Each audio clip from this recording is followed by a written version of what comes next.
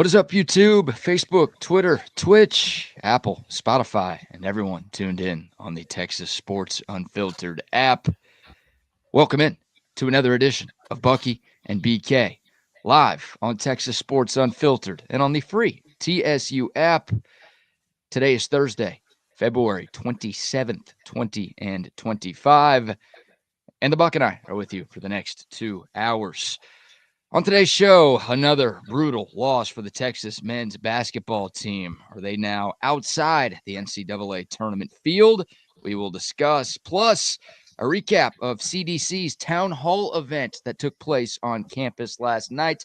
I was there. A couple of major highlights from last night's happenings, including an update on the lack of spring game for Texas Longhorn football, plus a wild day of NFL news.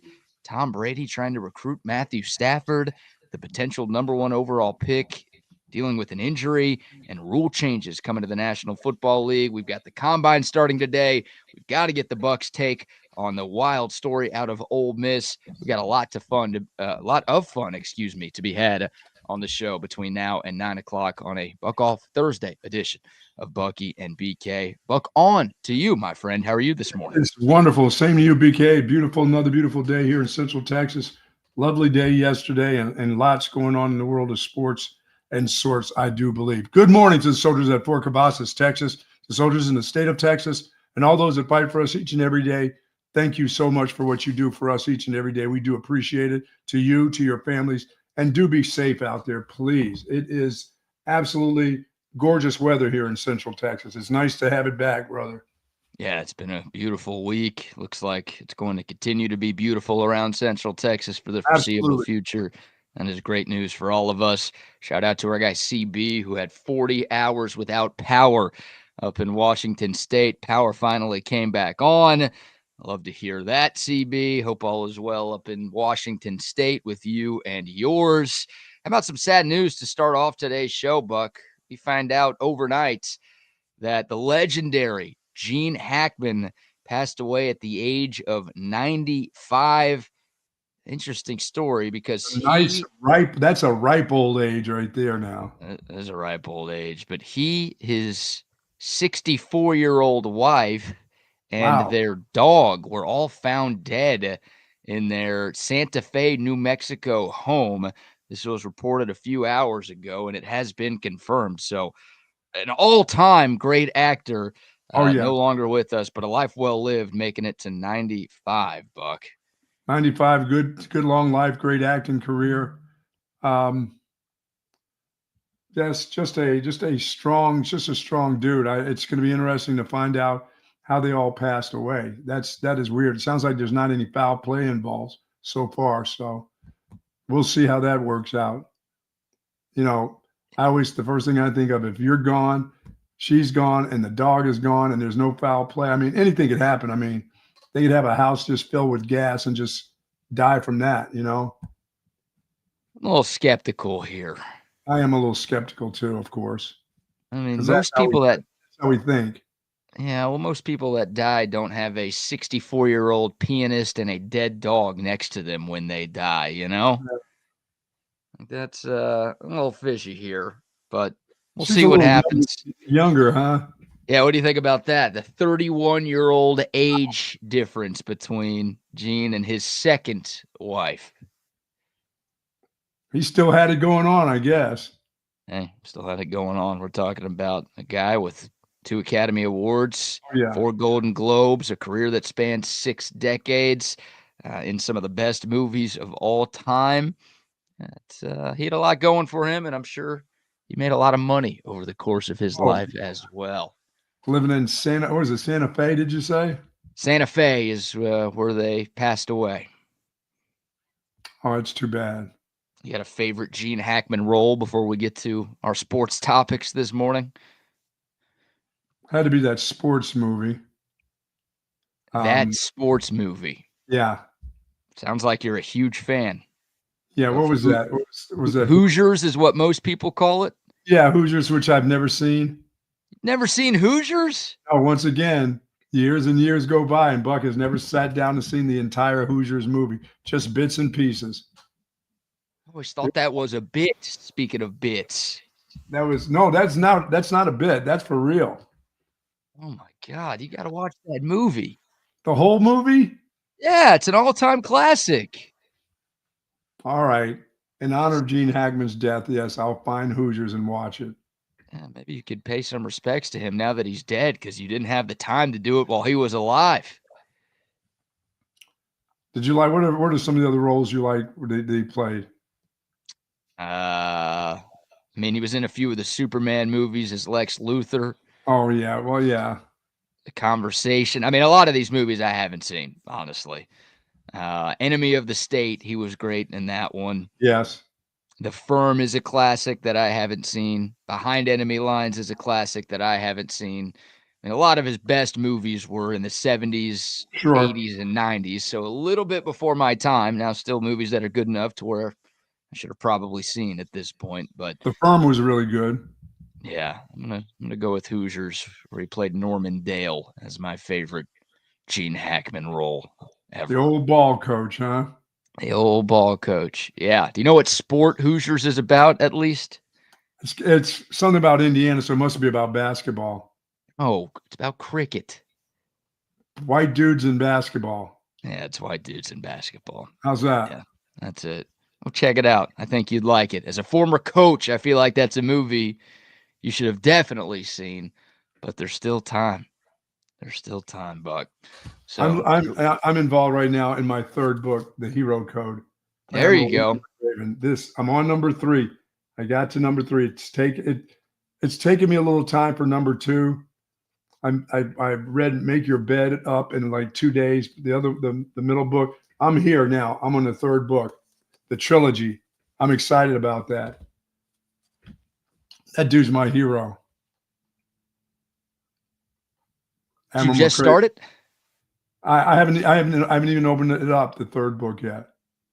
I'm just looking at it. You can't say you've started a book if you're looking at the cover. You haven't started anything. Well, I've read the other 2. There's 3 books in this, which you can get at Sue Patrick's, as a matter of fact. Jay has all 3 of these books, and these do sell well. And they're all autographed by the Admiral. He autographs all his books, which is incredible. So there you go. This one, I'm interested to see the C stories, it says, the Hero Code. I'm interested in that one. I was very interested in Make Your Bed, which, no, I still don't make my bed. It's another bad bit. I know that. Okay. Is your bed made up right now? Made up right now. It is? Yeah. That is one of the things you do? First thing I do.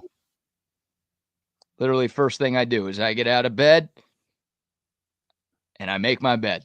And you throw those 15 pillows on top right there and you're ready to go? Or you just throw the sheet up? Dude, I'm a straight dude that lives alone. I don't have a bunch of throw pillows. I do have a few blankets. I make them up and I bring them to the top of the bed. I make it look nice. It's not all wrinkly. It's clean and tidy, but yeah, thankfully I don't have a bunch of extra unnecessary pillows to deal with. So it doesn't take me as long as it would probably take you. But yeah, I make my bed every morning. It's the first thing I do. I just put my pajamas away. I don't wear pajamas, but I wear around the house when I'm not walking around naked. I stick them in the drawer and I exit the bed and I just move on with my life. Now that's a good bit right there. That's not the number one. My first accomplishment is actually getting out of bed. Yeah. For people in the military, their first task is to make their bed. That means they've already accomplished something positive. And you and other people like you, which is great. My first accomplishment is to roll sideways, say my prayer, and get out of bed. Why not start the day with 2 accomplishments? Oh, I'm not trying to. I'm not a world beater. You know what I'm saying? I'm just doing one thing per day is all you need, huh? One thing per morning, and then make it in time for the show. And hopefully not having the dogs get out. I can't do a bunch of tasks in the morning. Yeah, let's not get carried away here. It's no, just one thing. That's all we got to do. I guarantee you, there's somebody that listens to this show that makes his bed and doesn't miss that. And the guy who's not had power for the last 40 hours, CB, I guarantee you, his first task is to make his bed. He comes from a military background, so that's what that's a big deal. Look, I sure as heck don't want this to sound like a shot at Admiral William McCraven, but Did his book really do anything to you if it's called Make Your Bed and you still don't make your bed after reading it? No, there's a lot of anecdotes, a lot of great stuff in both of the two books that I've read that have nothing to do with making my bed. No. Okay. But that's just I mean, he's just trying to, that's just like a tip for kids. I mean, get something done immediately when you're graced with being able to wake up the next day. So do something positive. I think that's something, but that's not the most important. That doesn't come first on my list. I know he thinks it's first on his list, and as I said, military people do, but it's not for me. It's not because there are 37 throw pillows that go on there, and for me to do that, now I've made the bed before, and I know people that will, even before getting out of a hotel bed, they make the bed, and then the people from that do the beds there, they will come and redo them and everything else. But when they get up, they make their bed at a hotel. Yeah. You don't do that. I know you don't do that. No, I do that. You do. You just want your bed made. So because Yeah. you're used to it, that's just a routine that you do. Yeah, I don't make the hotel bed look as nice as No, not like they do. No, I got it. No, or as nice as the bed at home. But yeah, I don't know. Something about like someone walking into my room and seeing the place bed look like unmade? shit. Yeah, it doesn't sit right with me. But I'm weird for that one. Yeah, I'm well, willing to admit that. I lived alone for 15 years, after my first marriage, and I didn't give a shit. Sorry. I'm going to go right back into that bed. It can be just like it. I mean, it's not going to change me, but it's just people's way of doing things. That's just not one of my things. It's not that important to me, but I can understand for a lot of people what it does. I think it's because it doesn't seem like it's an accomplishment to me. Admiral McCraven makes it accomplish something. And to me, that's not an accomplishment. So I got it, but I get it. And I hopefully tip for kids in the car line, make your damn bed, you kids. Yeah. Do as I say, not as I do, kids. Yeah, that's true. Hey, I know what you're doing this morning. You don't want to talk about another Texas basketball loss, so you're stalling here. That was horrible to watch. That guard play was so absolute bad. I'm glad they decided not to make Larry the starting guard, make Pope the starting guard, and he came in, did just about nothing. But then they brought Larry in so he could give the ball away to the other guys on the other team. Yeah. Yeah, he helped fuel that Arkansas fast break by just giving it to guys on the fast break. It was incredible. Those two guys combined for 5 points and 6 fouls last night. Yeah, and it was a tough one. The beginning of the end, folks. Well, you could argue that Saturday was the beginning of the end, right? When you lose to the worst team in the conference, a team that is now 1-14 in league play, then that kind of felt like the beginning of the end for Rodney Terry. But he had a chance to right that wrong last night in Fayetteville, and they couldn't do it. They fought hard. I mean, the Horns were down by as many as 14 in the second half. It looked like they had no chance, but they came all the way back. They actually led by 1 in the final minute. Arkansas got fouled. They had the ball with a chance to win. They got fouled. DJ Wagner, a 79% free throw shooter, missed a free throw. He made 1 to tie the game. He had another one that could have won the game for the Hogs in regulation. He missed it, gave the Longhorns another chance. Tre Johnson missed what would have been a game winner at the buzzer. He got smacked upside the head. They should have called a foul. They didn't call a foul. The game goes to overtime. And Texas took an early lead in the extra frame, but the Hogs go on an 8-0 run to take control, and they ultimately ice it at the free throw line. So 86-81, the final. Texas played hard. They forced the extra period, but ultimately they come up short again, and the Longhorns are now 5-10 in SEC play, Buck. Yeah, this is a must-win coming up this weekend. They can't lose at home to Georgia, because that's the end, because they're not going to beat Mississippi State. That's not going to happen. This is their best game. Won't be able to beat Mississippi State on the road. It's just not going to happen. So this becomes a must-win on Saturday, the Georgia game. You lose that one and you're done. You're on the outside looking in, and you don't get back in because you're not going to beat Mississippi State. So they've got 3 regular season games left. They got Georgia at home on Saturday. The midweek next week is at Mississippi State. And then they'll wrap things up next Saturday at home against an Oklahoma team that they beat in Norman. but an Oklahoma team that's also on the bubble right now. So Right. it's 2 winnable games. I mean, Mississippi State's not unbeatable, but with the way Texas has been playing lately, it sure looks like that's going to be a very big ask for this Longhorn men's basketball team. But, I mean, look, the magic number that you and I have talked about on this show all season long is 8. 8 conference wins. You need 8 to feel safe Sure. about making the field of 68.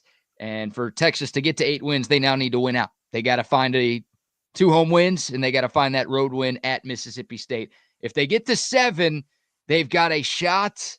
But when you get to 7, you're sweating on Selection Sunday.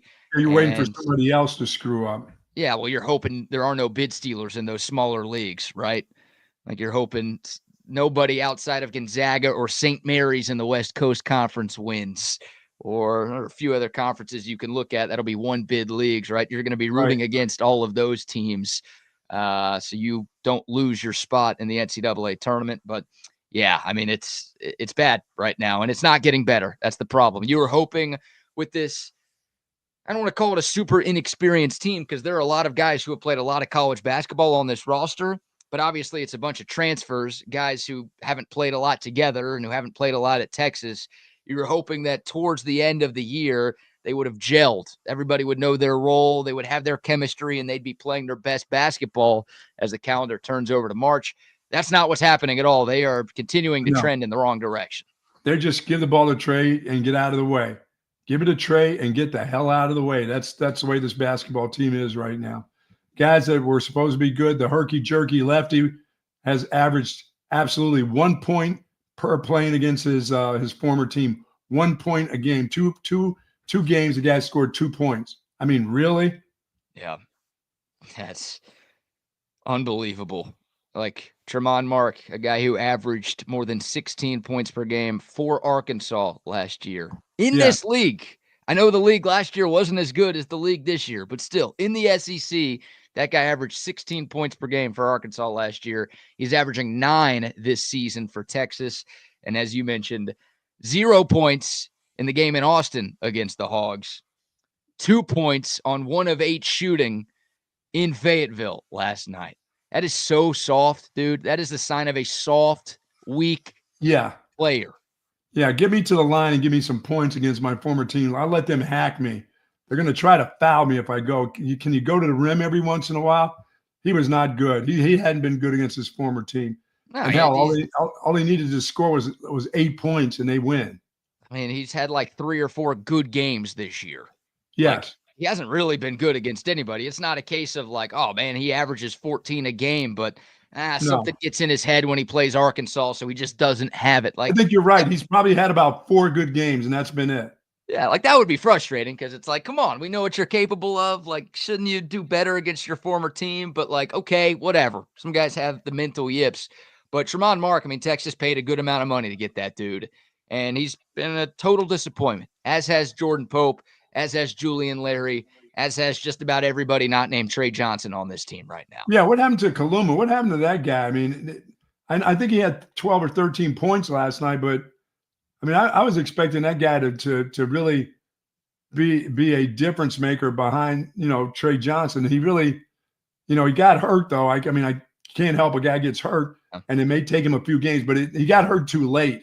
The time where he got hurt was the time that you really needed him to help out, because now it's you got to cash in those chips now, and it's hard to cash them in with one guy doing all the shooting. They just don't have another score. They just don't. And Shedrick last night, I think he had like 15 points. That's a lot for that dude. Caden Shedrick had 12 points, 8 rebounds. Yeah, I mean, that's for him. That's all you're getting. Sorry. He also had, I mean, oh my God. Look, I don't know if Texas was going to win this game if this play doesn't happen. But at the end of overtime, Texas is down 2. Yeah. Arkansas has the ball. There's about 11 seconds left. So obviously the Longhorns have to foul. Right. Look, if Arkansas makes both free throws, they go up 2 possessions. The game's probably over. But I would have liked to have seen that happen. Instead, Caden Shedrick holds on to Jonas Adu on the inbound, and the refs accurately call an intentional foul, because you can't foul before the inbounds, and you can't foul 50 feet away from the inbounder. Nice to That's know that. that's a fifth-year senior right there. That Yeah. guy's older than I am. And Yeah, he's that's too right. You're right. dumb.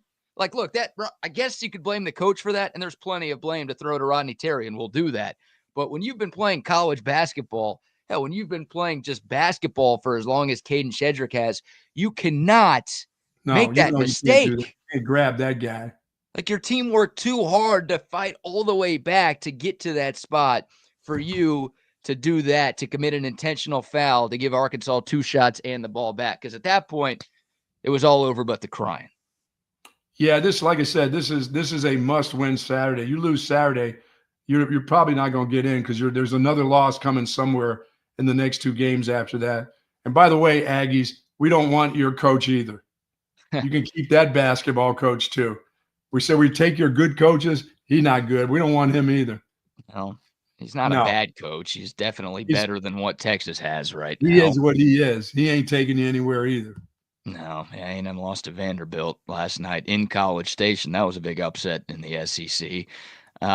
Look, I'm with you. Buzz Williams is not at the top of my list, of my coaching wish list for Texas basketball if they make the move. But he'd be better than what we've got right now. I mean, A&M's the 12th ranked team in the country. They're a lock to make the NCAA tournament. Probably going to be a 4 or 5 seed when we get there. Texas, not even close to that right now.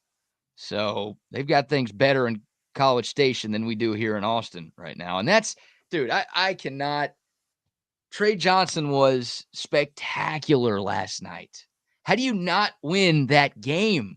He scores 39. That's a record for a freshman at the University of Texas. Kevin Durant never scored 39 points in a single game. Just find me another guy that can throw it in the bucket. And you talk about, and I'm with you, like nobody else did anything last night. But in overtime, after Tre Johnson had willed Texas to that spot, there were a few possessions where he didn't get a touch. I'm like yelling at my TV. I'm worried I'm going to get a noise complaint this morning because it's like 11 o'clock at this point, and I'm yelling at my TV for Tre to get the ball. But for some reason, all these other jabronis on the team think they're good enough to get a bucket late, and instead, it's the Three Stooges out there. Yeah, it's kicking the ball around. Just kicking it around. You know, my guy Clark Kent, you know, he had his 2 games, which was like 8 games ago, because that guy is in the games. And I mean, it's dribbled off his knee. He's not a ball handler. He's not a rebounder. He's not a shooter. He's just a body. Yeah. They got too many guys that are just bodies, BK. They don't have athleticism. But the guy who's disappointing to me is still the herky-jerky lefty, because that dude is athletic. And I don't know what kind of mindset or what the head coach here gets into his – I mean, somebody should have been in that guy's mind like, this is your former team. Dude, we got to have it from you tonight. You can't average 1 point per game against your former team. You play them twice and you're averaging 1 point in those games. That's not possible. You know, that's like me and the 2 rebounds. You know what I'm saying? I got a better chance of getting the 2 rebounds, and that guy has a chance of averaging 4 points against his former team. That's ridiculous. It's ridiculous. No, I mean, it's a season of disappointment for Texas, and there's a long list of disappointments within this season of disappointment.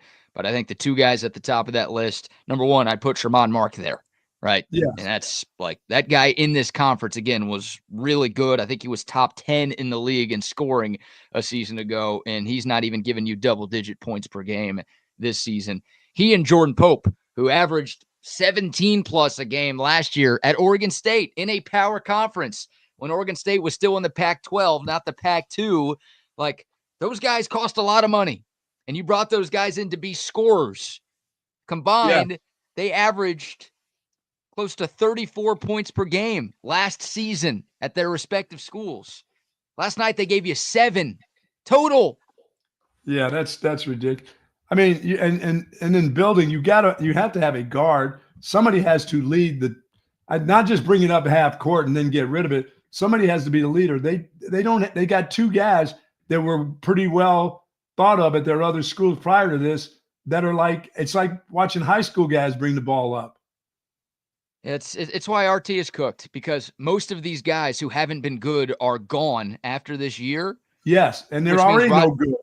Yeah, which means Rodney Terry is going to have to do the same thing this Yes. offseason, where he's basically going to have to build a roster from scratch like he did last offseason, and this roster has turned into dog crap.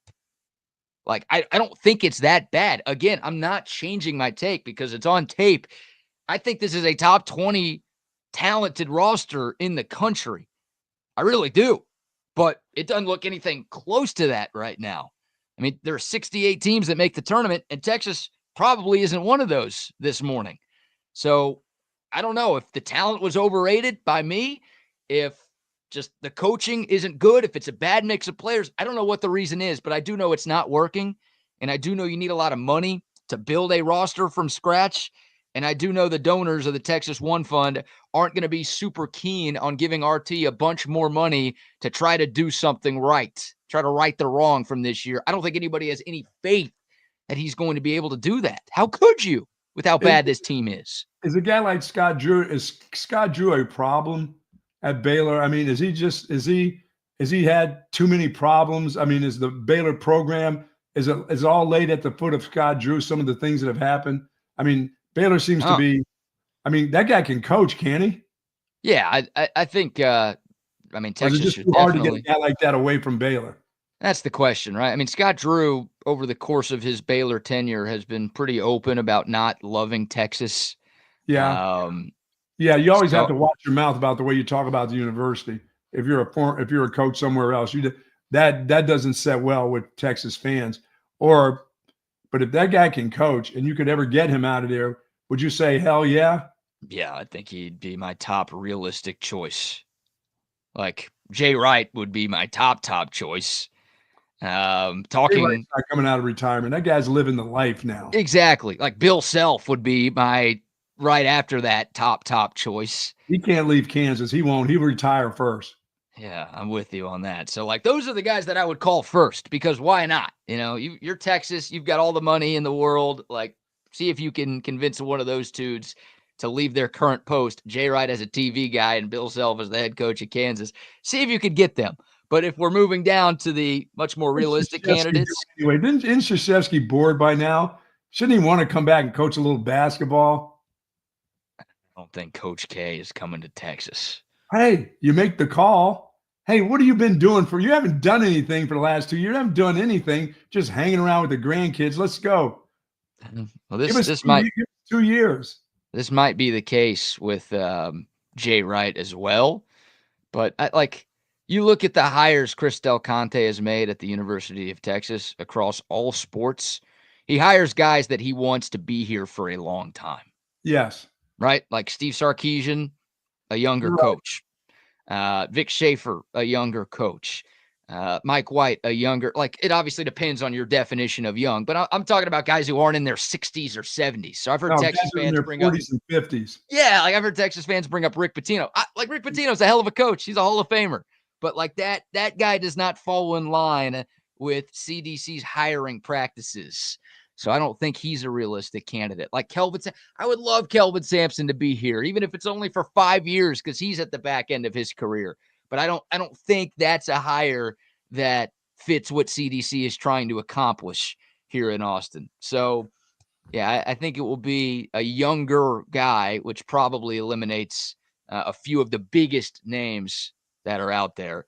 But a change is coming. It is. Like, I went to the town hall event down on campus last night. By the way, tip of the cap to CDC and Drew Martin and the rest of the team. That's an awesome event and a great thing that the University of Texas hosts every single year. Good showing there. Yeah, very good showing there. We'll talk about some of the highlights later in the show, but one thing that I think we have to talk about because it very much fits in with the conversation we're having right now about Rodney Terry. Chris Del Conte said he wants every Texas team competing in the top 5. That's new. Like, for years, I mean, since CDC got here, he has been on the record saying we want our teams competing in the top 10 every year in every sport. He changed it to top 5 last night because he said if you're in the top 5, that means you're competing for national championships. You know what Texas basketball isn't right now, Buck? Not in the top 10. Not in the top 5, 10, 15, 20, 25. Keep going. And they sure as shit ain't competing for a national championship. No. So Somebody asked Chris Del Conte in the Q&A session about Rodney Terry and like, hey, this basketball team, what's the deal? What's going on? And CDC kind of gave a non-answer. He talked about ebbs and flows and, the SEC's tough. Last year, the Big 12 was the toughest league. This year, the SEC's the toughest league, and teams go up and down. So he wasn't going to give an explicit answer saying, I'm firing Rodney Terry. Of course, he wasn't going to do that. But him saying, our goal is for all of our athletics programs to be competing in the top 5 tells you everything that you need to know. Yeah, well, they don't like basketball here anyway. So how many years have I been saying that? So don't worry about it. It's not a basketball school. Don't worry about it. People will be satisfied enough. They're good. Nah, it's different. It's different with this guy. I mean, for years, yeah, I think it is. I absolutely think it is. And I think, look, I'll eat my words if I'm wrong. If you bring Rodney Terry back, I will tip my cap to you and say, Buck, I thought you were right years ago, and I still think you're right. If that happens, you are telling this fan base that, yeah, we just don't football's great, baseball's great, volleyball's great. We got everything else going well. To me, in basketball, you just can't suck. And right now, we suck again. That's it. That's it. Okay, if Texas is ranked 23 right now, Rodney Terry's not getting fired, even though they're not top 5. It's like, okay, that's good enough. You give him another year to get closer to the top 5. But this team's nowhere close to the rankings right now. They suck. Dude. They're 16-12. They only have a winning record because they played a bunch of cupcakes in non-conference play. You look at all the other leagues around. They wouldn't be good in the Big Ten. They would survive in the ACC. They'd get hammered in the Big East would hammer them physically every night. So they wouldn't be good in any league. Maybe the ACC, maybe 5th place, 6th place, somewhere there. But that's it. They'd get beat by the Wake Forests of the world. I mean, it's, they beat, NC State's, that's supposed to be, they remind me of teams like that. And maybe not even as good as those teams. Well, they did beat NC State this year, but NC State's not good. I know they made the Final Four last year. Good. You're right. No, they made the Final Four last year. They're not making the tournament this season.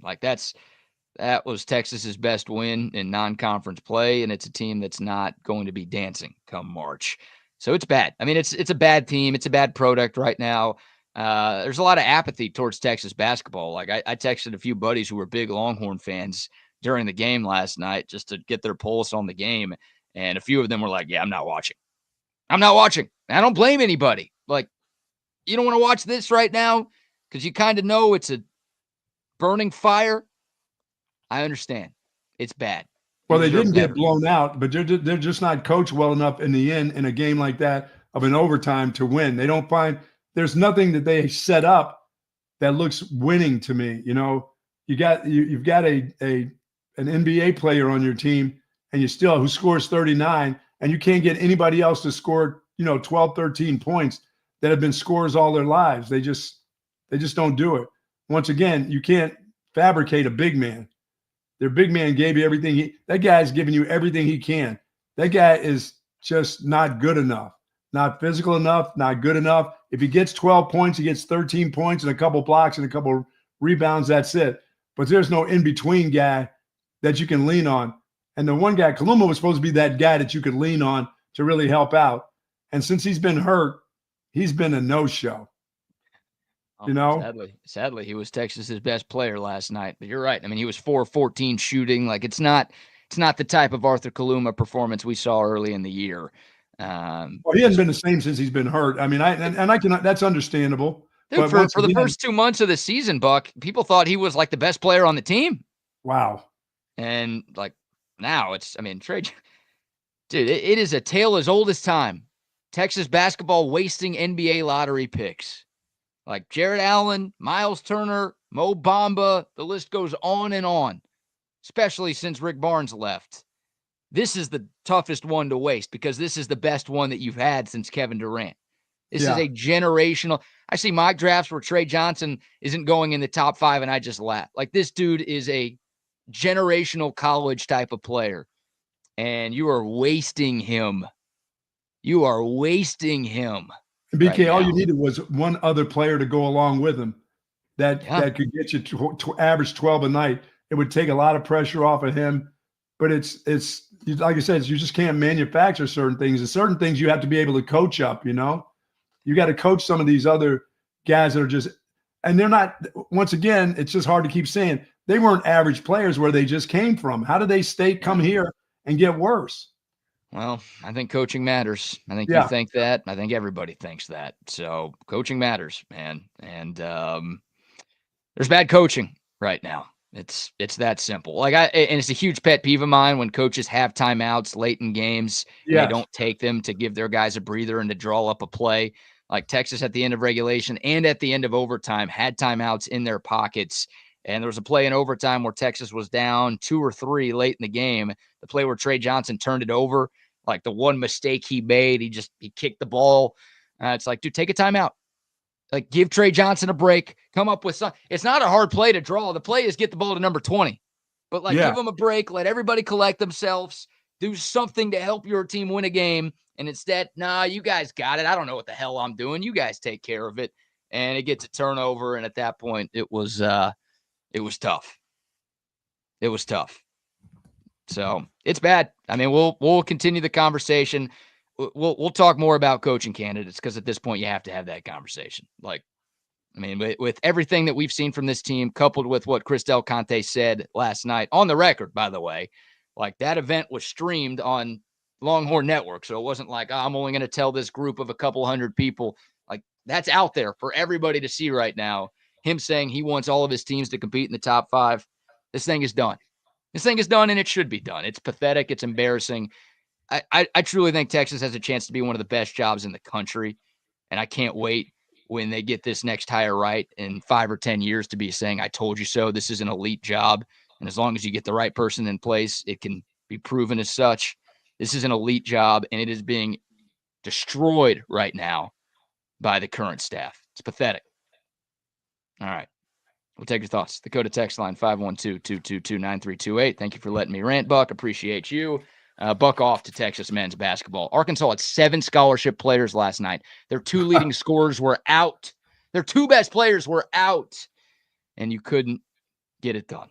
All right. Well, you said they were going to be loud and proud, and they were loud there.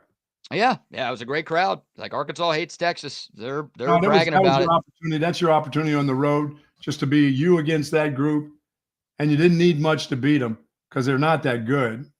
No. That just shows you how you're not that good. Yeah, they had the same record as you, and they had that record with their best players playing. So, yes. Boogie Flan's been out for about a month, but Thiru, who is their leading scorer, did not play last night. That's one you got to win. I know you're on the road, but they've got 7 players, and they've got their 2 top guys not playing. Find a way to win that one. They couldn't. Can they beat Georgia at home? I saw that big Georgia team there. That's a big group. You know, can they muster up enough to win that game? They're going to need a hell of a crowd this weekend to win that basketball game because I don't think they can run away from Georgia because I don't think they can out-rebound them. I think Georgia has really good athletes. And by the way, we haven't beat Georgia in much, have we? We beat them in swimming, didn't we? Yes, we beat them in soccer. Okay. Yeah, we could beat them in everything but football, I think. Okay. Well, that's got to be – that's a must-win. That's not a – you lose that one, and it's done. It's truly done then.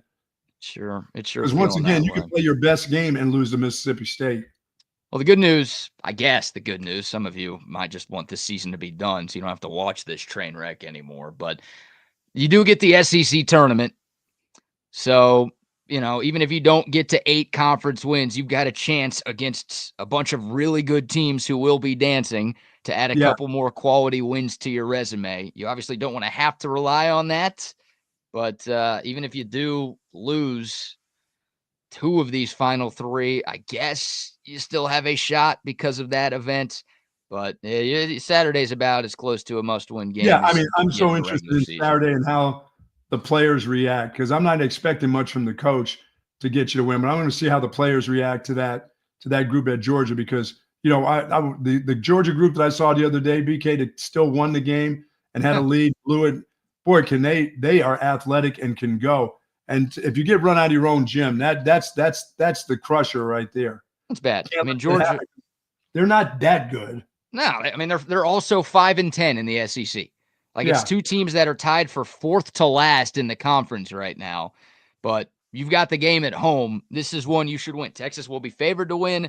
I just checked Ken Palm. He's got the Longhorns winning this game. Like you got to win this one. If you don't, I mean, there's no point in firing a coach with 2 games left. But that's like you go ahead and put it in Sharpie if you're losing to Georgia at home, right? Yeah, I agree. So I'm really interested. This is one I will watch. I want to watch this game because I want to see the athleticism of Georgia. And if Texas, I mean, if they're guys who have enough athleticism can run around with them, you got to find ways to beat them.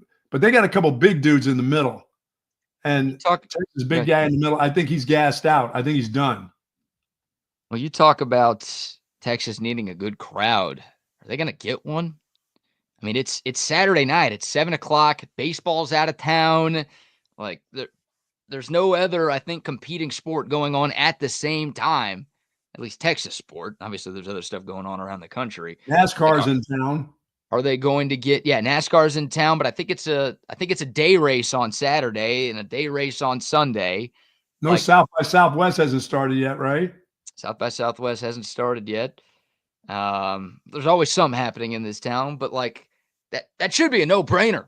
March game, Saturday night in your barn, that should be a sellout. Will it be? I mean, the women's are selling out. Women are playing on Sunday against a nobody. That's a sellout already, and it should be. They're way better. But like a men's basketball game on March 1st on a Saturday night here in Austin, Texas, should be a sellout game. I don't know if it will be. Stuff happening with the combine Saturday night is maybe wanting to watch.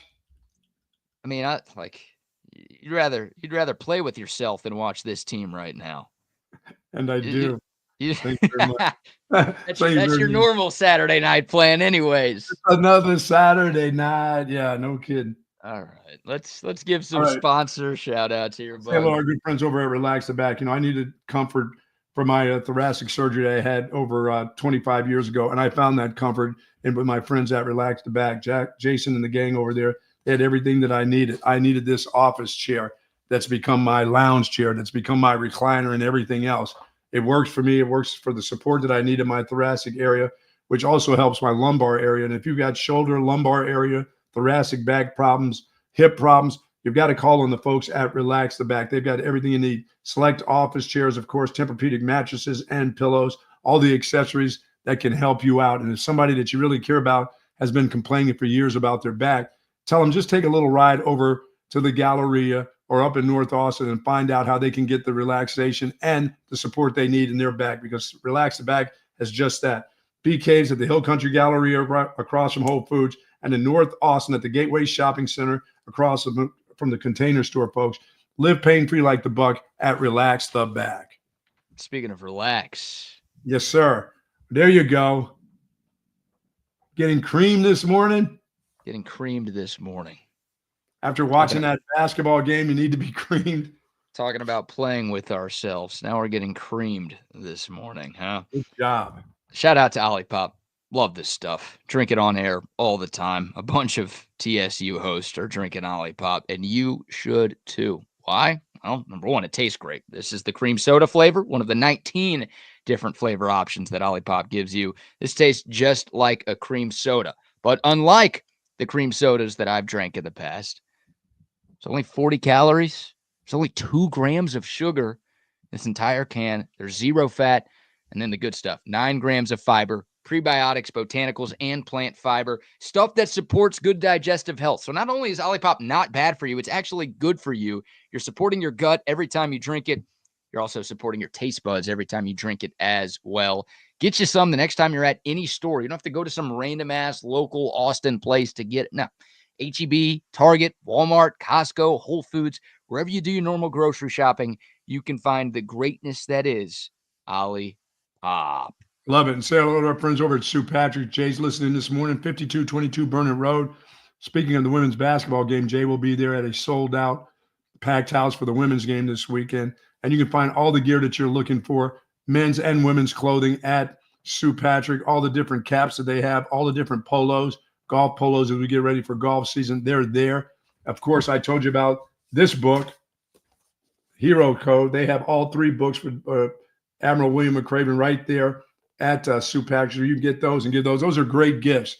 I gave it to one of my friend's daughters. She's now got all 3 books. She loves the books. And you will too, for sure. And they've got everything that you're looking for. Go on in.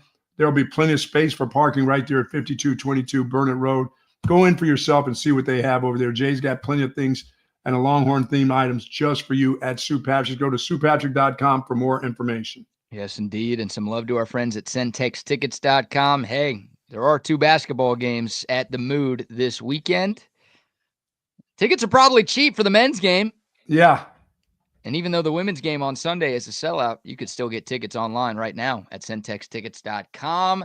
Make sure you use the promo code SendTex10 and you're going to get 10% off of your purchase. Any Texas game, any Texas team, concerts, comedy shows, Broadway shows, you name it. Whatever is coming to town, you can get tickets online at SendTexTickets.com.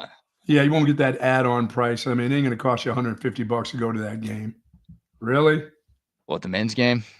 Yeah, it's cost that much for a ticket to go to see? No way. I don't think so. I mean, I can't imagine that. I haven't looked at tickets right now. I know they've got them on site at Centex Tickets, but there's no way. There's no way people are paying $150 to go watch this Texas men's team play basketball. Maybe they're charging that for the Texas women. If they are, that's fine. They deserve it. They're the number 1 team in the country. They are making every Longhorn fan proud. The Texas men's basketball team, the opposite of that.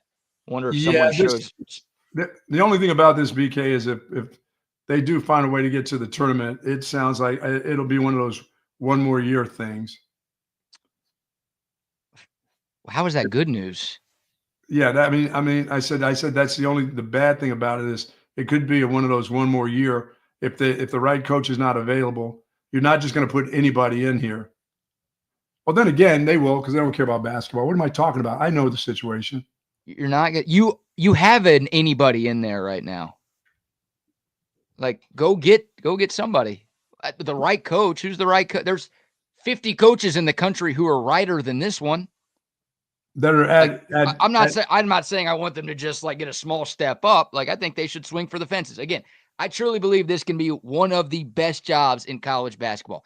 I don't care about the history. I know it's not there. I know we've never won a national title in this sport, but I know we've got the nicest arena in the country. I know we've got more money than anybody in the country. That's not an opinion. Like that's a fact. Look it up. I know we've got a ton of talent in the state of Texas. Right? Like basketball has never been bigger than it is right now in this state. So you don't have to go that far to get elite talent here. Like the resources, the practice facility, everything. There's no reason that this can't be one of the best jobs in college basketball. So go act like it. The Chris Beard hire was acting like it. Now, obviously that didn't work out, not because he was the wrong guy for the job. We all know what happened there, but go make a hire like that. Like that guy coached in a national championship a couple of years ago, or a couple of years before he got to Texas. Go swing for the fences. Try everybody. Try Bruce Pearl. Try Nate Oates. Try all of these guys. You never know. I remember, Buck, we were doing radio together. We were all talking like, who is Texas going to get to replace Shaka Smart? And a lot of people said, I don't even want to say Chris Beard because he ain't leaving Texas Tech. They just offered him a lifetime contract. He's not going. A lot of people were like, nah, it's not going to happen. It's Texas. We don't care about basketball. They went out and made a home run hire at the time. Go do that again. There are a lot of people who are like, nah, this person, why would they consider Texas? Oh, no, they'll all consider. They all consider. Yeah, CDC is going to swing for the fences. Don't set your expectations. Don't be like, I don't know if there's anybody out there who's better than Rodney Terry, so let's just keep Rodney Terry. That is such a pathetic, like, the good news is we're Texas. There are some schools that have to think like that. There are some schools that have to be worried about buyouts and this, that, and the other. This one doesn't. CDC was adamant about that last night. He has to be adamant about how much he cares about the basketball program itself. That's the problem. There's that. It's an okay sport. We're not going to go crazy They never have. It just doesn't seem that way. Like I've said for 30 years. So The it's Chris just Beard hire was the one. Like that was as big of a home run as they could have made. Like that guy should have been here for 20 years. Didn't realize he was gonna get into some trouble off the court. Right. Yeah. That's on Chris Beard more than anybody else. That guy effed up his dream job. So like and we'll I don't know. See how Chris Beard does with Mississippi when it's all said and done. How that continues to work out for them. They're okay. I mean, dude, they were nothing before he got there, and in year 2, he's got them safely in the dance. I mean, they're better than Texas right now. Significantly better than Texas. That's not saying a lot either. No, but like, I mean, they've been ranked for most of the season. Like, Chris Beard might get the Indiana job. He's done good enough at Ole Miss to maybe get a blue blood job when this season is over. So Ole Miss is a lot. To be out of there for Indiana. No, yeah, 100%, 100%. It's interesting. And I think Indiana probably should hire him. I think that'd be maybe the best move that they could make. So, yeah, no, I think this athletic director is different. I'll eat my words if I'm wrong, but I think this guy treats Texas men's basketball differently than DeLoss did, than Steve Patterson did, than Mike Perrin did. I just think it's different. I hope I'm right on that deal. All right. Yeah, I think he'll make – I mean, he's going to hire somebody that's better than the guy that you have. But as you said, you swing for the fences, but there has to be that collective group that all of them care about the program, you know. But we'll see. We'll see how this goes. I mean, as I said, this weekend is you can't lose. You can't lose this weekend. That's a must because you're not going to win them all. As I said, I don't think you go to Mississippi State and all of a sudden turn that physical group into nobodies. As I said, they're not the greatest, but they're pretty damn good. Yeah, I don't think it matters, honestly. Like, I think RT's – look, I guess if Rodney Terry makes the Sweet 16, then you got to keep him because this sport is all about what you do in March. It is. Sure. So you can live with crappy Januaries and Februaries if you make runs in the tournament every year. But, like, barring that and who thinks that is going to happen, I think it's done. Like, I don't think Saturday matters. I don't think making the tournament matters. I think at this point, if Rodney Terry wants to be back next season, he's got to win at least one, maybe even two in the dance. Whether you think that's fair or not, that's, I think, the standard that CDC wants to create with this men's basketball program, and it should be. Yeah, but some of the standard is to see some improvement in other players. I just don't. I don't see the improvement in the players that came here, how they've improved.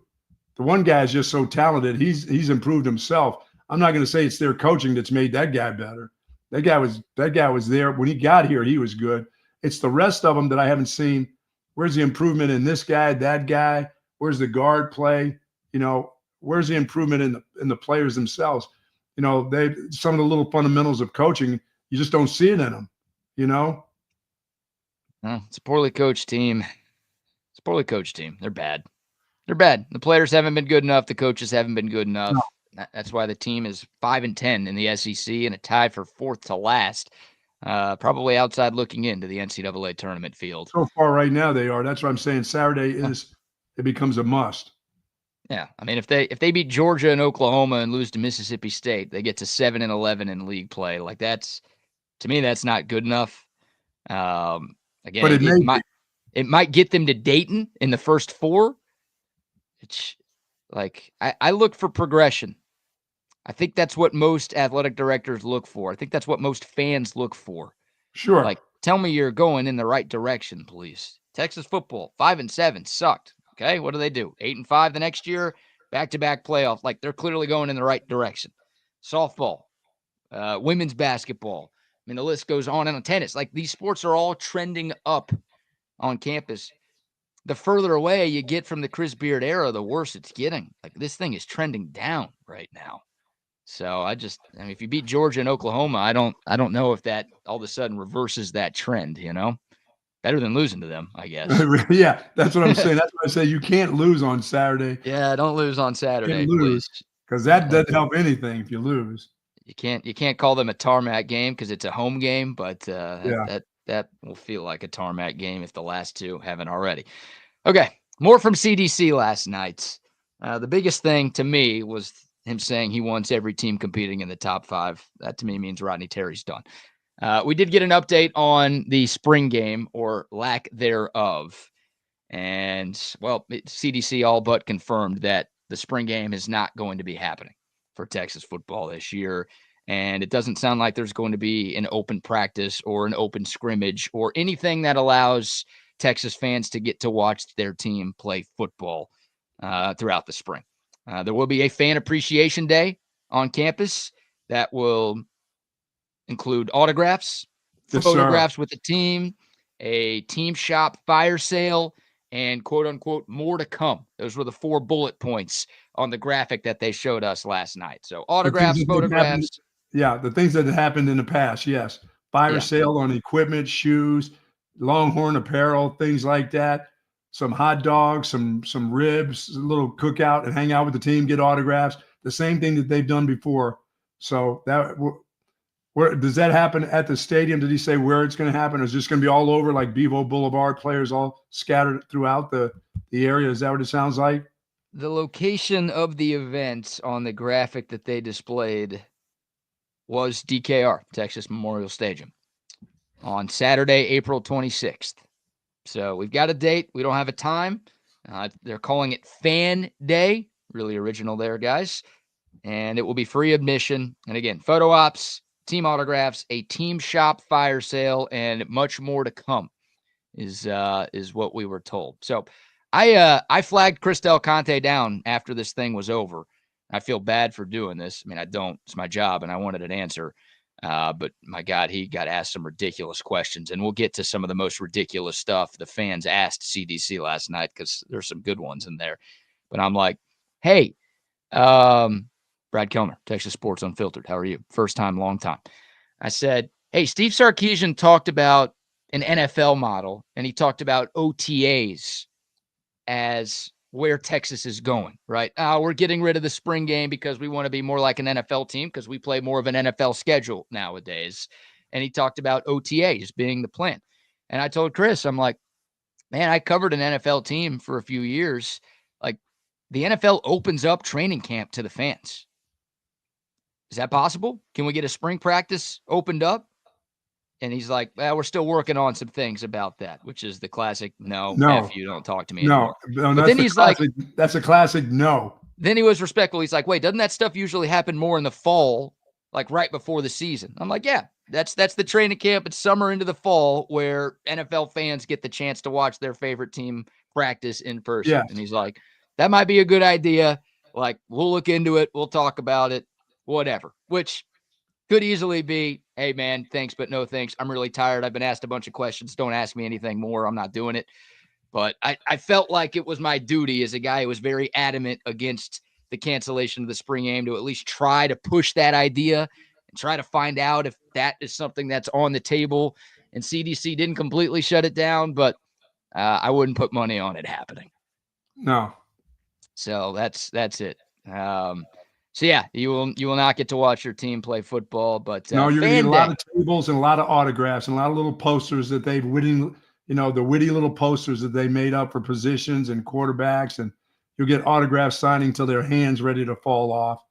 Yeah, a couple little photos. Stand beside me, kid. Here's a photo. Now get out of the way. Yeah, right. There may be a band. Don't forget. Yeah, I bet the band will be there. There'll be entertainment. Yeah, Smokey will be there. Big Bertha will be there. The cheerleaders will be there. I'm sure Hookem will be there. Oh my God, or somebody like that will be playing. Somebody like the band will be playing. Band will be playing. What band? Entertainment. The Geese and Slaws or somebody else, somebody local will be entertaining. Like they have up at the library. Like they have the game day. For Fan Fest, you got to have a band. Got to have entertainment. I'm trying to figure out what band you're trying to push on this event. Oh, the Geese and Slaws. I don't know if any of them are alive. I know Sammy's not alive, so Sammy Allred. So I don't know how many of the Geese and Slaws are still left. Yeah, I might actually go if there's going to be dead guys singing. That might actually get me to attend this event. But yeah, I mean, look, CDC talked about it very early on. He knew it was a hot button issue for a lot of fans. When he stopped talking about it, he basically asked the room to applause. He's like, oh, that's good, right? You guys like that idea, right? Like, let's go. And people started clapping. It was like half the room who clapped. It's I don't think CDC likes this at all. But no, he's the one working. he's the one who the fans and Yeah. the donors are calling up. The phone just keeps ringing about not having a spring game. You're right. Yeah, this is a Sark decision, and CDC. Kay Adams coming. Kay Adams going to be there. I don't know. That would ease a lot of tension. She tried to invite. Yeah, no kidding. I'll be there if Kay Adams is there. You know what? If there's a dead person singing or if Kay Adams is taking pictures, then I will be there. All right. Those are the two. One of those two things will get me to attend Fan Day on April 26th. He compared it to the SEC party that they had. What was it? Summer of 2023. Remember they had that big on-campus bash where they had fireworks and this, that, and the other. I can't imagine it's that big.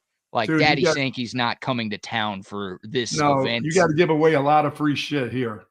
Yeah, I don't think Pitbull is going to be performing at this one. Got to be entertainment. You got to have. This is Austin. You got to have somebody's band has got to play. There will be somebody. And they might do a little Longhorn City Limits type of bit. Sure. And again, for some, that's fine. It's a dead horse at this point because it ain't happening. But it's disappointing. It's disrespectful to the fan base, I think. And yeah. That's all we got on that deal. So enjoy Fan Day on April 26th if you would like to attend. But as of now, it doesn't sound like because you are a fanboy. It doesn't even sound like you're going to get like dodge. Like you're not going to get to watch the players do anything athletic at all. They'll take some pictures with you. They'll sign some autographs. It's autographs. It's autograph day. But it doesn't sound like you're going to get your autograph and shove it and keep spending more money. Oh, by the way, there is going to be an increase in season ticket prices for the Longhorns next season. No. It's not a lot. It's $13 per game. So it's $80 over the course of the entire season. At least that's the math that Chris Del Conte gave us last night. But yeah, they're going to keep asking for more of your money, and they're going to keep giving you less. So Texas ain't the only school doing that, but that's where this thing is obviously headed. Somebody said, well, how about some pickleball? Bring in Wags. Well, somebody says that because, are you frozen? Oh, there you go. You're back. So at the very end, they opened this up to a crowd question and answer session. Oh, no. There were a few people who sent comments in or questions in virtually, and CDC answered them. And then they had a couple of mics down on campus at the Touchdown Club at DKR, which is beautiful, by the way. They've done a tremendous job renovating that. And that's the one time of the year where I'm rich enough to go into that place because it's a free event. But they opened up a couple of microphones and there were some ridiculous questions. But yeah, somebody did ask about pickleball because apparently Texas has a great club pickleball team. Like the men and the women won the national championship this past season. In pickleball?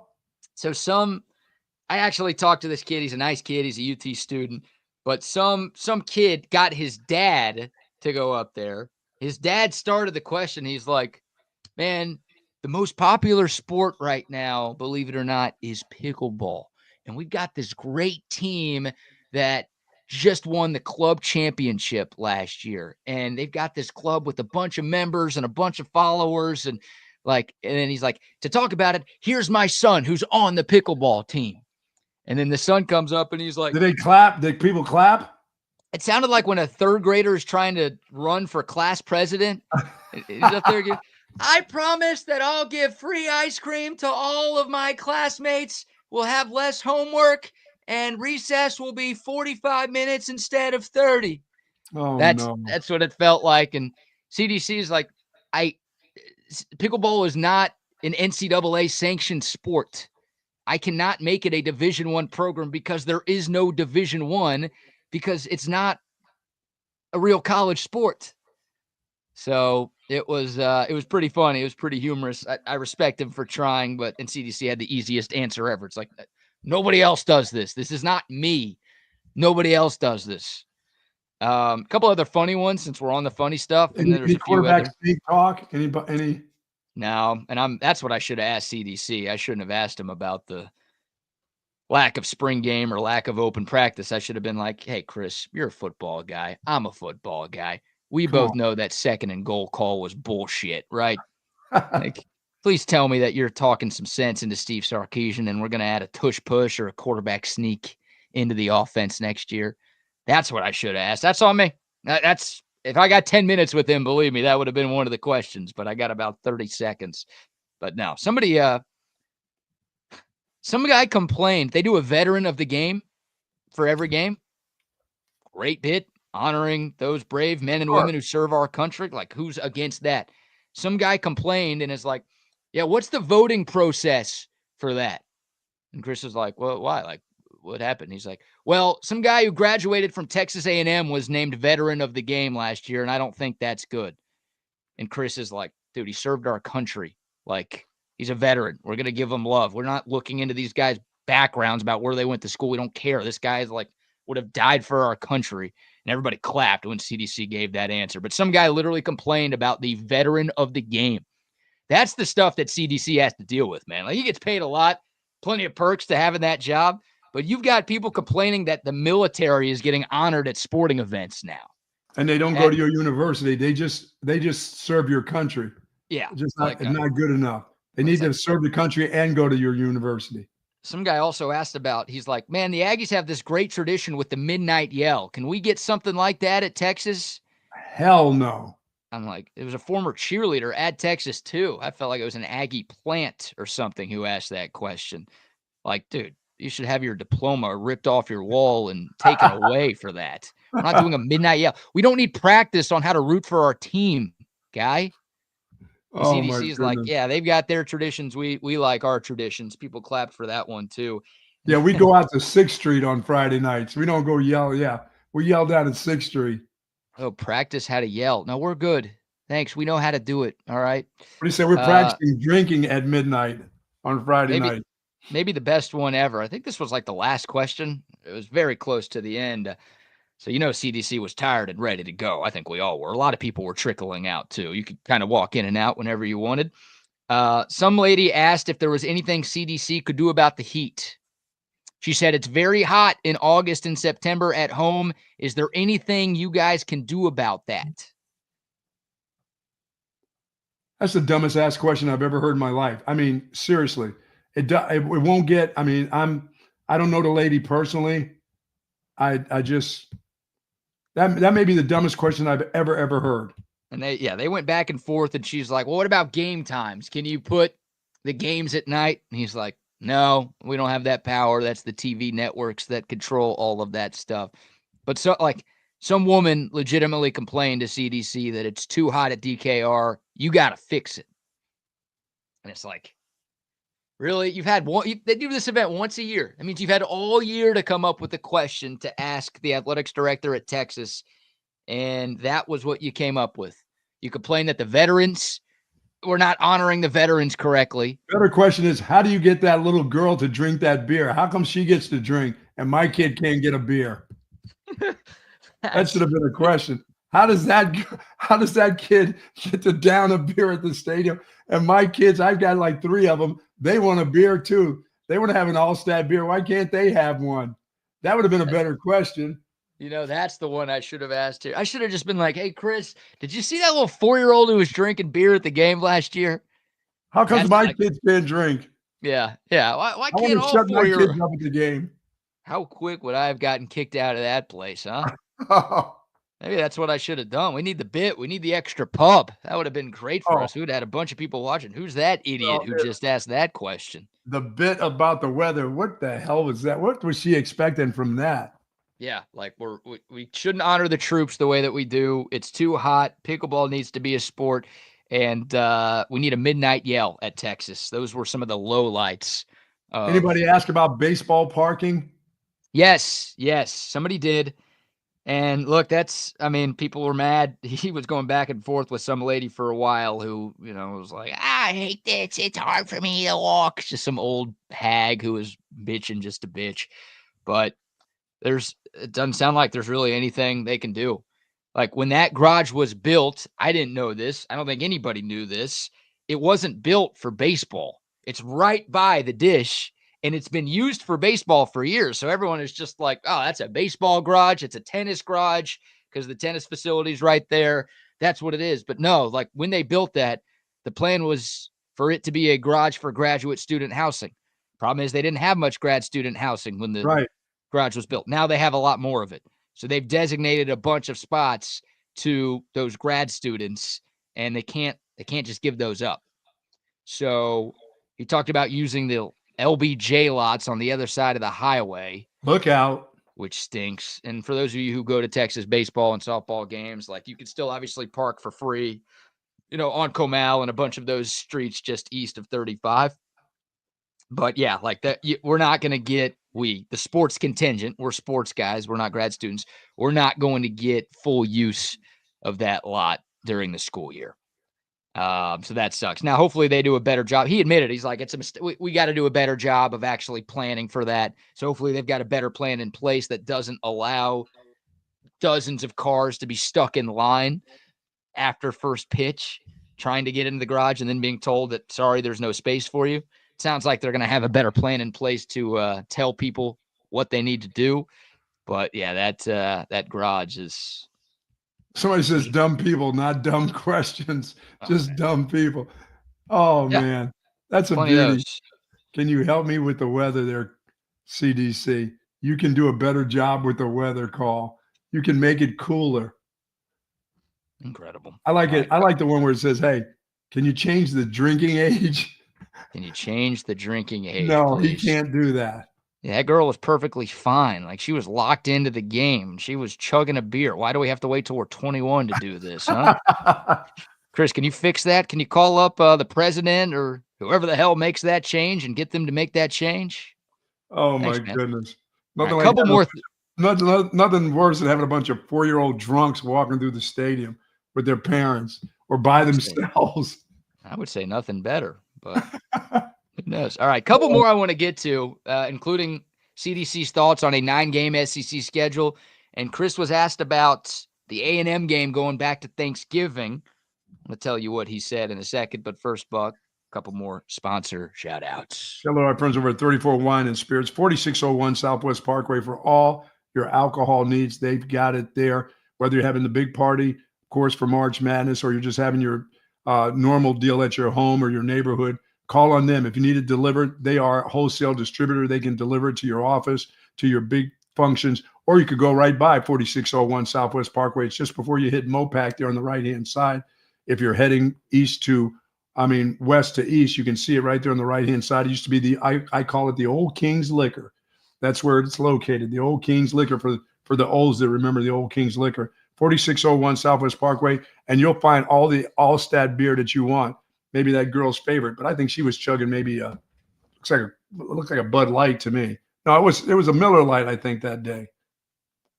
It was Allstat in a can.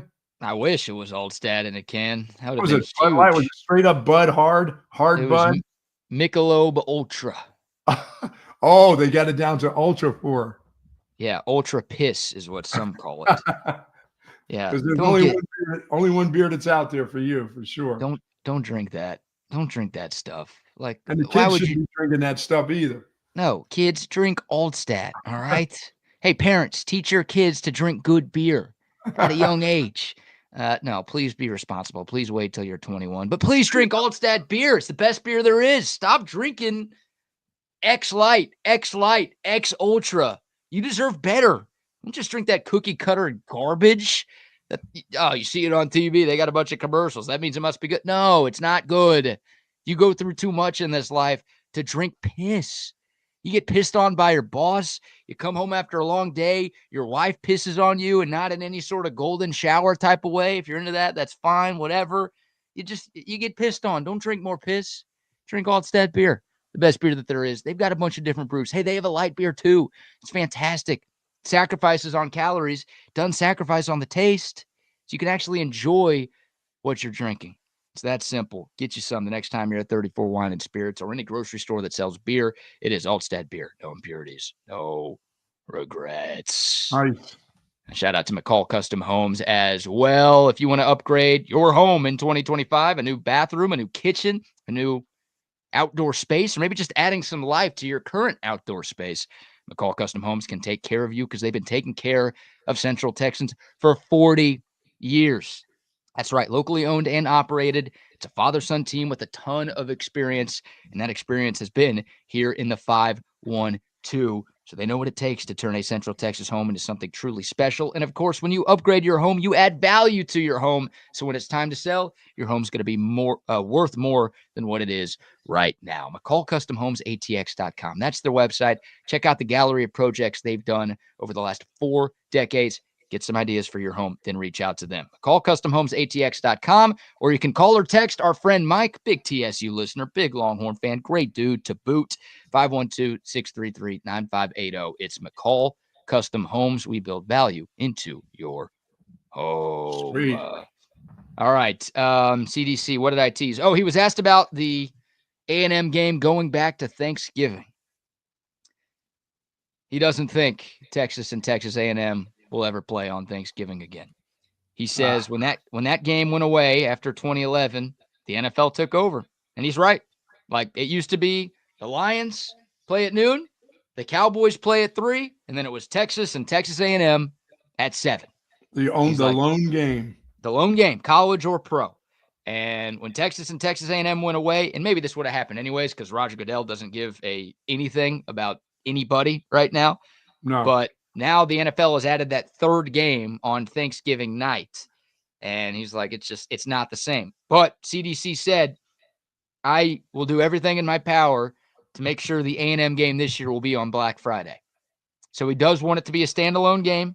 Doesn't sound like Thursday's an option, but it sounds like, no, he said it. He wants that to be a Friday night game instead of just lumped in on Saturday with all of the rest of the college football action. So I don't know how A&M feels about that. I don't know what needs to happen for that to get approved. If you look at Texas's schedule right now, it is shown as a Saturday game this fall in November.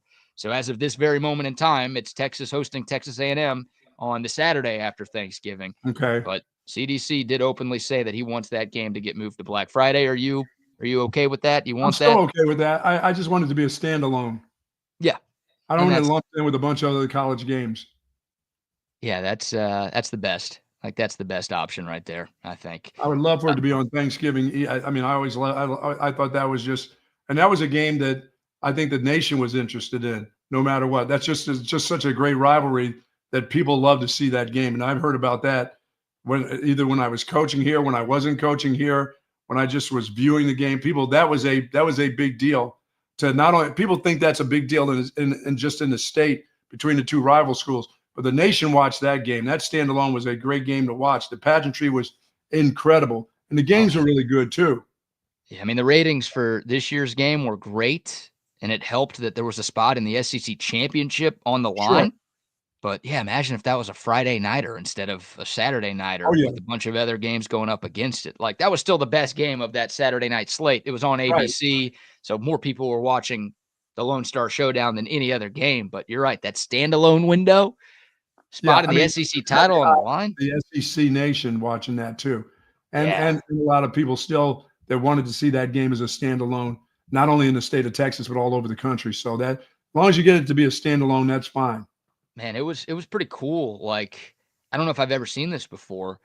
Remember at the start of that game on the TV broadcast, they showed the A&M crowd at Kyle Field, and they were doing all of their weird chants, their yells, whatever the hell they call them.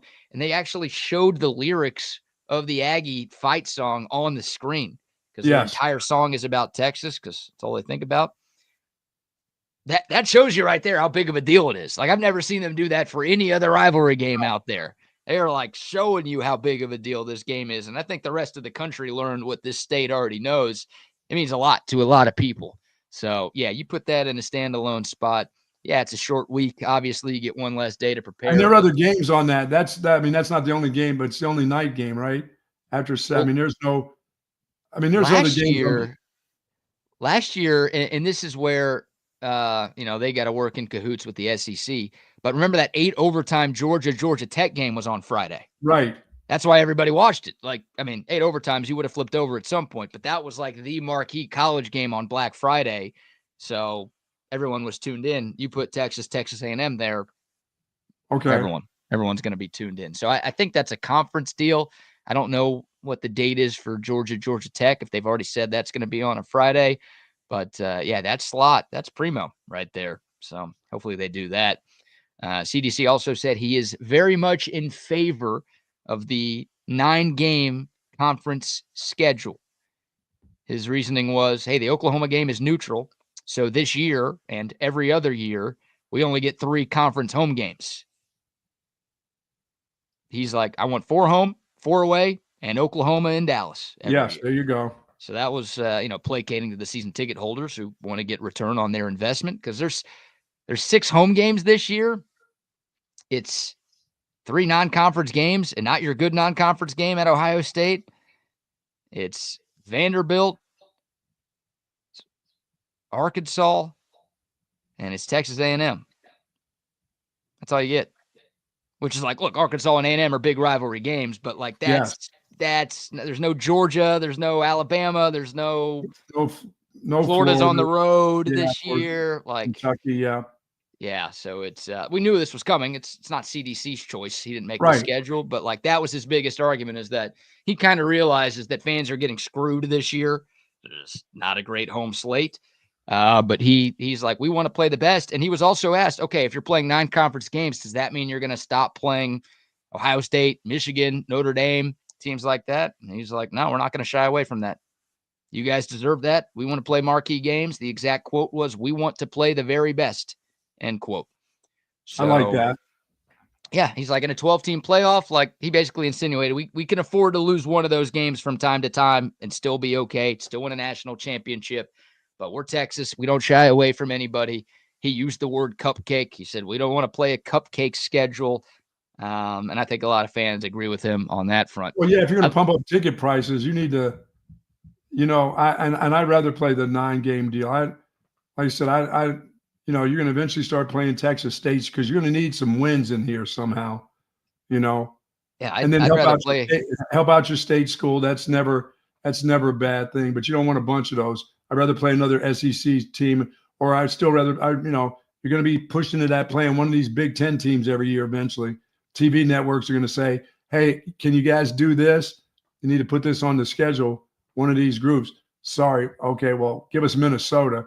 Don't let's not have to play Ohio State and Michigan. Can we get a Minnesota in there every once in a while, or Indiana? Because once again, Indiana is going to turn back into Indiana here shortly. They're not going to be the Indiana of what you just saw. They're not going to have a 10, 11 win season. This is not going to happen. This is not a lot for Indiana.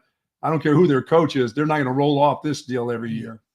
Let's take it a step back. Forget Indiana. How about Purdue? Can we get them? Yes. Like I'm okay with not scheduling Indiana right now. Texas would beat Indiana if they played, I think. But like if we're talking about easy Big Ten games, give us Northwestern and Purdue. Yeah, let's start with the Boilermakers, please. Yeah, we'll take that win. I'm soft. Start. I'm soft. Give me 6 SEC games and 6 free wins. Give me to the playoff every year. That's all we need, right? Wow. Come on, softy. That is softy. What you need is a good band at your autograph session here in April. That's what you need. You got to make sure that the entertainment's good. Yeah. If you're going to sit down and sign autographs, watch out for the cramps in your fingers there, guys. I think the Ozempics are going to be performing at that this year. The Ozempics. That group.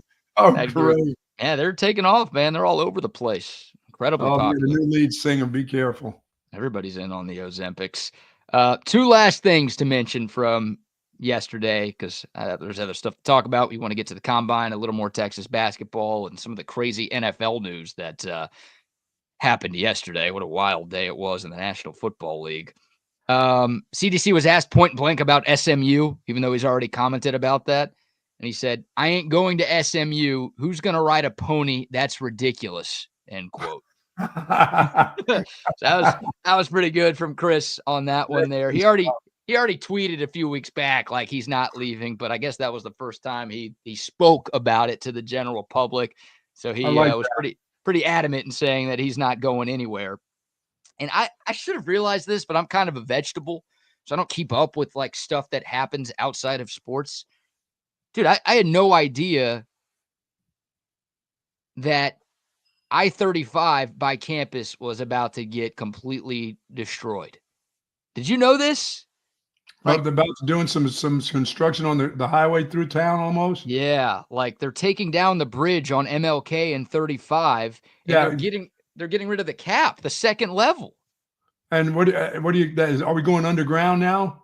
No, I think they're just going to add more lanes to the lower level of I-35. Oh, we're going to be messing with the real estate, the real estate there. And what about the people that sleep under the bridge? What about those people? Find a new bridge, those people. Plenty of bridges in town. Find another bridge. See, we've already established we don't care about the poors. That's why there's no spring game. You can't afford to go to a game. You're not good enough for us. We don't care about the poors with homes. We sure as hell don't care about the poors without homes. That's obviously in the neighborhood that want to come to the spring game. Come on, the neighbors. That's obviously more disappointment, kids. There are disappointments. Obviously not a Texas decision. I-35 getting destroyed and revamped and whatever is not a UT decision, but it's something we've got to deal with. See who the graduates are on that text dot deal. You'll see. Well, Chris Del Conte basically told everybody that football parking next season is effed. Like, not really parking, more just trying to get in and out of the stadium because they're closing those frontage roads by MLK. Those are going to be shut down. So Guadalupe and places like that are going to be a mob scene. How early do you have to get there and start spending your money? Early. And if you don't leave early, but if you really don't want to spend 2 hours in traffic after the game, you might want to leave with 5 minutes left. It's not going to be stay late, come early, stay late. He obviously didn't say that, but that, I'm telling you that just based on the way CDC was talking. And he had some pictures about what this is going to look like. It's going to be bad. It is going to be bad. So give yourself a lot of extra time before and after. It's temporary. But it's this season at least. There's no way this is going to be done by the time we get to the fall. So just prepare yourself. If you're a season ticket holder, hell, if you're just invited to go to a game, it's going to be even more of a nightmare than before to get in and out of DKR. Get your little pedicalf system. Get it going, BK. Let's go. Get your rickshaws and all that other stuff. Get in shape to start running down there with two people in the little wagon as you pull them down the street and up the streets there. It's okay. Hey, there's money to be made here. I had to pull a Rocky and just start going up and down Mount Bunnell. What the hell? Why not? A little training in. You're young. Dude, how long is this going to take? That is such a big endeavor. This is 6 years in the making here. This is not that. Is there anything on that highway that ever takes a year? That's a 6-year plan. They're getting rid of that entire upper deck. I mean, it's stupid. It's stupid. It shouldn't exist right now, but that's going to take forever to get rid of that thing. And they're adding more lanes to the. Hey, that's going to be one less bar that you get to go that they open up. That's that real estate spot's there. One less bar for you to get to. Dude, I am so grateful. I don't have to Don's Depot. You just stay, stay west. Don's Depot. You don't have to worry. No construction around there. I'm not going to Don's Depot. My favorite players get traded every time I go to Don's Depot. I'm out on that place. Paying a cover is dumb anyways. Screw you for charging that, Don's. I love that place. I don't know how many people, I don't know why so many people are willing to pay a cover, but I guess it's an Austin institution, so you suck it up and go. But, I ain't going back to that place. Drink prices must be good. Specials. There you go. There's the specials. Yeah, they give you special small-ass cups for your drinks. That's what they give you there. All right, we'll take your thoughts. Those are the highlights. Obviously, a lot of them, but good stuff. Again, I got on CDC for the spring game. I don't agree with everything he does, but he's doing a tremendous, tremendous job. I agree with most of what he's done since taking over at Texas, and there's no doubt he's done a fantastic job. This is the best athletic department in the country, top to bottom, and he's the biggest reason why. So he's the man. That event that they hold is cool because not everybody, most schools don't do something like that. So the fact that he's always willing to respond on Twitter and respond over email to Texas fans is cool enough, but they give you that free town hall where anybody can show up and ask any questions. That's big time stuff right there. So respect to CDC and his team for throwing that. It was a cool event to be a part of. And I know a lot of people were either there or watching on LHN. So, worth talking about. good stuff from the athletic Yeah, I department. say it's a 4-year project that I say will take 6, and somebody else has projected 10 years. Oh, for I mean, 35? yeah, wow. I mean, like 35 is never going to be done. So even if it does take 4 years, they'll be moving on to like the part of 35 that's just beyond that Yeah, part. So they're all like, it was Temple forever, then it was Waco forever. Like there's always a part of 35 that is that. Look, shouldn't complain about that. We need more roads. It's better for the long term, I guess. people But need to take public transportation so that I can get my driving in. It's you people that are screwing things up. It's all you people with all your trucks and everything else, and it's making it hard on people like me who need to get around. Take public. Hey, they have a bus system here that's out it's there. not. Let's get on these corners and talk with the people that are pointing up to the buildings downtown on Congress that are seeing things up in the buildings there. You know, same people I that would. seeing things on planes and stuff. Take that kind of transportation and let me get on the road where I belong. I like that. Yeah, you stop driving so I can drive. Well, yeah, I mean, make some sacrifices for me. I got places to be. You don't. What you're I doing is not know. nearly as important as I'm doing. Get I out of don't here. get. Get off I the don't road. get. I don't get that. I really wish the metro actually did anything. Like The what? The the who? bus system is fine. Exactly. The metro rail, the metro, what is that? Metrosexual rail? Is that what metro stands for? I don't know what That's that. I don't know what that train to Leander does. I know the 7 people that get on it every day have been enthusiastic about it over the last 10 or 15 years. if But you want to go to an Austin FC game, you're okay. If you want to go anywhere else in the city, then I sorry. think you can get to Leander. I don't even know if you can go to Round Rock. I thought that system would take you at least up to Round Rock or Georgetown. I think it just bypasses that and goes straight out to Leander. It is a growing Williamson County. It is growing. It's growing. It's all Yeah. growing. Just hey, Greyhound. There you go, Jason. Greyhound. We need more of Greyhound. You're absolutely right about that. Ooh, is this what you're saying? Ken No, asks if you're telling the young ladies to get out of their cars and get on the corners. I didn't say that. No, no, no. I said don't let them fly a plane. No, don't, they shouldn't be flying planes. Get out of Not when there's makeup to be done. little Billy Ocean, get out of my dreams, get into my car. You're saying get out of your car, get I onto want my people. I corner. want people to understand this is a growing city, 11th largest, maybe 10th now, and you need to learn how to take public transportation. You know, we You didn't as win in that me? hockey game, so we're not getting Canada's oil. So let's go. Get on the public transit. That's what we lost. Let's go. Get to public transportation so that I can get out there and get my things done, my business done every day. That ain't gonna happen, bud. They're not willing to sacrifice. No, no. Damn. Sucks. Take your thoughts. 512-222-9328 is the code of text line. YouTube, Facebook, Twitter, and Twitch live chats are rocking and rolling as well. We appreciate y'all tuning in this morning. Hopefully you're I tuning love in to these people. Said when TSUL I day. first came to Austin in '87, they were working on Ben White and I-35 overpass and underpass. I got my undergrad and grad degree before they were done. Yeah, Wow. that's how it goes. It's going to be a while before that project is done. And that's a big undertaking, too. Getting rid of And that entire. just to think of this place and the weather, how we have it so good with the weather, and you think you could continue to get these things done. No, no, no. They get, hourly jobs or whatever. They're going to stretch it out. They're not going to get it done. What you need to do is put that contract out to somebody that can get it done at a certain amount of time.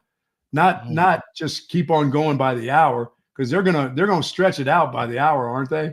Well, that project is going to have to happen overnight, isn't it?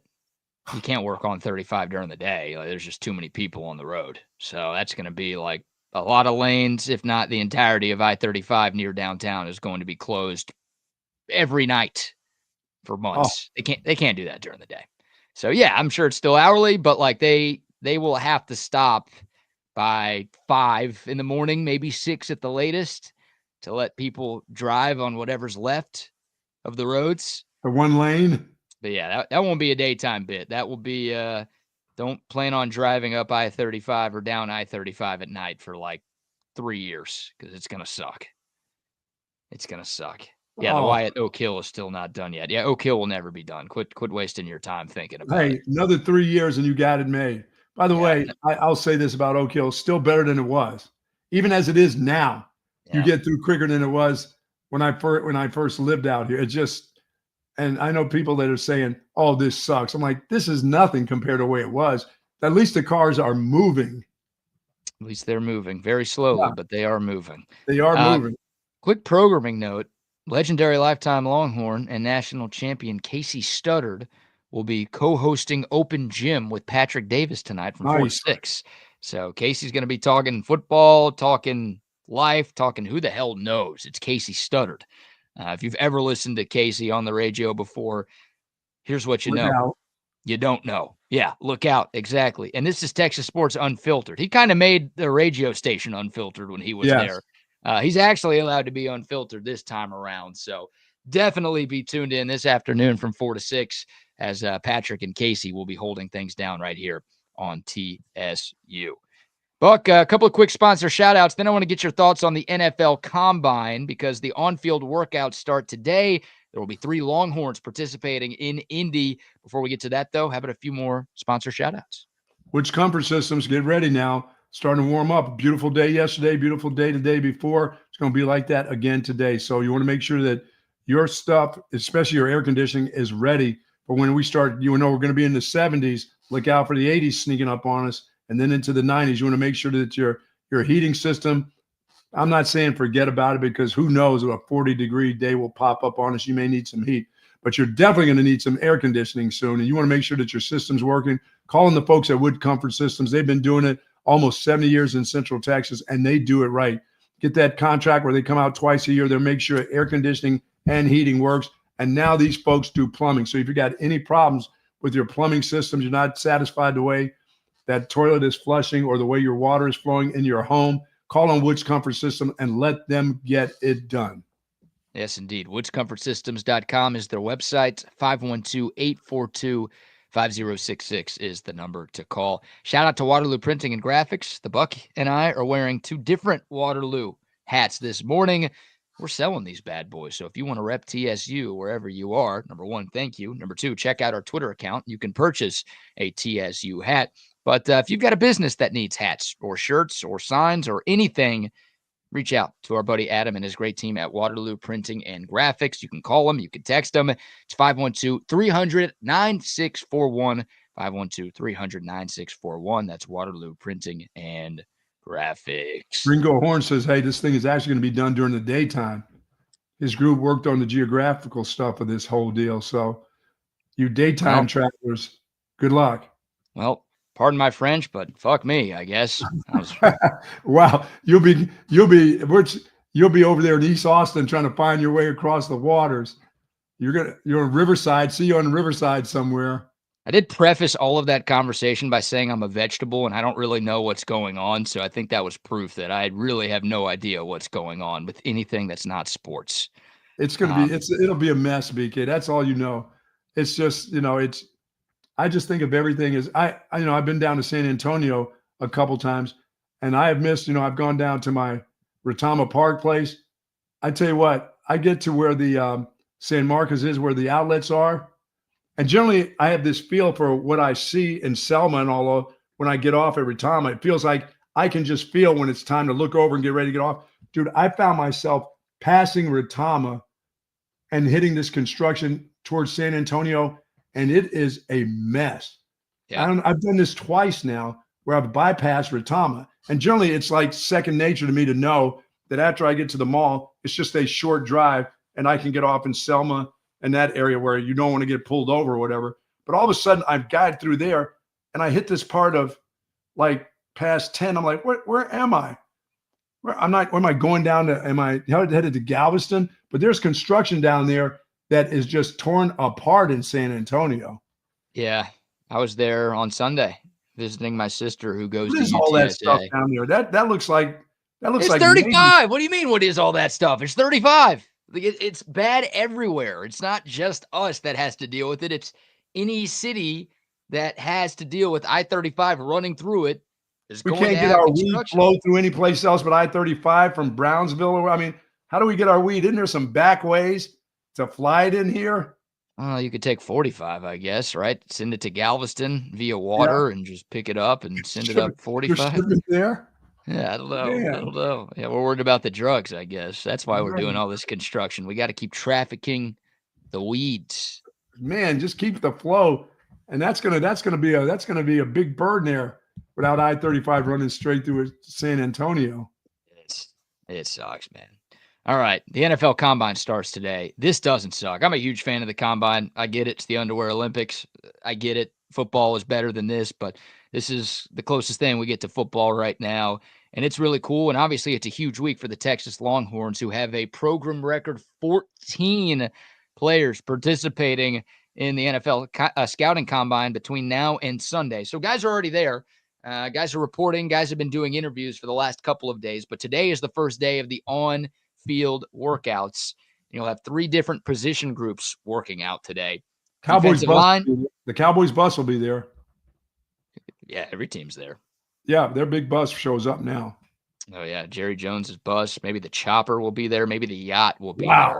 Maybe he somehow pulled that up to Lucas Oil. Who knows? It ain't always smiles and glory holes, though. Remember that. No, it's not.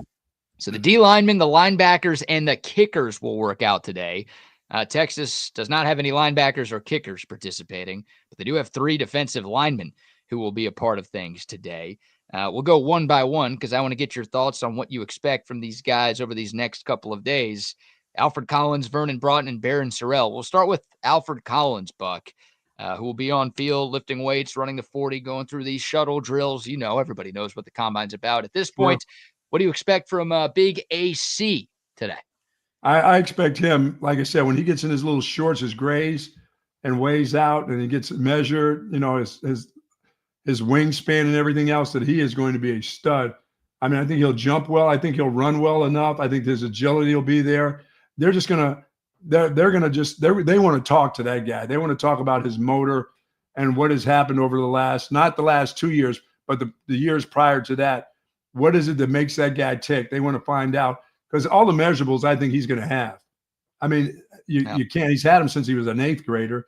He's going to have all the measurables that there is for a stud in the NFL.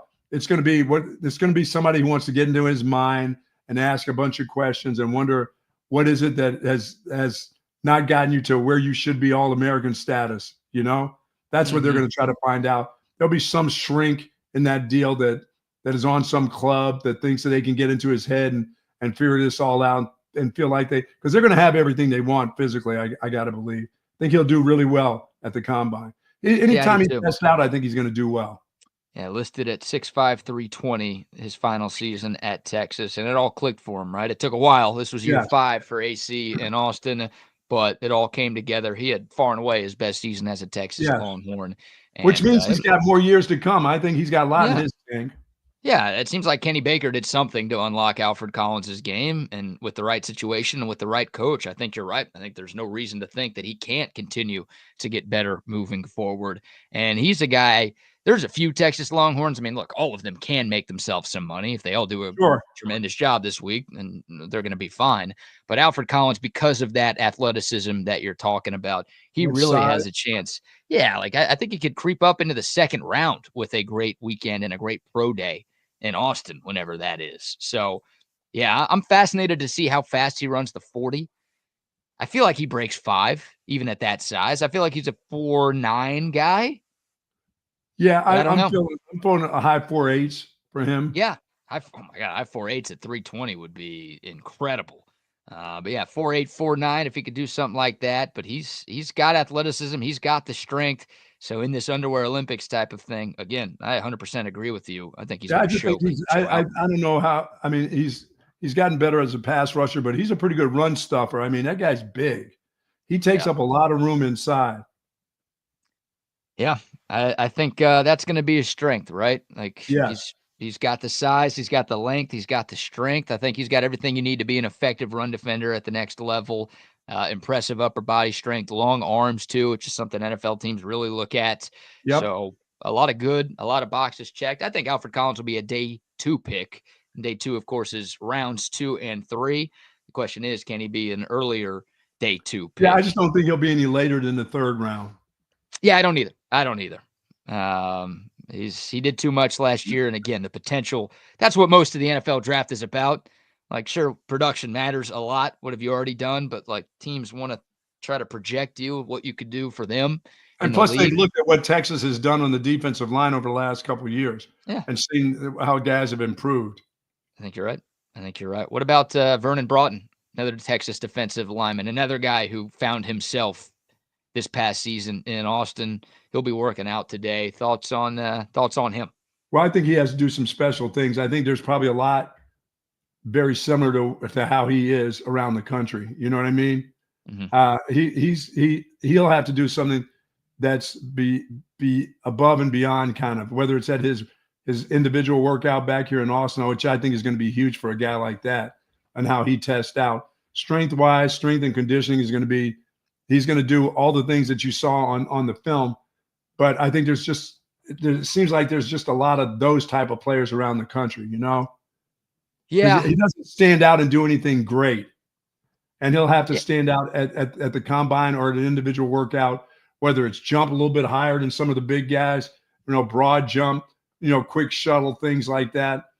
I mean, he's going to run 5 flat, so yeah. 5'1". I mean, he's not going to be 4'6" guy coming out. If he is, that's exceptional. Now, if he's 4'7", then he's done 4'8". He's done something exceptional at his weight and everything else. 4'7". What do you?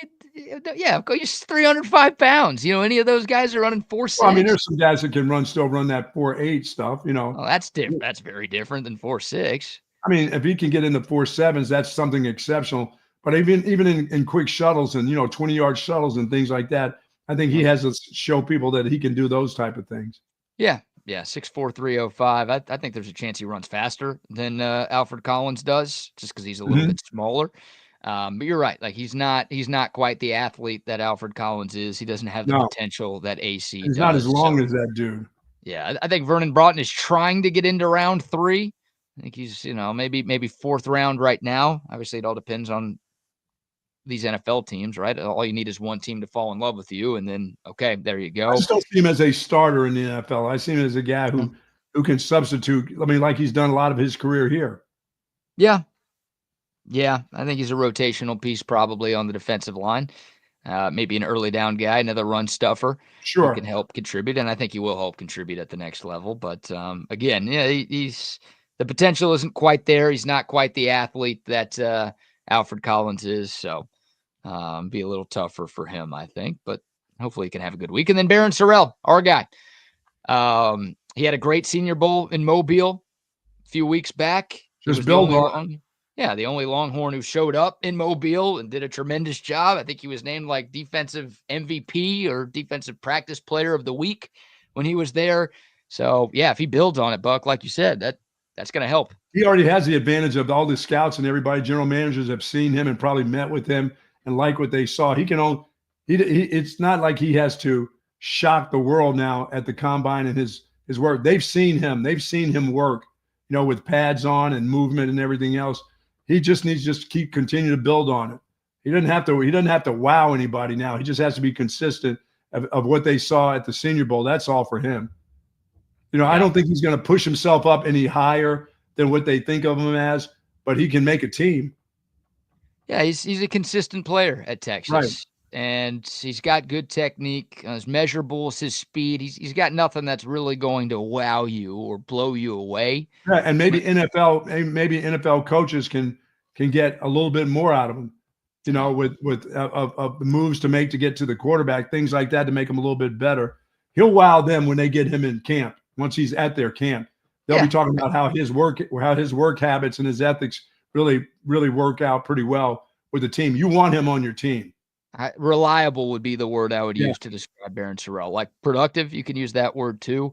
Again, he doesn't have those eye-catching traits, right? He's not going to wow you. He's not going to run the fastest 40 of any edge guy. He's not going to bench the most of any edge guy. But he's, again, productive and reliable. And I think he's going to do what you tell him to do. Yeah, absolutely. He's a great kid, and I think there's enough there to where he will be drafted. He'll probably go after Alfred Collins and Vernon Broughton. But again, I know we talked about this right after the Senior Bowl. Barron Sorrell, was thought to be late day 3 UDFA type of pick. And now it feels like he's playing his way more into the 4th to 5th round conversation. Yeah, he can Which is build great. on it when he has his workout at home. When he works out with the people that are familiar around him, and he's here, he can do some things that will really make a team. Like you said, you only need one team to say we like this. This is the kid we want on our team. That can happen for him. Yeah, he's got to build on it. Like Barron Sorrell does not have the luxury of having a bad week No. in Indy and then he can make up for it in Austin. No, like No. he's on the right track. Senior Bowl, an amazing start. He's got to keep building on it, like you said. If he does have a productive week, really a productive day, and then a productive pro day, then on that track. You're absolutely right. Yeah, he might end up being a 4th round pick, which is great for Barron Sorrell, and that'll give him a very good chance to make a roster when we get to the fall. So there you go. That's the D linemen, the linebackers, and the kickers will be working out. You excited to watch the kickers run 40-yard dashes, Buck? No. Okay. I'm not even excited to see them kick. Do they even kick? They even show that? They probably put it on a tee and kick.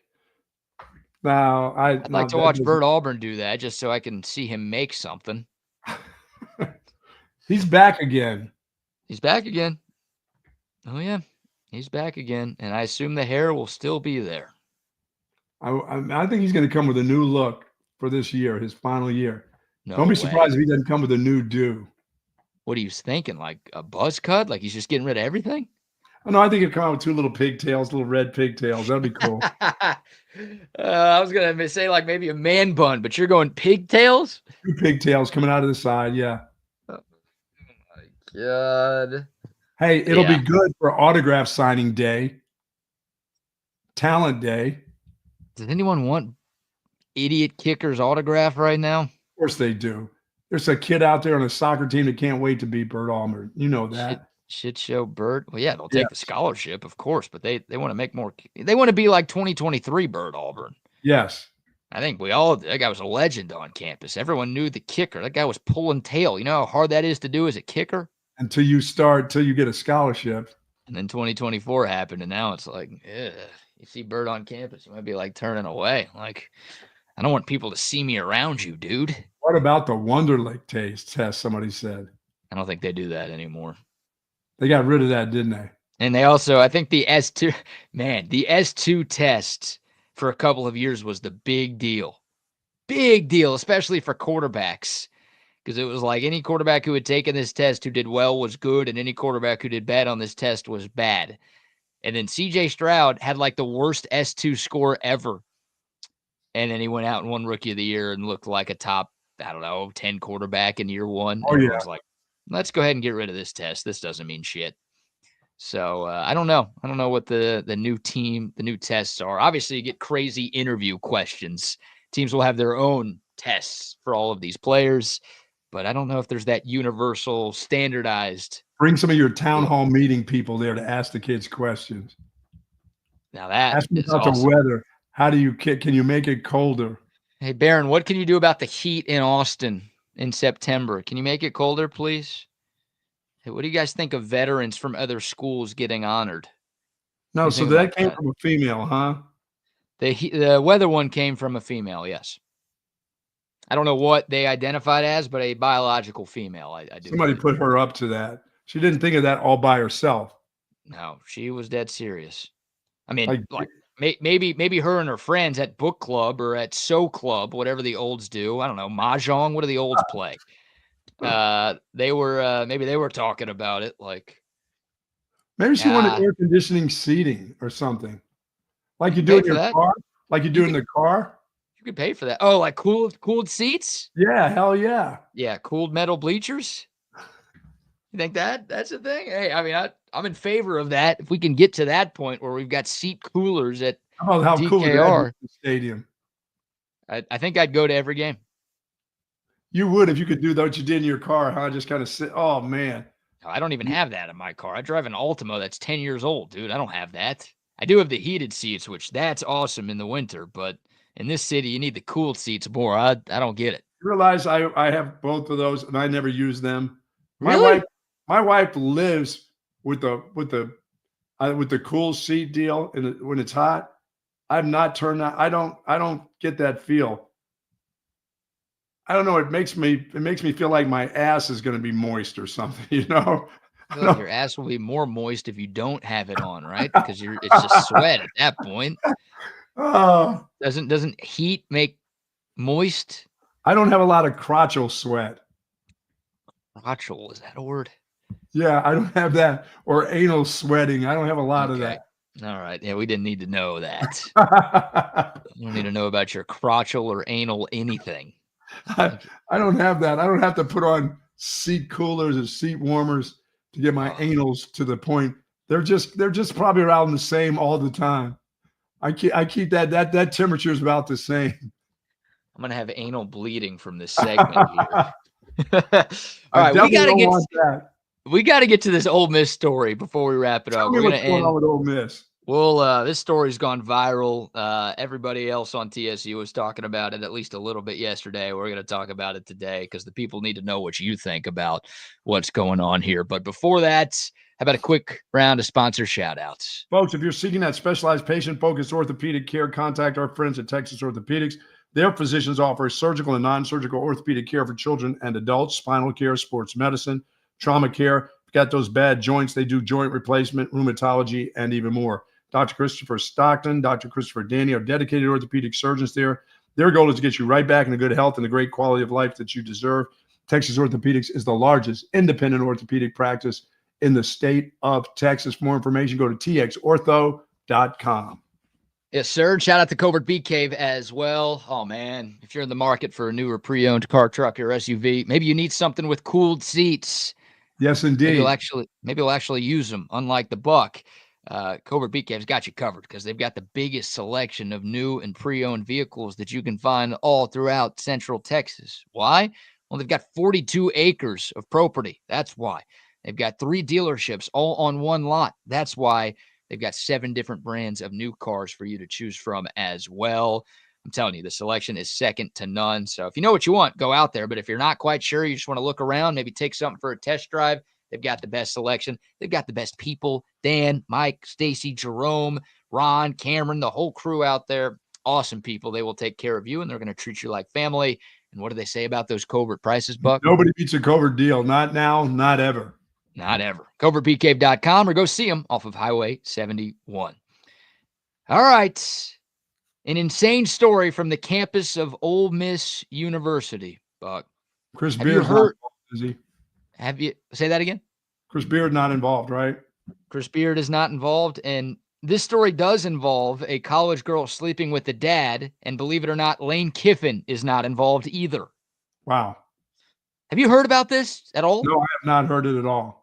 Your ability to just be so unplugged from social media is incredibly impressive to me. And if I could do it even better, I would, but I can't. Yeah. It gets to me somehow, some way. Well, that's because I have a phone and some little alerts will come up for some stupidity, but I like to see the stupidity in person. I am surprised this one didn't get to you somehow, some way. We are screen sharing here. This is a picture of Mary Kate Cornett, who is a student. Yeah, student at Ole Miss.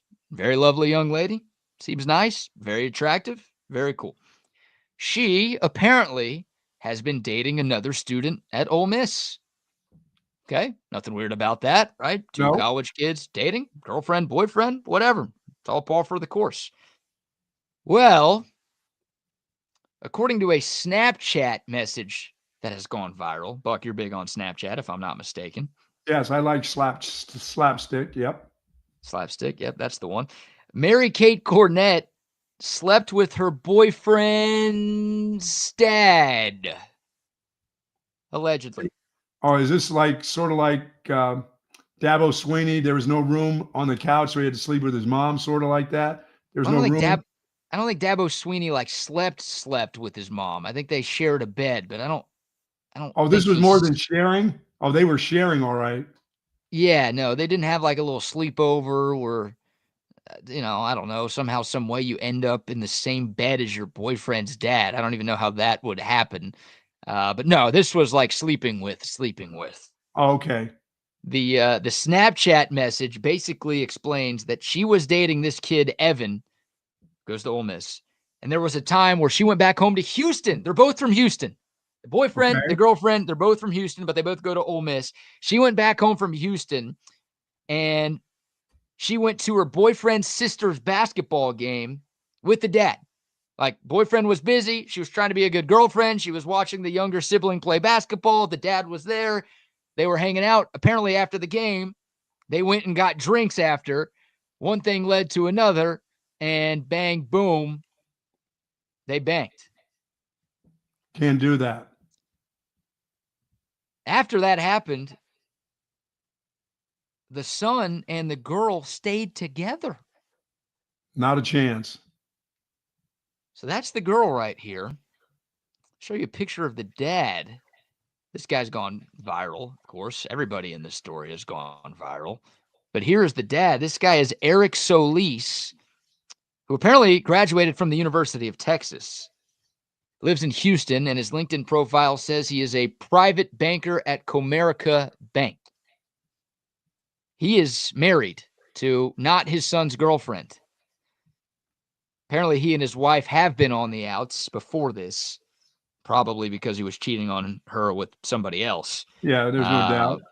But there's a lot to unpack here, Buck. The dad, the girlfriend, the son. Where do you want to begin here? I would begin with the dad, period.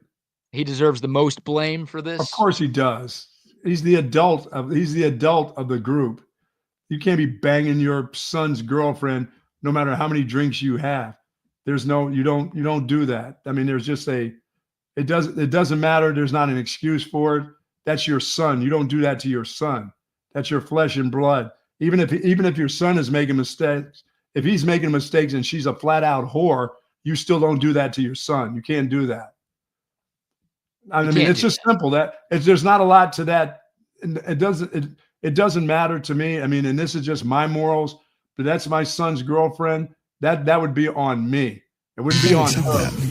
No matter what she did or what she was attempting to do with me, I couldn't do that to my son. And like I said, she can be a flat out little young whore or whatever, but it would make me an unbelievably bad father, period, or a bad person. I couldn't do that to my son. I mean, it's not that I couldn't, I wouldn't do that. Yeah. Oh, you could have hooked up with all of his girlfriends. Like I said, I wouldn't do that. Yeah. So that means I couldn't do it because I wouldn't do it. No matter what I thought, no matter how I felt, and I've been drunk before, and I've been drunk to the point of doing some pretty ridiculous, because I played drunk for a living for a long time, and I could have got to some certain parts, but I could never get to that part. Dude, that's brutal right there. I mean, and guys could say, "Oh no, it's not the dad's fault." No, that's the dad's fault. That's the dad deserves the most blame. Obviously, the girl deserves some blame here. What are you doing as a son? Like, that sucks. But how do you stay with that girl? How do you stay with her? That's so embarrassing. She slept with your dad. Like, you never talk. You Aaron Rodgers, your family, don't you? At least your dad. Like, screw you, Dad. Thanks for getting me here. Like, I'm never talking to you again. But you got to break up with the girl. You're just gonna. Oh, she said, I won't do it again. It just happened. What? Like, what? I don't know how he stayed with her. That is so sad. I feel for the guy, but how do you stick around for that? That's not acceptable at all, right there. We'll bring on a couple of young whores, Rodney and Wags. Wags, we'll go to you first on this one. Yeah, I was a whore back in my day. Yeah. Well, thoughts on this whole story that has taken the internet by storm. I'll lead with this. The son got accepted to Ole Miss. All right. Oh, so you're about to be in. I'm not just in, buddy. I'm in the club, if you know what I mean. The club of hooking up with 18-year-old girls at Ole Miss? I guess that's the prerequisite now when you go to Ole Miss, right? It's the dad and the student get talked to first. There's this new thing when you go to Ole Miss. You get part of this thing called the program, the parental program. You think that you're doing some type of parental guidance, but oh yeah, you're guiding all right, buddy. You're guiding. No I way. can't wait. Sign me up. Are you kidding me? This is awful. This is a picture. This is a picture of Wags with a co-ed at the campus of Ole Miss. Was that the dad with her? No, that's Urban Meyer with That's that Coach shit, Meyer. remember? Yeah. Oh, that's his normal night out. Yeah, I don't think that was his that's his date. That's his nightly routine.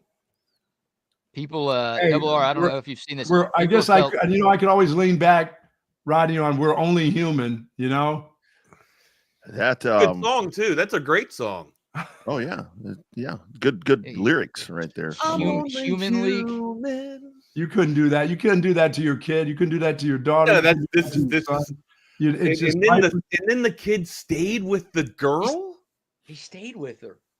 How do you do that?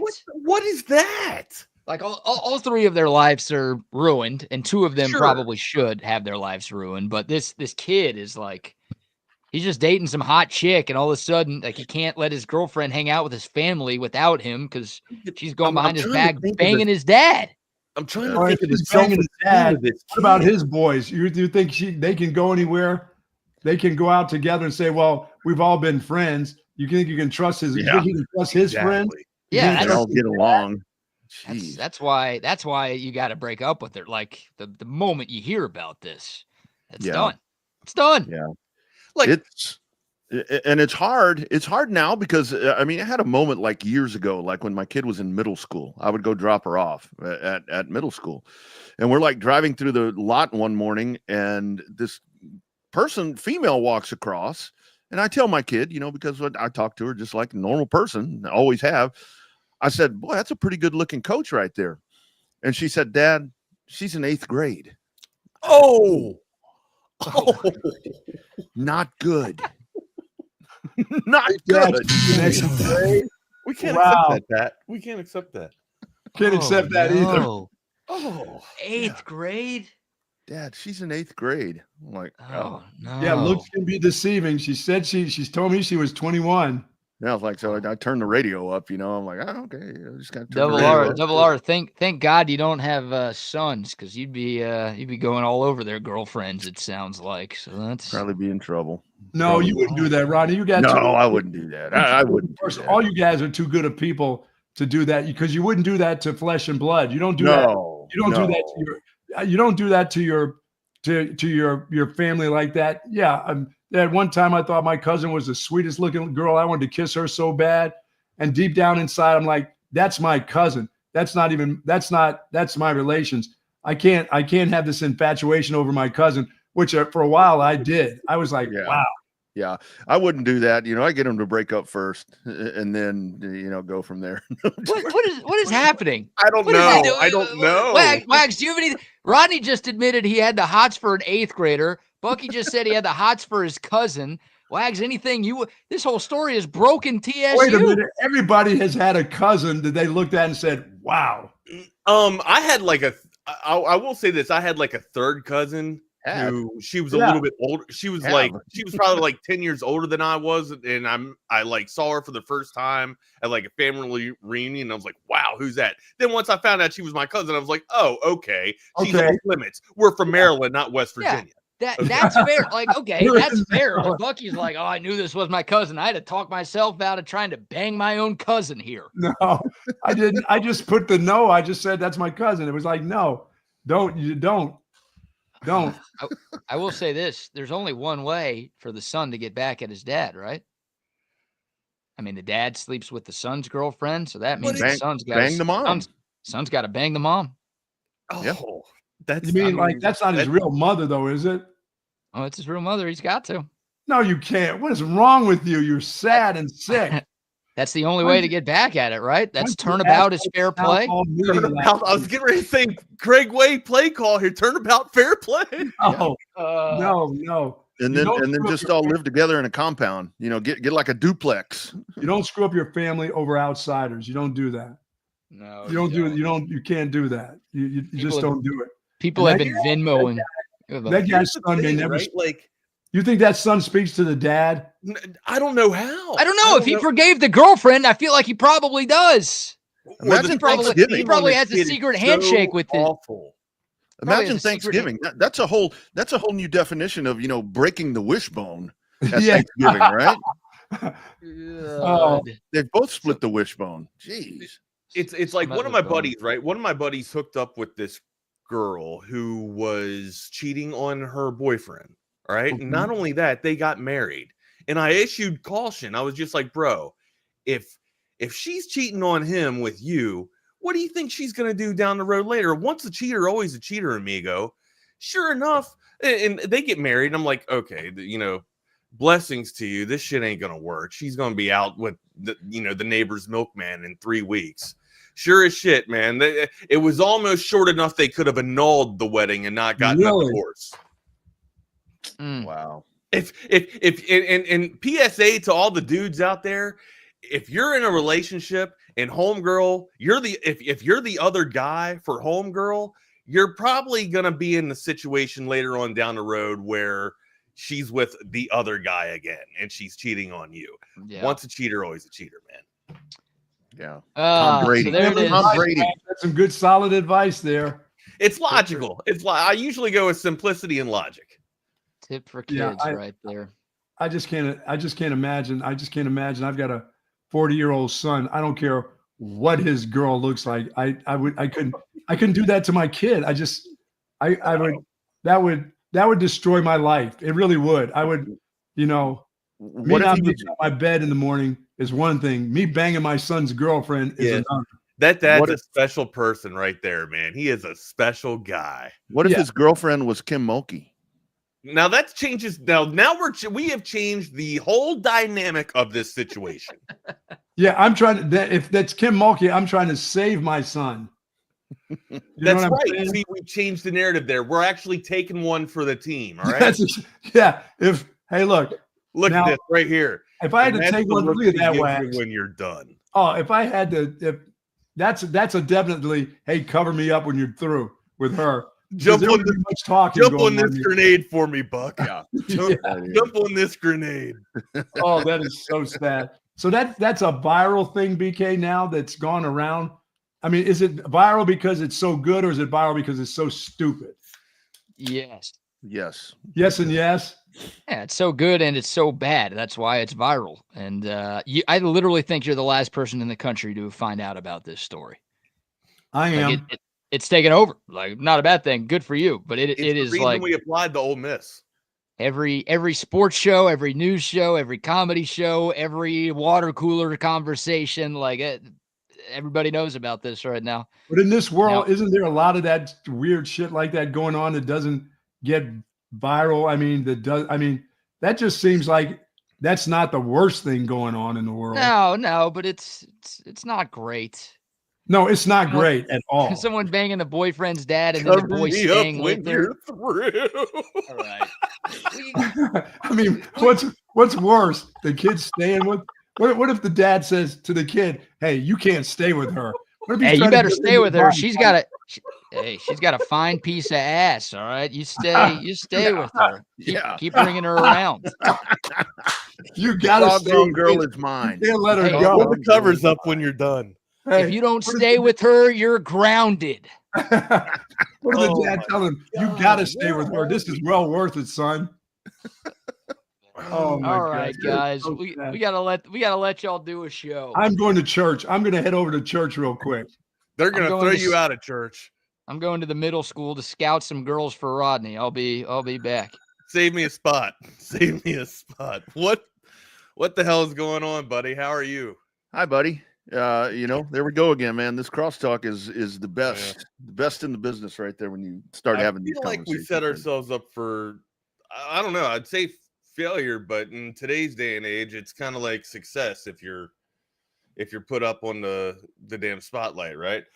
All right, man. How's your Thursday morning? How was your Wednesday? How was your hump day? Did you watch the Longhorns and the Hogs last night? I caught the second half. Got the second half. You know how many games, how many days after a Texas basketball game, I'm getting tired of saying, "Boy, they really needed that one." But it's almost over. Yeah. It's almost. Boy, they needed that one. How could you lose that one? I don't even know why I'm still saying it. I mean, down the drain, man. It's just finish it off, man. Just get it done. Get it done. Just slit the throat. I mean, just go ahead and just drain the blood while we're here, right? No more, no more toying with my emotions anymore. And I'd say another overtime loss. Longhorns fall to the Hogs in overtime last night. We'll get into a little bit. We'd love to hear your thoughts, but also there's some news that's going down in the world as well. Shout out to Gene Hackman. Died this morning, I believe. Or was it early morning? Fellow Marine, we'll talk about that too in just a little bit. But yeah, might have to go with top 5 Gene Hackman movies. Might have to put that into the spinner wheel here to come up with what our top 5 is going to be tomorrow. But yeah, one of the known American actors here, widely known American actors here, passed away in the early morning. So shout out to all his family, and hopefully, they are taking it in stride there. Condolences. But yeah, man, sucks to be a Texas hoops fan right now, especially if you're a diehard fan. You're just waiting for this team to actually show up or when the roster is going to play to the talent level that's on the page, right? And it just hasn't yet. And there's not enough continuity. There's not enough flow. That Tre, Tre's going to go out and get his, but after that, at the end of that, who's going to show up? And night in and night out, it's just too inconsistent, man.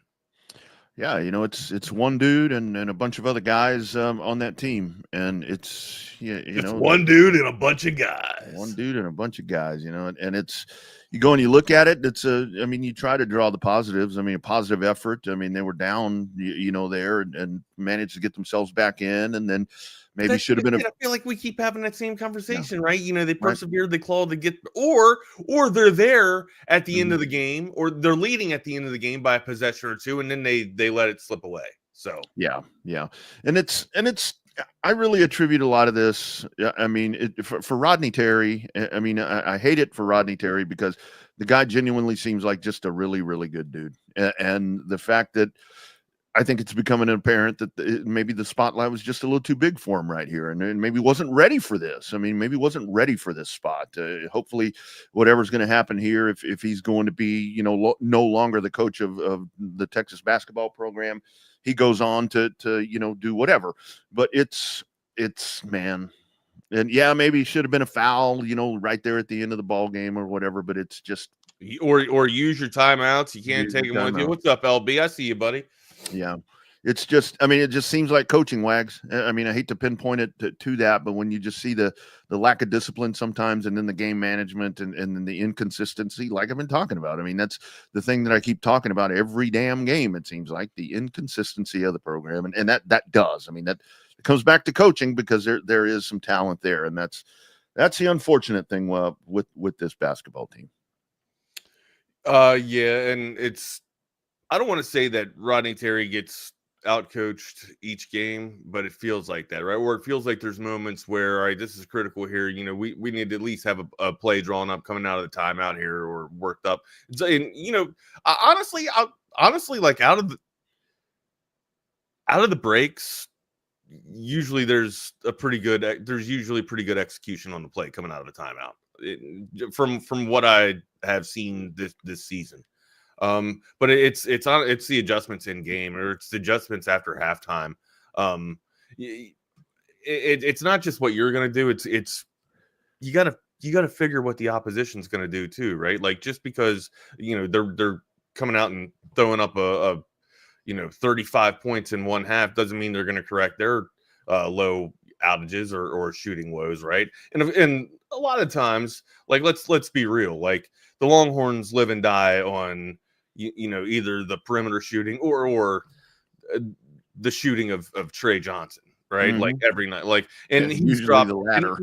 My point that I wanted to ask, when I was watching this last night, what I was trying to ask you guys, or what I wanted to ask you and the rest of Chaos Theories community here, and hell, Texas Sports Unfiltered community here, is if we had, and I know it seems crazy to think this, right? Because the dude drops almost 30 a night.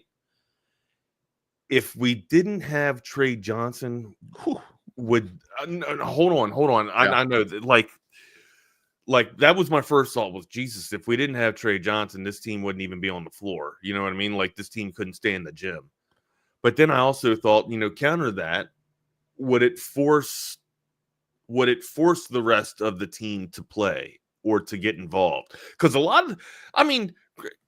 do you not see like the Longhorns just sit there and watch? Mhm. Instead of moving around without the ball, they just sit there and watch Tre Johnson do what he can do.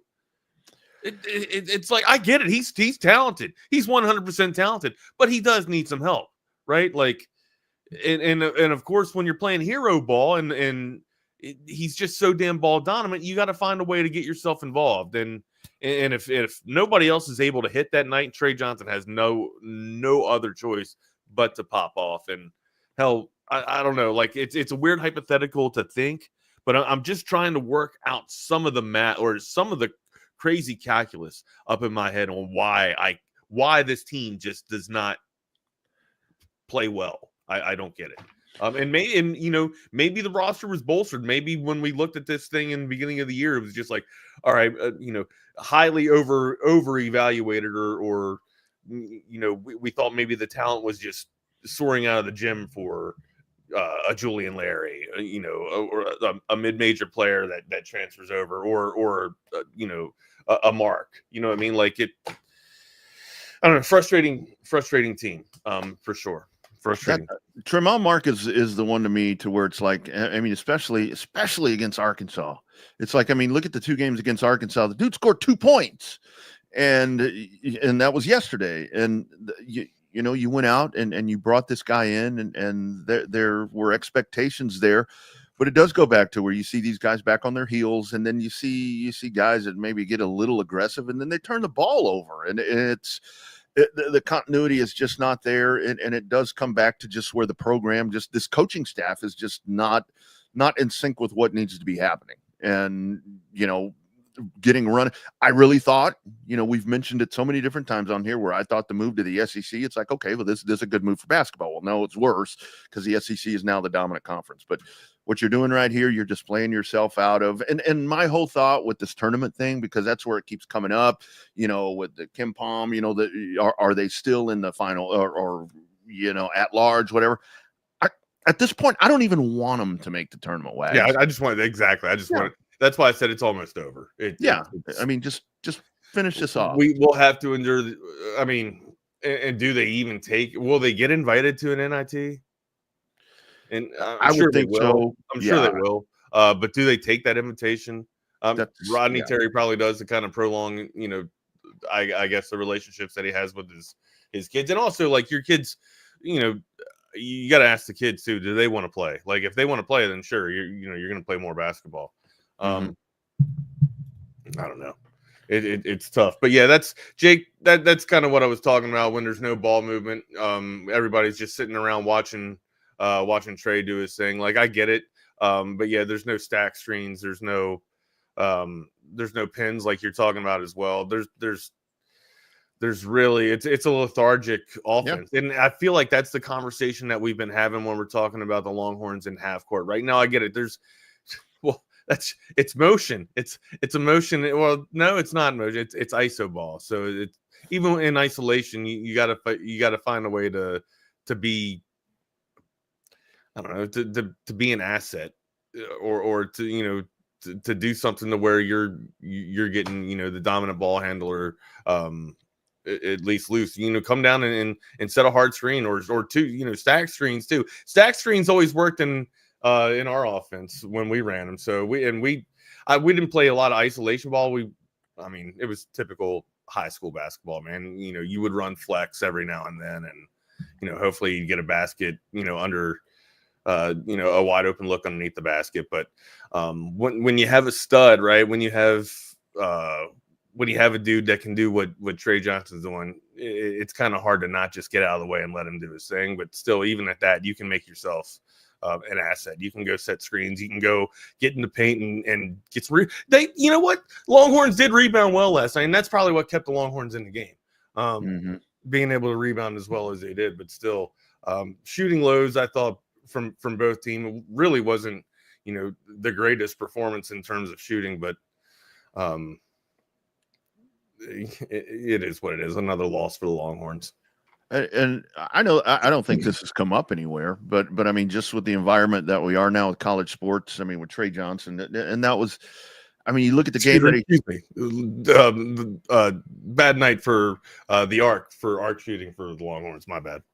You look at, I mean, what a wasted effort by Tre Johnson last night. I mean, unfortunately, because you end up with the same result. But I mean, Tre Johnson, depending on how this season's going to end, I mean, I think the writing's pretty much on the wall right here. But whatever the next movement is going to be right here, I saw that North Carolina, with a contract extension there. So, what coach or what jobs are going to be available with Tre Johnson? I mean, what if this dude don't want to hang around here?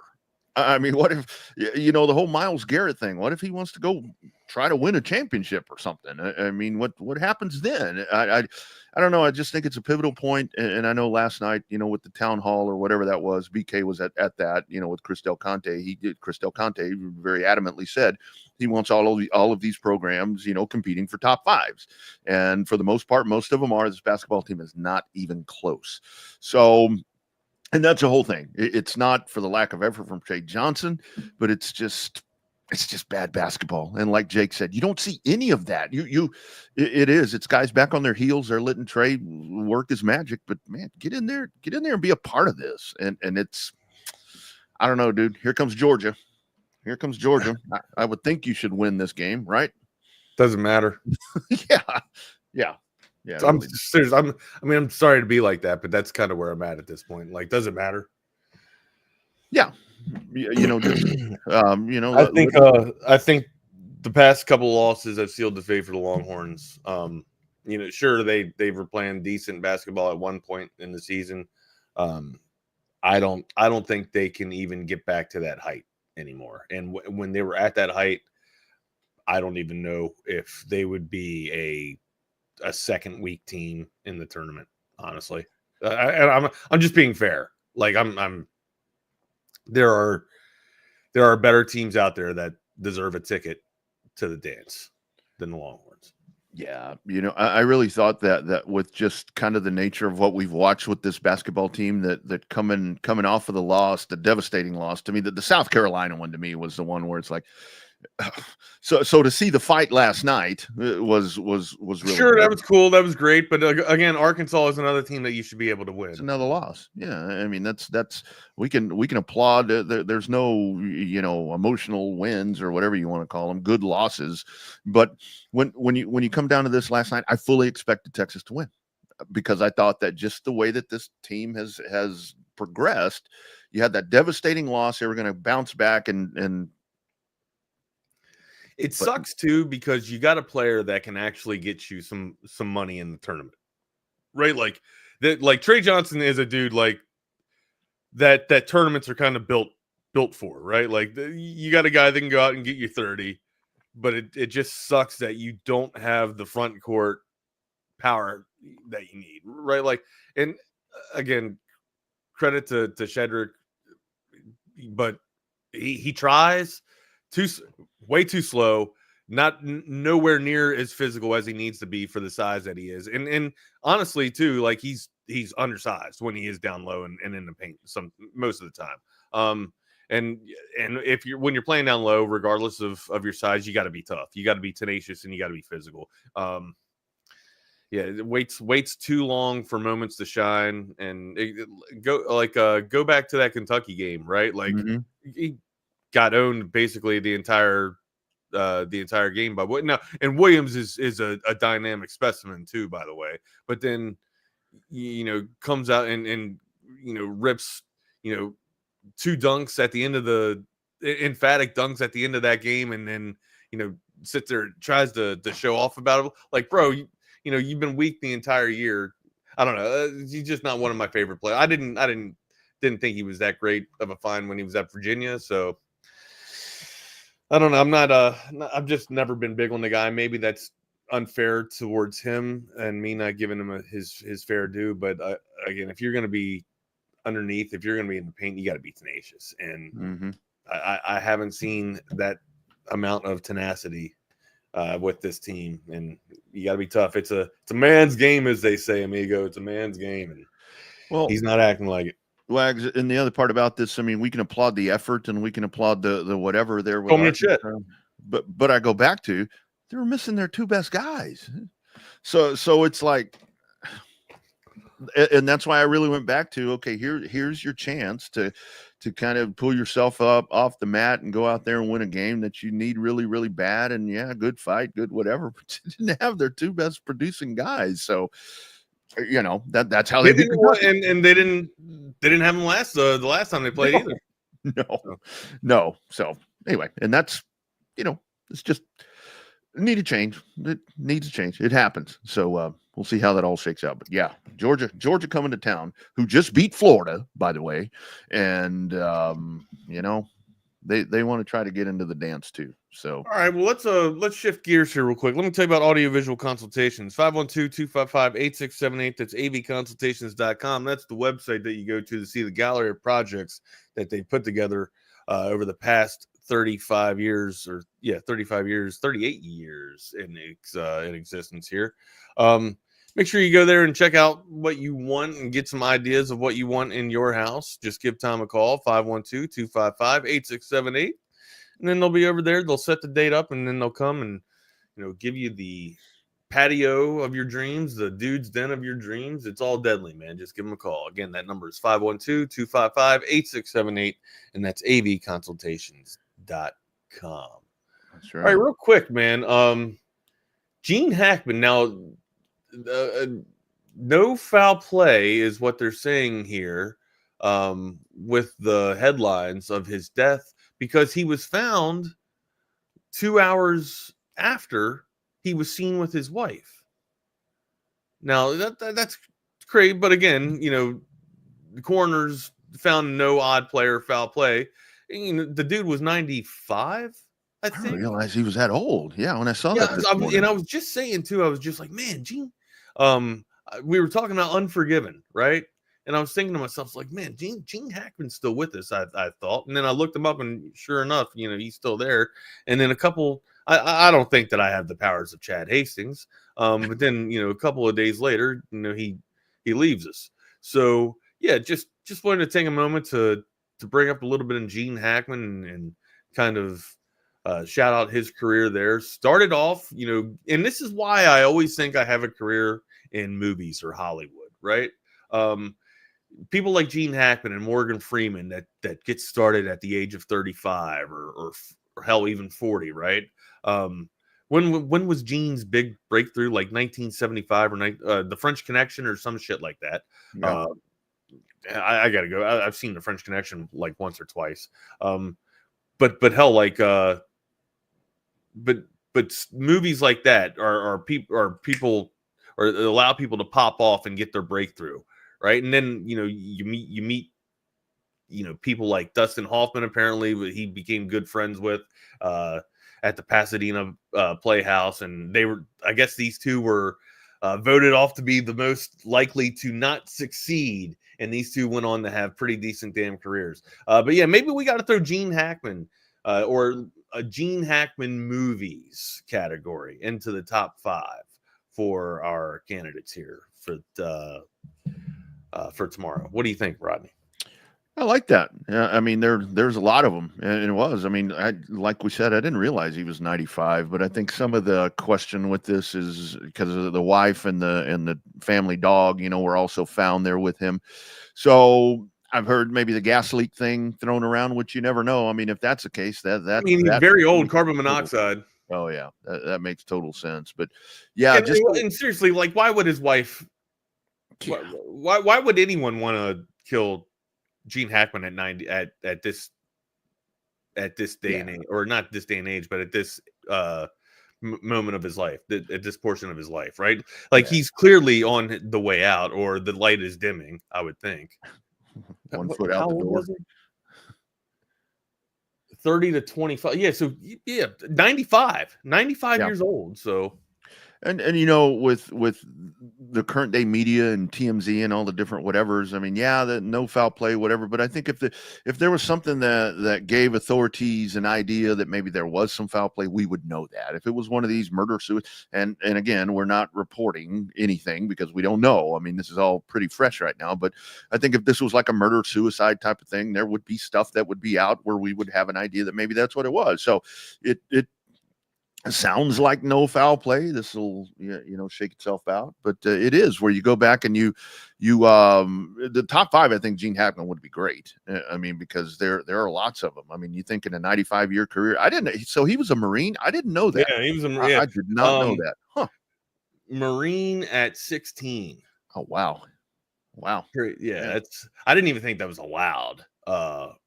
First and foremost, but yeah, apparently he at the age of 16 he enlisted in the Marine Corps, so he had false documentation, or maybe that's what they allowed back then. So I would imagine it was right after. It's probably Korea, right? So it doesn't list the war that he was in or the battles that he was in, but I'm assuming with that age, I would suspect that he was around the Korean War. So yeah, that makes sense. Yeah, missed World War II by 1 year. So then, if he stayed in 4 years or longer than 4 years, he saw Korea.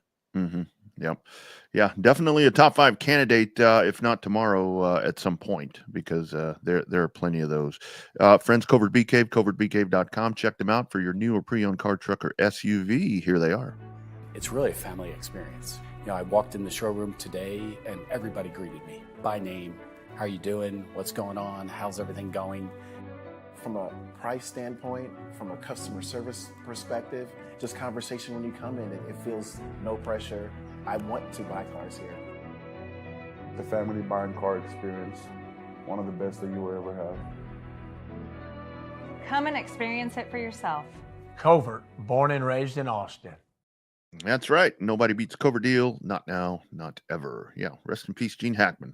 All right. We had Gene Hackman movies. We had hockey movies. What were some other categories, guys? Throw it out in the chat here for the candidates that we had. I'm going to throw them in the spin wheel here. And Troy, I have not seen Mythic Quest yet. That is something that I'm waiting for my wife to come back for. Or do you think that my wife will not be into it? Usually I like to give her at least the first screening or the choice of the first screening, and then if she's not into it, I just go and I binge watch it. But usually we like to wait on all the movies that we watch so we can see them first together. That way we have, I don't know, we try to find stuff to do together, right? Like there's a lot of times where I'm watching sports most nights, so whenever we get a chance to see shows, I try and watch them and view them with her so that we're at least spending time together. Top 5 stand-ups. Okay, top 5 stand-ups. I like that. We can throw that in there. Yeah, that's not a bad one. Yeah, we same thing right there. Kind of carve out some time, and it really is, where a lot of people talk about you got to have date night and all that. And yes, I mean you do. I mean to do those kind of things, but it's just kind of that time. Hanging out. It was Valentine's Day. Didn't we do date? Weren't we doing something for Valentine? No, we didn't. That was last week, right? Yeah. Yeah, no, I don't think we kind of toyed around with doing a Valentine's thing, but hell, everybody else does Valentine's, so we just kind of skipped that. So yeah, no need for that. Do want to remind folks, of course, we've got our Coda text line. I am actually heading out here in just a little bit out to Circuit of the Americas. Echo Park Grand Prix. Get yourself out there. Friday, kind of a down day. Not a lot going on out there, but the IMSA Series early Saturday, along with the Xfinity Series racing on Saturday, and then the Echo Park Grand Prix on Sunday. That's the Cup race. So plenty of good tickets still available, I would assume. The circuit.com. Check them out. Go check out NASCAR in Austin. Which recruit which recruiter are you talking about here, Troy? Are you the one with Al Pacino and Colin Farrell? Because that was a really good movie. The one with it's called The Recruit. It's a CIA movie, or supposedly a CIA movie. But now, Rodney, if you hadn't seen that movie, you should check that out. It's called The Recruit. I don't know but he says this is a series, so he says a show, so I don't know if it's Netflix. Okay, so it's probably not. It's not the movie. It's a series, a different series. I'll check out The Recruit, man. Now, thank you for that. All right. Anyways, what's up? What else is on the slate while we generate this top 5? How about Jake's top 5? Top 5 numbers from 1 to 5. There you go. Pretty good. Hey, 0 would be a number. Oh, that's right. That. That's right. Yeah, no doubt. Did you see from football this whole Tom Brady, Matt Stafford thing where they happen to have run into each other No, at no a clue. Yeah, I mean, but it's called the quarterback club, Rodney. Right? oh, Like, yeah. you're a part. You know about these clubs, these prestigious clubs. Hey Tom, how you doing, Tommy? Good to see you, amigo. There's no collusion. There's no foul play to be done here, Of man. course It's not. just a couple of dudes being dudes. Mm-hmm. Didn't Stafford like happen to run into what's his name, the last or his coach McVay?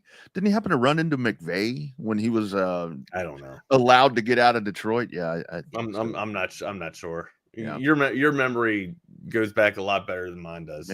Maybe My he goes on the my beard. recall hasn't been great. Yeah, and CB, good call right there. Yeah, Jordan Schultz and Ian Rappaport, kind of a little back and forth on how this story was reported. Maybe that it was a arranged thing, and then there was another story that maybe it was not an arranged thing, that it happened to have happened. And apparently at a Starbucks, Ian Rappaport and Jordan Schultz from Fox, I think Fox is where Jordan Schultz is from. They exchanged words at a Starbucks, and I don't know if they were going to get into a chicken fight or what exactly was going on right there. But I tell you, cutthroat media world, brother, cutthroat media world. These guys, Ned Beatty was. Oh, never mind. I'm thinking of Warren Beatty. My bad. Ned Beatty wasn't Superman. Ned Beatty was the one. Ned Beatty was the Beatty that was in Deliverance, right? Oh yeah. The shorter, fatter Beatty, right? Yeah. Warren Beatty was Dick Tracy. Yeah, Ned Beatty, Clyde Torkel. And a graduate from Randolph-Macon College, where my best friend went to college. He always brings that shit up. He's like, "Hey, Warren Beatty went to college here." And I was like, "Great, nice. Yeah." You went to Randolph-Macon. I graduated from Texas. So. Yeah, there you go. Clyde Torkel and Stroker Ace was Ned Beatty, with Bubba Smith as his bodyguard. Good pull. Clyde Torkel, the fastest chicken in the South. That's pretty good. All right. Electronic first downs. Your thoughts? Just a matter of time. I mean, we flirted around with the whole, electronic umpires and all the different things. I think that the more often than not that we see, that was Buffalo, wasn't it? How is it that Buffalo always gets the rules changed when something happens to them? But Buffalo is not allowed to win. I know. It'd be kind of hard though. Isn't that going to be hard? Well, I don't think it would happen in high school. I don't know that I'm doing a lot of high school broadcasting anymore, but it would be really weird for me as a broadcaster to not say, let's check in with the chain gang. I hope they still have the chain gang there just to kind of make it look the same. I mean, this Hawkeye system is used in racing. It's tremendous. It will fix all these problems, but I think that it's just one of those things to where you're taking the human element out of the game, and I think that's what has people in an uproar. I was, not to change the topic or get you distracted real quick, but I got to share this story. So I was in Altex yesterday, which is a computer store, a computer shop. Remember, I had to fix my operating system or whatever, so took it down there, got everything looked at, everything's great. They have this racing simulator, and the first thing it says, it's a big old sign. It says, "Try me." All right. Yeah. I indulged. I got in it. The chair fucking moves, man. Like the frame moves. And when you go around the damn rumble strips, the frame shakes. And you know how I am with virtual reality, right? Whatever I can do to immerse myself as close as I can into that digital frame or the grid, as they like to call it, I will do. All right. Money's not an issue. I will pay for that sort of thing, right? To get me into that type of realm, so to speak, right? To that type of just immersion. It is fantastic. If I wasn't in a shop, right, I probably would have been, because you can see like all the different lights coming off of the different GPUs and computers there. But if I was probably like in here and I could focus, I probably would have zoned out and thought that I was I mean, nothing simulates the real thing, Rodney, of course, but it looked pretty damn like I got goosebumps talking about the story. Anyways, if you guys need a place to check out, man, I highly recommend hitting up Altex. I wouldn't say that they're exclusive MSI components, but they do use a lot of MSI components for their builds and their PC builds. But it's more than just PC parts. There's stuff that you can get if you're, doing business to business as well. I know Audiovisual Consultations utilizes their work. And utilizes some of the stuff in their equipment from their store whenever they need some switches or they need to do any type of tech work that's outside at some house or another business that Audiovisual Consultations is doing. Altex provides that support for them. So just, look them up if you need anything for them, and give them a shout, and give my man Dave a shout out over there, and he'll hook you up and help you out. That sim racing is something where, I mean, the video games are great. I mean, I've got a couple on the PS5. I've got a World of Outlaws game that I play. I've got a NASCAR game that I play. But it's you got to come over. You got to check out the VR headset and play F1 over here. Yeah. Now, yeah. I don't have a steering wheel or anything like that. But the sim, when you actually get in a sim, because that's how the guys practice. Yeah, I mean, yeah, that's how the NASCAR guys. Hell, I think Larson made headlines about that, right? Yeah, Larson uttered that that famous phrase, doing that, and that's a cool thing about that, because there are like leagues around the country that race every night on sim, and you may look up and you're racing Dale Earnhardt Jr. or you're racing Kyle Larson or Alex Bowman or William Byron. I mean, William Byron, that just won the Daytona 500 for the second time 2 weeks ago. That's how his career started. This dude wasn't a short track racer. He did nothing in car. He was a sim racer, and he's put himself a 2-time Daytona 500 winner and a perennial NASCAR Cup contender. So it's very realistic. And the thing with the sim, Wags, what's so cool about it is the deeper you get into that, you can sit there just like a regular car and adjust every corner of that race car. You can go in there and move weight around. You can go in there and do all of these different things, change spoiler height. It's really badass. It is really badass. It has taken everything that I have. I had iRacing for a while, and I didn't buy a wheel. I didn't buy pedals. I didn't buy any of that intentionally, because it's when I needed to. I don't know how you didn't. I don't know how you did not, man. Oh man, and I had folks, because it was like when I needed to like go out and make money, I needed to have a job. It was like I had guys reaching out. They're like, man, I've got a pedal and wheel. They're like 5 years old. You can have them. I'm like, nope. I will never leave. I will never leave the house. But people make money doing that. I mean, there's like a national iRacing series where you win. A friend of mine won $40,000. That's incredible. Are you kidding me? Champion. Yeah. Are you kidding me? No, Ryan Luja. Just sit in your house and play video games? This dude, yeah, Ryan Luja out of Houston. Damn good short track racer. But he was like the Coca-Cola national iRacing champion for 2 years. Oh, I was getting ready to say, was he just a Mel Tillis Coca-Cola cowboy? Just a Coca-Cola cowboy. But yeah, man, I'll tell you, it's very realistic, my man. Very realistic. But this kind of to this thing about the first downs. I mean, I've heard everything that this Hawkeye system. I've heard from everything. Sticking a chip in the ball. I mean, this is right up your alley here, Double R. I can hook you up with a simulator setup that connects to an RC car or with an FPV camera, so you can cruise the hood. My dude, right. Rodney, you won't even have to leave your house. You'll just be chilling, man. It's hard enough to leave now. Well, I tell you, it's like I got to go out in a little bit, and I'm like trying to find every reason not to go. I mean, if I wasn't afraid of getting docked pay for something else, I wouldn't leave. But yeah, man, there are just so many. That thing is badass, dude. When you sent me that picture, I'm like, oh man, if you sit down in there, if you strap, did it have belts? Did it have seat belts?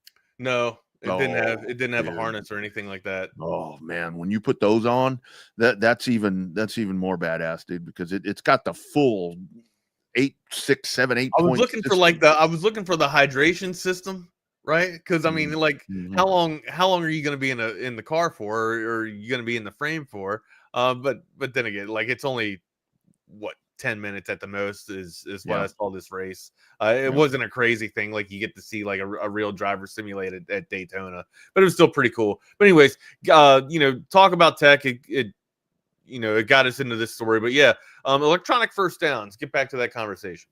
Yeah. So, I mean, I think it's something like the umpire thing was mentioned there that we were talking about. I mean, that's the wave right there, because it always comes down to, there's questions about officiating. So, I mean, I think if you have the technology in place, it's something where you use it. I'm not still with the baseball umpire thing. I'm like, I kind of want to have an umpire. I mean, I get the robot thing or whatever they call it, but I think for first downs, especially because you don't want those things deciding games. And apparently that's what's happening. If that technology is, it's like the replay. When the replay thing comes up, it's like you got all those people, you have all of that technology. Why don't you use that? So I think it's a move in the right direction and hopefully save some grief. But then we don't have the storylines to talk about.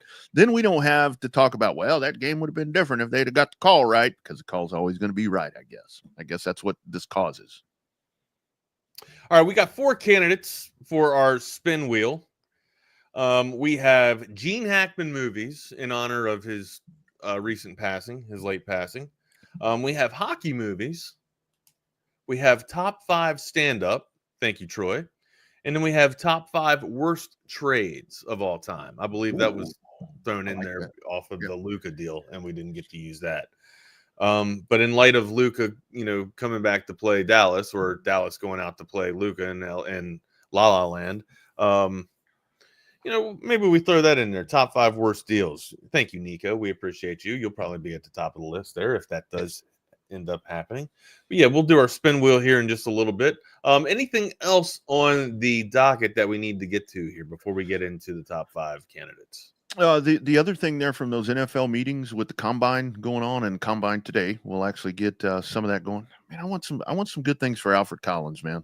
I want him to go out and, man, I like that dude. I like the turnaround. I like how huge breakthrough of a season, right? And it almost too little, too late, but was able to put together one hell of a senior season.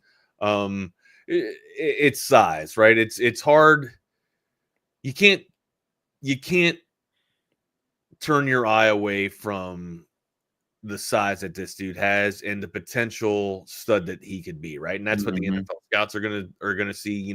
Can we mold this into a calloused piece of meat, so to speak, right? And again, like you've seen him take on double play or double teams throughout the season and then eat somebody's lunch after shedding the double play. He makes Sunday plays. Or after shedding the double team, he makes Sunday plays. Rodney, I'm with you. Great story, and he was one of my favorites to cover throughout the entire season. I think he has an absolute chance to be drafted in the first 2 days. I'd love to see him go in day 1. I don't know if there's an NFL scout that's going to take that much of a chance on him. Again, he didn't dominate the SEC trench warfare, but he made a name for himself, right? Like he wasn't getting it after the dudes like they were on Georgia or Bama, or hell, even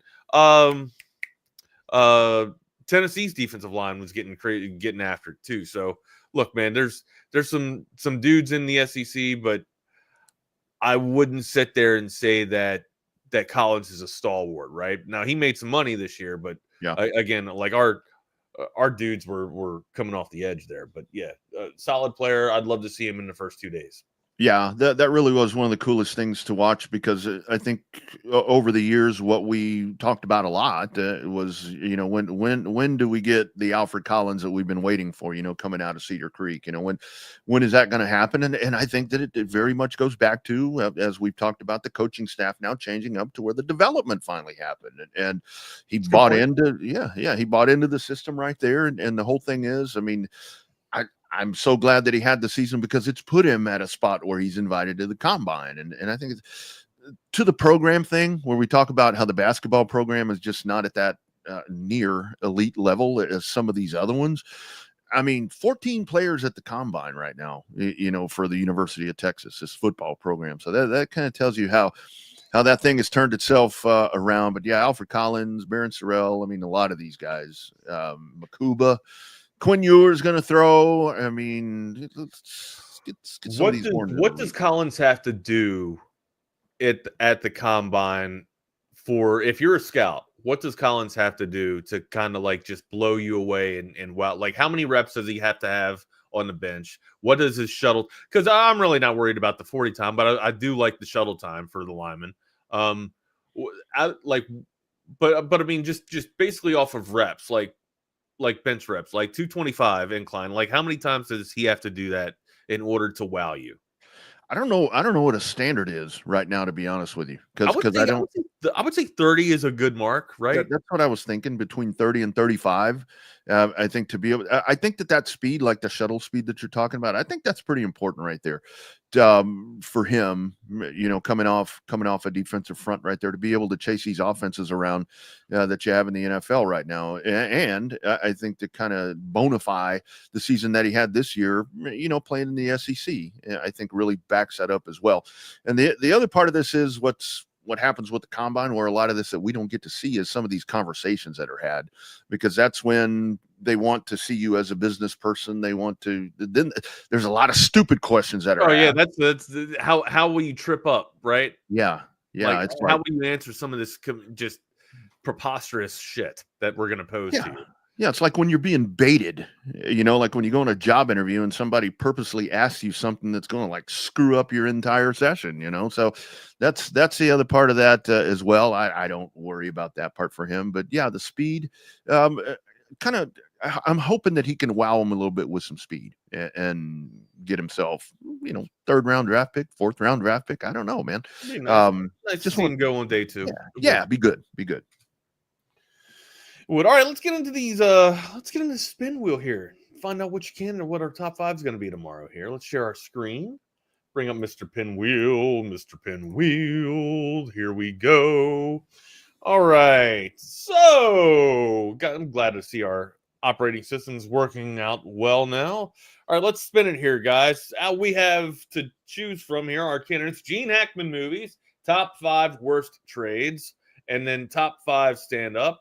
And then hockey movies. Here we go. Spinning. Oh, we're spinning. What we landed on. Top 5 stand up.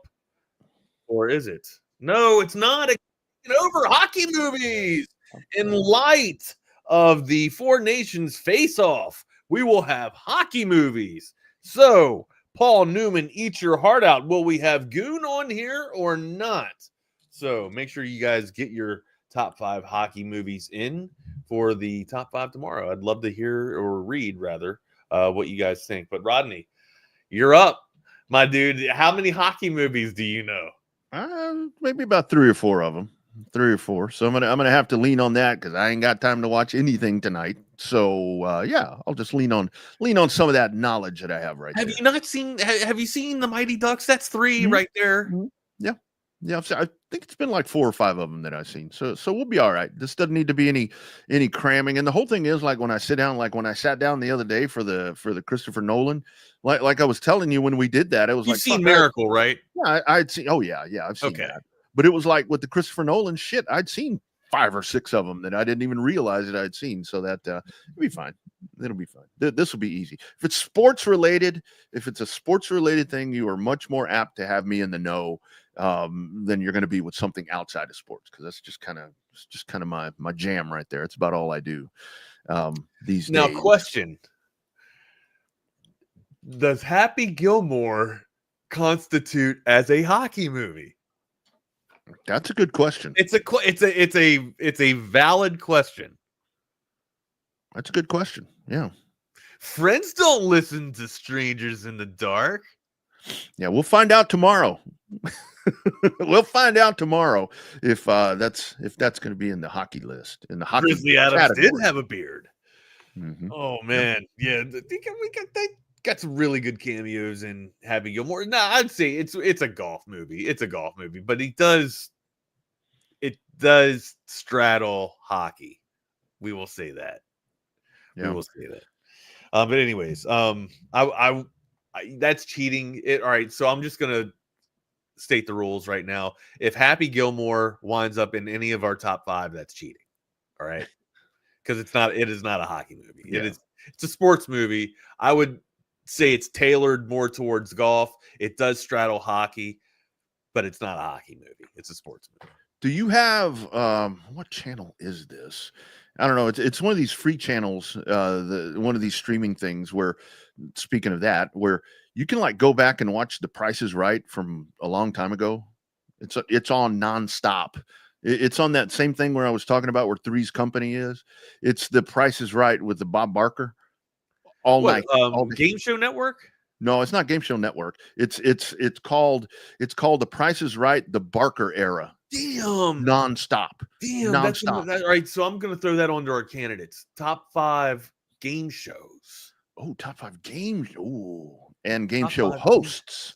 And Top game 5 show game hosts. shows. Well, I'm going to tell you the number one host of all time was that pervert from, or I shouldn't say that. He would always be kissing. Oh, Family Feud. Yeah, Richard Dawson. he's always kissing the wives of everybody. Richard You know what I'm Dawson, talking man. about? Dawson. Dawson's Dawson. the guy's last name. I can't remember his first name. Richard. I want to say Richard. Richard, as in Dick. Is it? Yeah, is it Richard? Yeah, Richard Is Dawson. Richard? Yeah, that Dick dude. Dawson. Dick Dawson. That's a great porn name. Dick Dawson. I think there's a Family Feud channel on there too. On this, I can't remember what this network is. I'd have to turn it on. This guy would just be like Tubi. Yeah, Come here, Tubi. Maybe sweetheart. it's Let me patch you up real quick. I mean, he from Toda. Toda knows, baby. He would have his hands all over you, and then at the end of it, kisses, plants one on you right in front of the husband. Like, yeah, it's my duties. That guy did not bullshit around. Give you a kiss. Yeah. Unreal, man. Yeah, and he'd like lean on the desk and kind of grab the woman's hand. Excuse me, and do all these different things. Like, if I don't know, I mean, it's not an insecure thing about my wife. If somebody's doing that, but then again, you know, it's up to the wife to stop it. But reminds me of Mad Men a lot, right? Like, I don't know if you've seen Mad Men, but that is a show where, I mean, hell, the dude's boss, Draper's boss, comes to his house, eats her steak, and then makes a pass right at the dinner table in front of Don Draper, and Draper did nothing about it. So. Mm-hmm. Mm-hmm.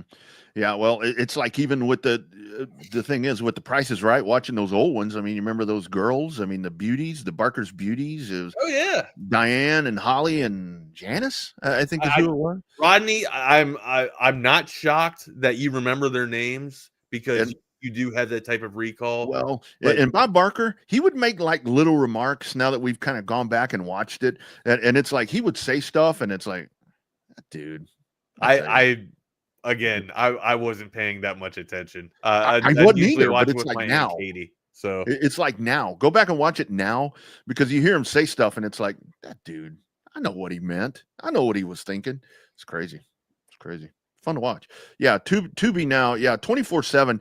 I mean, there's a NASCAR channel on there. Tubi. I mean, it's free. You don't even have to have an account. It asks you, do you just want to watch? And it's like, yeah, I'll just watch. I don't know if it's Tubi, but Tubi's good. Tubi's good stuff. I gotta check it out. Usually, I don't know. Usually when I watch game shows, it's just I don't even know how the channel gets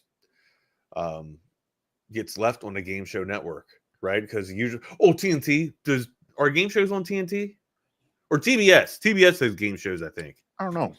Or USA maybe. I don't know. Sometimes I don't know how I end up on a network that has game shows, but I find myself if we do game shows, we'd have to throw Extreme Challenge in there, right? I don't know if you remember the Extreme Challenge with Blankenship, Kenny Blankenship, the fake names of the Japanese competitors. That was a great show. We'd have to pull that one out. No, you get like American Gladiators. I mean, I would think that would factor in, you know, the old one of that. But it's like these new ones now. These new like they revamp them. Like on ABC, I think I've seen. I forget what her name is. It hosts Press Your Luck, and they do all the Michael Strahan. Pyramid. He hosts Pyramid. So they're remaking Michael a lot of Strahan. I can't. He doesn't talk like Tyson, but he does have that list because of the gap right there. Just kind of have that gap in there. Wags, man, I hate to do this, but I've got a 10:05 that I have to jump on. Yeah, I have to leave too. I know Jordan's gonna be a little late, but wasn't sure if he had a co-host. But man, I gotta. It's all right. I'll come on here. I'll talk to everybody else. That's on the damn page. You get out of here. But yeah, I got to get out of here by 10:15. I got to leave the house by 10:15 to get back down, so I can get up in time to run the damn app. So there you go. All right, guys. I'll see y'all in the morning. Thanks, Wag. Sorry about that, brother. All good, dude. All good. Tag me in. Troy says tag me in. What's up, everybody? I don't know what Rodney just did to the banners. Oh no. Sorry, everybody. Looked like we just missed our media assets. Hold on one second. I don't know what happened there. Anyways, welcome to Chaos Theory with Just Wags. What do you guys want to get into? What do you guys want to talk about as we wait for Jordan? I guess we could get back into Gene Hackman here for a little bit, and while we're waiting, or I guess honestly, just talk about the downfalls of Texas sports as I try and find this one show hosting here. Excuse me 1 second, guys. There we go. Thank you so much. I was wondering what the hell happened, why I couldn't figure out the damn format here. But yeah, Arkansas, man. Going into it here, the loss 86-81 in overtime. Whenever it just seems like whenever Texas goes up against good opposition guard play, and seemingly right, like that's kind of what is the engine for college hoops is if you got good guards.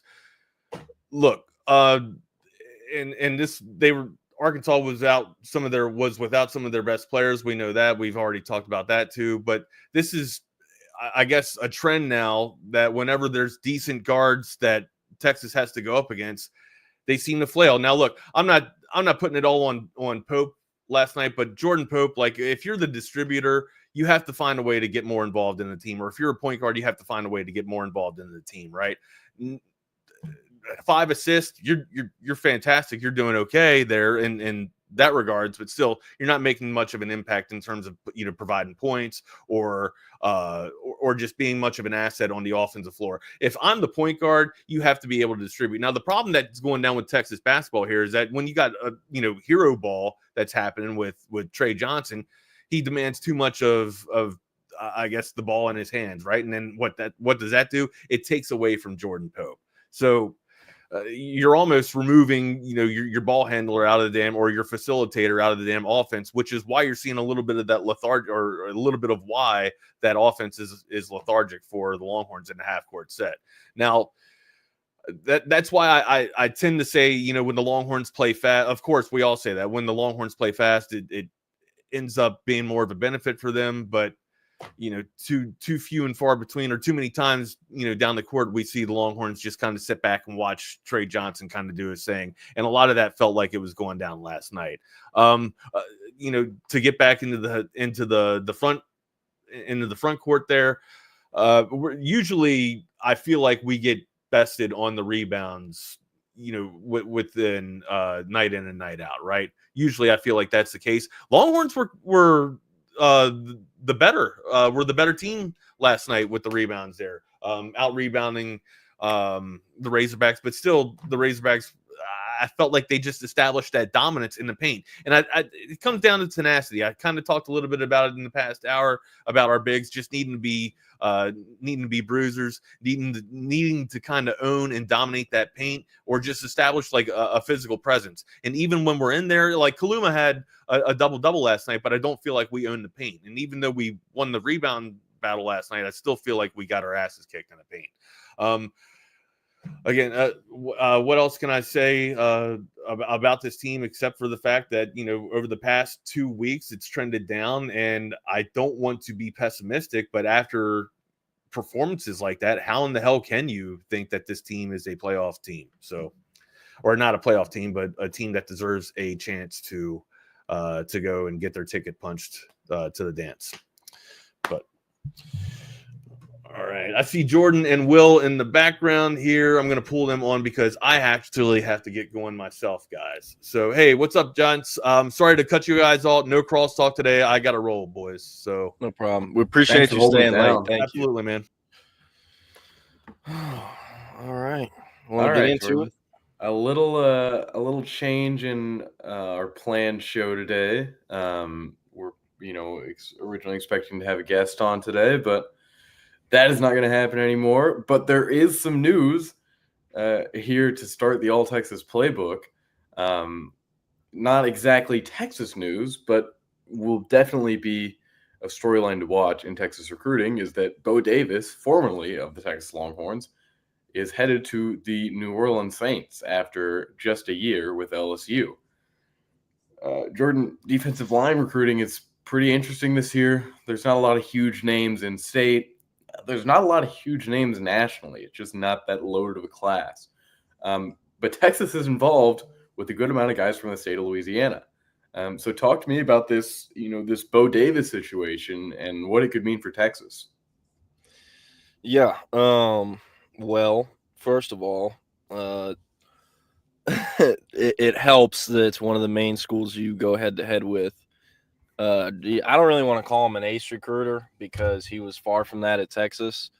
But at LSU, he was a thorn in the side of Texas, at least recruiting defensive line in the 2026 cycle or 2025 cycle. Got Zion Williams, obviously ended up flipping Brandon Brown as well. Like Doza brings up, got Sadir Mitchell out of the portal. And so could Texas potentially be a home to some of those guys in April? I think so. We'll see what happens. Brandon Brown at this point, I think with how that recruitment went down, they won't want anything to do with him. At least if I was on Texas, I wouldn't want anything to do with him. But Dominic McKinley, that's an interesting one. Texas, he kind of had multiple stages of his recruitment, but they were there second or third, depending on what happened. So, I think if those guys were to go in the portal, they could. Texas would definitely have interest depending on who it is. Sadir Mitchell, I'm not so sure about him. Considering every single thing that we've heard, I do not think Texas would be very interested in him. And if so, probably at a cheaper price than what he was paying. And that's up to him to take or leave, or what he was getting paid, I should say. So, it'll be interesting.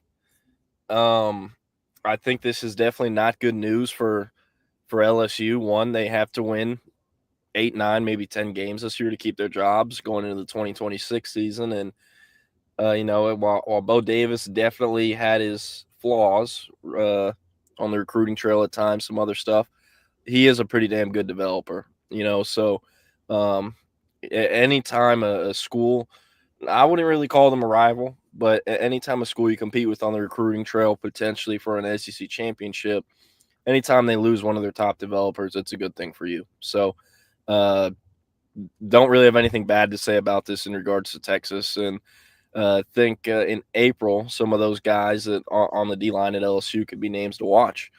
Even Zion Williams out of Lufkin, who's in the 2025 cycle. This is a kid who early on, the top two were Texas and TCU.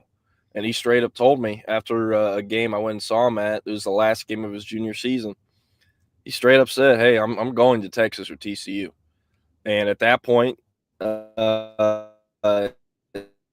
because of Bo Davis, he was still there. And then TCU was in the mix. Jamarcus McFarland, I believe is his name. I always end up messing it up or getting it confused. But the TCU defensive line coach is from Lufkin. Played at TCU, and he's family friends with Zion. In fact, Zion even showed me a photo of him at like 3-4 years old hanging out with the TCU D-line coach when he was either in high school or college back home visiting Lufkin at the time. So LSU ended up winning out that one. They got him on campus multiple times in the spring, then for an OV. Silently committed on the OV, still ended up taking – he had 3 trips after the LSU OV, and it was Arkansas, Texas A&M, and Texas. Took the Arkansas trip, took the A&M trip, and we knew, again, he was silented to LSU, but the Texas, they could potentially change that with a good OV. LSU convinces him to cancel it. He no-shows the Texas OV. Around that time, we ended up finding out that his girlfriend, who was a grade above him, had graduated the May right before he started taking OVs, was actually going to LSU as a student. So once we figured out his girlfriend was going to LSU and that, Bo Davis and all that were kind of leading the charge, it was pretty easy to, see it was going to be LSU, and it was. So could the girlfriend being at LSU throw a wrench in this potentially? But, Kenny Baker, Texas, if he were to hop in the portal, I do think it would be because he's going to Texas or TCU. Obviously, there is the SEC rule where if you transfer in conference in the April window, you can't play that following fall. Texas needs D-line badly. I like Zion Williams a lot, but if he was to have signed with Texas, ended up at Texas, I do not think he would have played that much to begin with, if at all, as a true freshman. So could the SEC rule throw a wrench in things? And, he's dead set on playing as a true freshman, potentially. But I do think Texas will definitely have interest in a lot of those guys if they hop in the portal in April. So very curious what happens and, who are they going to replace him with? That's what I'm also curious about. Yeah, it'll be real interesting. Doza mentioned Sadir Mitchell. I'm not sure if the SEC rule, how that works. If, we don't think there's going to be any interest there. But if you transfer from an SEC school back, you go from Texas to LSU and then you go back to Texas, I'm not sure if you have to sit out. I don't think it's happened yet. So I don't know if the SEC has a ruling on it. But if you transferred back to the same school that you were at 4 months prior, I'm not sure if you would have to sit out the season. In my mind, you shouldn't have to. But their kind of whole reasoning for why you need to sit out a season because you've seen what that team is doing that off season, I understand it, and I think it, maybe still would be the case even if a situation like that happened. But I don't know. Maybe we'll be seeing it. I feel like at some point soon we're going to see someone transfer back to where they were, just with the way the portal is going. I'm not even saying Texas. I'm just saying nationally right now. Yeah, no, I got you. Hey, just wanted to check. Am I breaking up at all on audio? A little bit, yeah. It's a little shaky, so I'll kind of take over. Give me 1 second. I'm on the Starbucks Wi-Fi in a Starbucks parking lot, so I'm gonna switch to my hotspot and see if that's better. Give me 1 sec. All right. Well, Jordan's getting ready here. I'll kind of break down some recruiting, storylines to watch with Bo Davis. Dylan Behrman is the one to watch out of Monroe, Louisiana, Uchata Parish. There's no way I said that right. Texas has been considered for a very long time, but so is LSU. Texas A&M, Purdue, I believe U of H is still in the mix here. Talking a little Dylan Behrman news here, and what it could mean with Bo Davis. Currently crystal ball to LSU. Texas has been in the mix for a very long time, and it's been that Bo Davis connection that's kind of drawn him to LSU. So, Jordan, as we kind of take a closer look at this recruitment, and Texas has already scheduled an official visit, and I don't think he had scheduled one with LSU yet, right? No, so this is a pretty weird recruitment for a state of Louisiana kid. So put out a top 10, and then the other day released he's going to take 6 OVs. He has dates with Texas, Texas A&M, Houston, USC. The dates are TBD. And then the others are I think Mississippi State and Arkansas. It's a kind of a random mix. Yeah. Purdue's the first. Oh, yeah. It was Purdue. That I remember there are some random schools in there where I'm just like, he is so obviously not going here. Like Dylan Behrman is not going to Purdue. But you never know. Yeah. LSU, though, was not included on those 6 OVs. And, I thought that was pretty interesting. For a very long time, we've looked at this recruitment as a Texas versus LSU battle. Usually Louisiana kids are pretty much impossible to get out of that state when LSU really wants them. But the further they are from Baton Rouge, the easier they are to get. And he's from Monroe, in case you don't know your Louisiana geography. That is on the north side and a little bit northeast, actually. So, easier than most to pull out of that state. And also one thing that helps Texas a lot, he has family in Cedar Park, aunts, uncles, cousins, and he grew up going to Cedar Park, going to see them. So he had a lot of familiarity with Austin even before he started visiting. But He visited in May. They offered him in June at the camp when he visited, like less than 2 weeks after the visit in May. Ended up coming back at the end of July, and then he went to 1 or 2 games. Was supposed to be at the junior day. Something came up where he couldn't make it because of a ride or something like that, or logistics. But he has already been on campus 4 or 5 times, has an official visit booked, and is a top D-line target for Texas. So with him and LSU not having the OV with Bo Davis, I think maybe, there was a sense that he was leaving for the NFL, and that's kind of where it came from. The Tigers not being on the schedule, who knows? But I definitely think it's a good thing for Texas that LSU is not a factor for this state of Louisiana kid who is, the second-ranked D-line prospect in that state. Another kid I want to talk about is the first-ranked D-line prospect in the state. Yeah, I was just about to say that. Richard Anderson, who Texas offered a week before he committed to LSU last June. I haven't heard of any, kind of buzz there. But tell me about that one because, obviously that was after Bo Davis had already left. So his whole time with LSU has been with Bo Davis. Tell me about this Richard Anderson connection.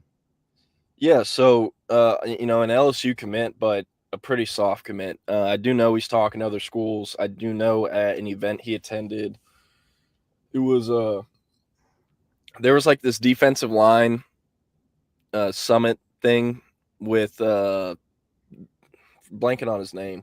It's one of the top D-line trainers in the country. He has a ton of NFL dudes, does a bunch of pre-draft stuff. Yeah, Brandon Jordan. He put together this D-line summit thing in New Orleans like the day or two before the Super Bowl, and Richard Anderson was there, spoke with the media, and I believe he said he didn't have any OV dates locked in yet, but that he was going to see several other schools besides LSU. And if I'm not mistaken, Texas was named as one of those schools that could potentially get one. Now that Bo Davis is gone, a decommitment would not shock me, and I definitely expect Texas to hop in the mix here. He is a kid who if I'm not mistaken, he's at Edna Carr, which is kind of an LSU pipeline. I mean, it's in New Orleans, arguably the top, prospect factory or one of them in the state of Louisiana. But, this is a borderline 5-star prospect and an SEC war daddy, 6'3", 340. A little bit sloppy right now, I won't lie. But that's kind of what gets me excited for him, that he does what he does at this stage of his physical development. Like once you put him in a college SAC program, the sky's the limit here. So very curious to see what could happen with him in Texas. I'm sure, they'll try to dive in there. And I love the nickname. His nickname is Big Rich. So, Rich. Like that, Richard Anderson. And, hey, with him being like a top 5 D-line prospect in the country, that 6'3", 340 and SEC war daddy, he will be very rich one day. So, the nickname fits. I like that. I think we can just ask this question more often. It's a little cheesy, but it is true. It's his favorite car, Lamborghini. I think that's a good litmus test a lot, especially when you see like new guys come on the board in February and March. It's always because it's definitely happened before. We've definitely found out that some guys like Lamborghinis once they get a little bit later in their recruitment process. No doubt. Jose has a pretty damn good one. Yeah, this is a great one. I'm glad we put this one up too. Yeah. So those on audio only, Jose Rodriguez said, I followed recruiting religiously since 2008, and they couldn't find a ride or didn't have a ride. Excuse has always been insane as a reason to miss a visit. I get what you're saying, but when you live in Monroe, Louisiana, and you're looking at like a 5, 6, 7 hour drive to Austin, it makes sense. And, a lot of times I think what's worth bringing up, so many people, recruiting fans, are like, this kid, he doesn't have between the ears. He's just selling himself to the highest bidder. It's like, yeah, well, he's one of 5 kids in a family. He's got a with family 1 or 2 feed, parents, and they live in a 3 or 4 bedroom household. Mm-hmm. Can you blame him? You know what I mean? Not at all. And a lot of these kids' parents work 2 jobs, or they work on weekends where they can't take them. So I get what you're saying. There are times where, if it's a kid committed elsewhere, there's definitely been times where we hear they got talked out of it, and the excuse they're rolling with is a ride or whatever. But for the most part, I do think it is a valid excuse. The one that I always think of, Texas, this was in the summer of 2021. Or no, was it? Whatever cycle Darian Gillette was. No, he was 2023. That's what it was. So this was summer of 2022. Darian Gillette was down. His top three were Ohio State, Texas, Texas A&M. And he OV'd to all three. It was coming down to Texas, Texas A&M. They knew he wasn't leaving the state. And was supposed to visit Texas at the end of July. There was contradictory reports. He was going to the A&M pool party. Other people reported he was going to the Texas pool party. Horns 24/7. It was Mike Roach, Hudson Standish at the time. They reported he was expected at Texas. And then he posted he got a flat tire on the way from Marlin to Austin and couldn't make it. And I vividly remember the Horns 24/7 board being like, no, this is bullshit. He's lying. He's going to A&M. He's in College Station right now. We already know. And he didn't end up showing up to either campus. So did he have a flat tire? Who knows? Did someone talk him into stuff? Who knows? But he didn't make it to either campus, so that's all that matters. But trust me, Jose, I get it all the time. And, I mean, how do you think it makes us feel when we report for several weeks, oh, this top target, priority target he's visiting will be here. And then he just no-shows and you hit up the kid and he's like, yeah, I didn't have a ride. And it makes us look stupid, Yeah, So Jordan, we've both covered Baylor, and we both know that the couldn't find a ride is very constant there. A cornerback, I won't say the name because he didn't end up there, had 3 different visits scheduled to Baylor, only made one of them, somehow couldn't find a ride the day of. He was committed somewhere else. I'll tell you this. He was a cornerback that Texas recruited early on. He got a lot of offers as a sophomore and even as a freshman. Name ran with Hey Memphrey. So I think that's a. Where did he sign? Who is this? He signed with SMU. I'm gonna save him because I was the only one who knew that he was supposed to be. Actually, you know what? He signed. It was Zay Gentry. It was Zay Gentry. Oh, yeah. He had 3 visits scheduled to Baylor. He didn't make his official. He didn't make the TCU game, which ended up being that Baylor TCU game. I don't know if any of you watched that. It was a great game. Baylor was down a lot. They came back, won it on a walk-off field goal. They ended up getting like 2 commitments off of that game. And I think looking back at it, they feel like they would have gotten him if he was there for a walk-off field goal. But yeah, they couldn't find a ride to Texas is yeah, Rodney Smith. I'm not going to repeat that comment, but pretty good. We're just going to keep it up for a second here. Yeah. I have a funny Zay Gentry story. So I am so confident he would have signed with Texas had they actually offered him. But they never did. They had him visit several times, and I think they liked him. But when I say like it, I meant as in they like him if they miss on literally every single person they like that they could offer him because they knew they would get him, right? So the last time he visited Texas, I believe, was the junior day this past year, so January 2024. And I remember he gets off the bus in the parking lot. And, Will, you know how it works. Some kids you can just tell by their body language or their facial expressions, they did not get offered and they're upset about it. You could tell that very clearly with Zay Gentry. And all of us could. So when he got off the bus, no one made an effort to talk to him. And as he's walking from the bus to his car, I get a notification on my phone from Hayes Fawcett that Zay Gentry's dropped his top 5. And it didn't include Texas. So I'm just like, damn.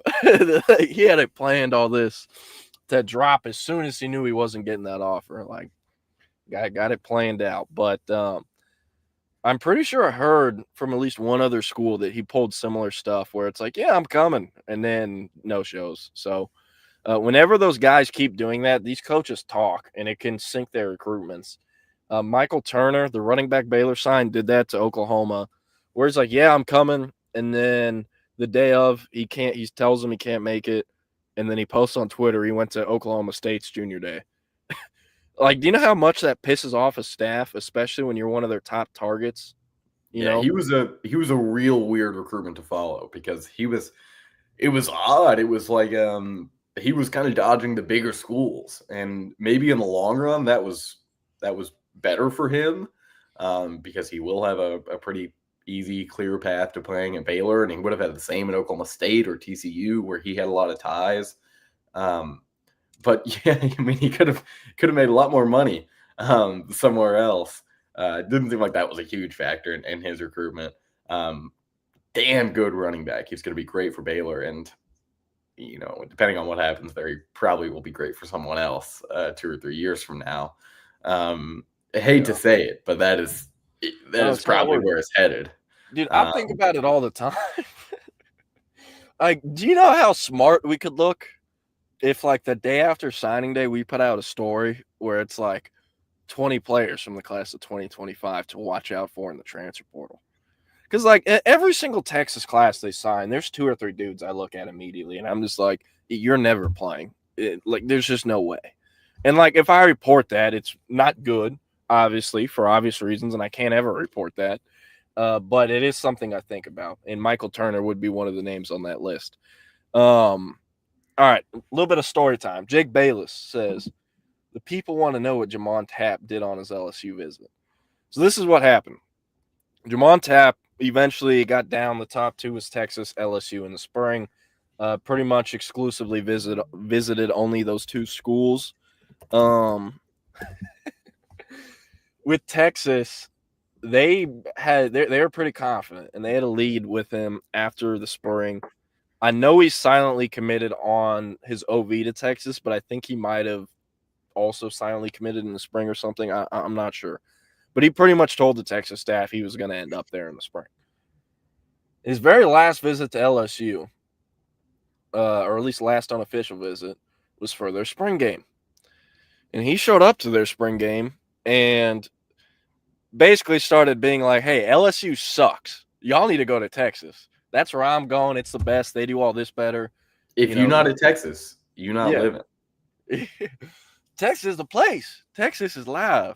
You don't want to be at Texas. You don't want to be living. That's what he said. And I'll never forget it. I still have that video on my phone in the favorites album. But with Jamon Tapp, he basically was negative recruiting LSU and telling everyone they should go to Texas. Eventually, an LSU commit or someone told him to shove it. If you've looked at Jamon Tapp, he's from Donaldsonville, which, if you don't know, it's in the Bayou. He's got gold grills. When you tell someone to shove it where he's from, usually they'll shove it. And he got into a fight, started fighting several LSU commits, targets, or whatever, and LSU kicked him out of the visit while the spring game was still going. That is what I was told. And that was I'm almost positive that was the last visit he took. I don't think he ever scheduled an OV. I would think so, yeah. But that's what happened with Jamon Tapp. And I talked about it, I think, on Monday with Nick. But we were told he gave us silent in a club on his OV. So, yeah. Yeah, we'll go a little bit away from recruiting, just a little bit, because there was some pretty significant news at Chris Del Conte's town hall yesterday. A lot of stadium renovations to do with the end zone and where the media center will be. A lot more focus on suites and private areas that we're seeing. Most NFL teams, like my Texans right now, are kind of being forced into a renovation because they don't have a lot of seats for the people that want to spend $1 million per season. And no hate on you. If any of you are watching, then all power to you. But stadiums in every sport are going through this pretty drastic change right now of we are not longer focused on getting the most people that we can into this stadium. We are more focused on getting the most money. And of course, that's always going to be the focus. But now you realize that the market is trending towards, I would rather sell 100 tickets that are season tickets, that have access to VIP areas that are going to take away from the concourse or the mezzanine or some actual seating areas, instead of selling 1,000 and having them single game or having 200 of those be be season tickets. So Jordan, like I said, this isn't recruiting, but I think this is it's just an interesting topic to talk about.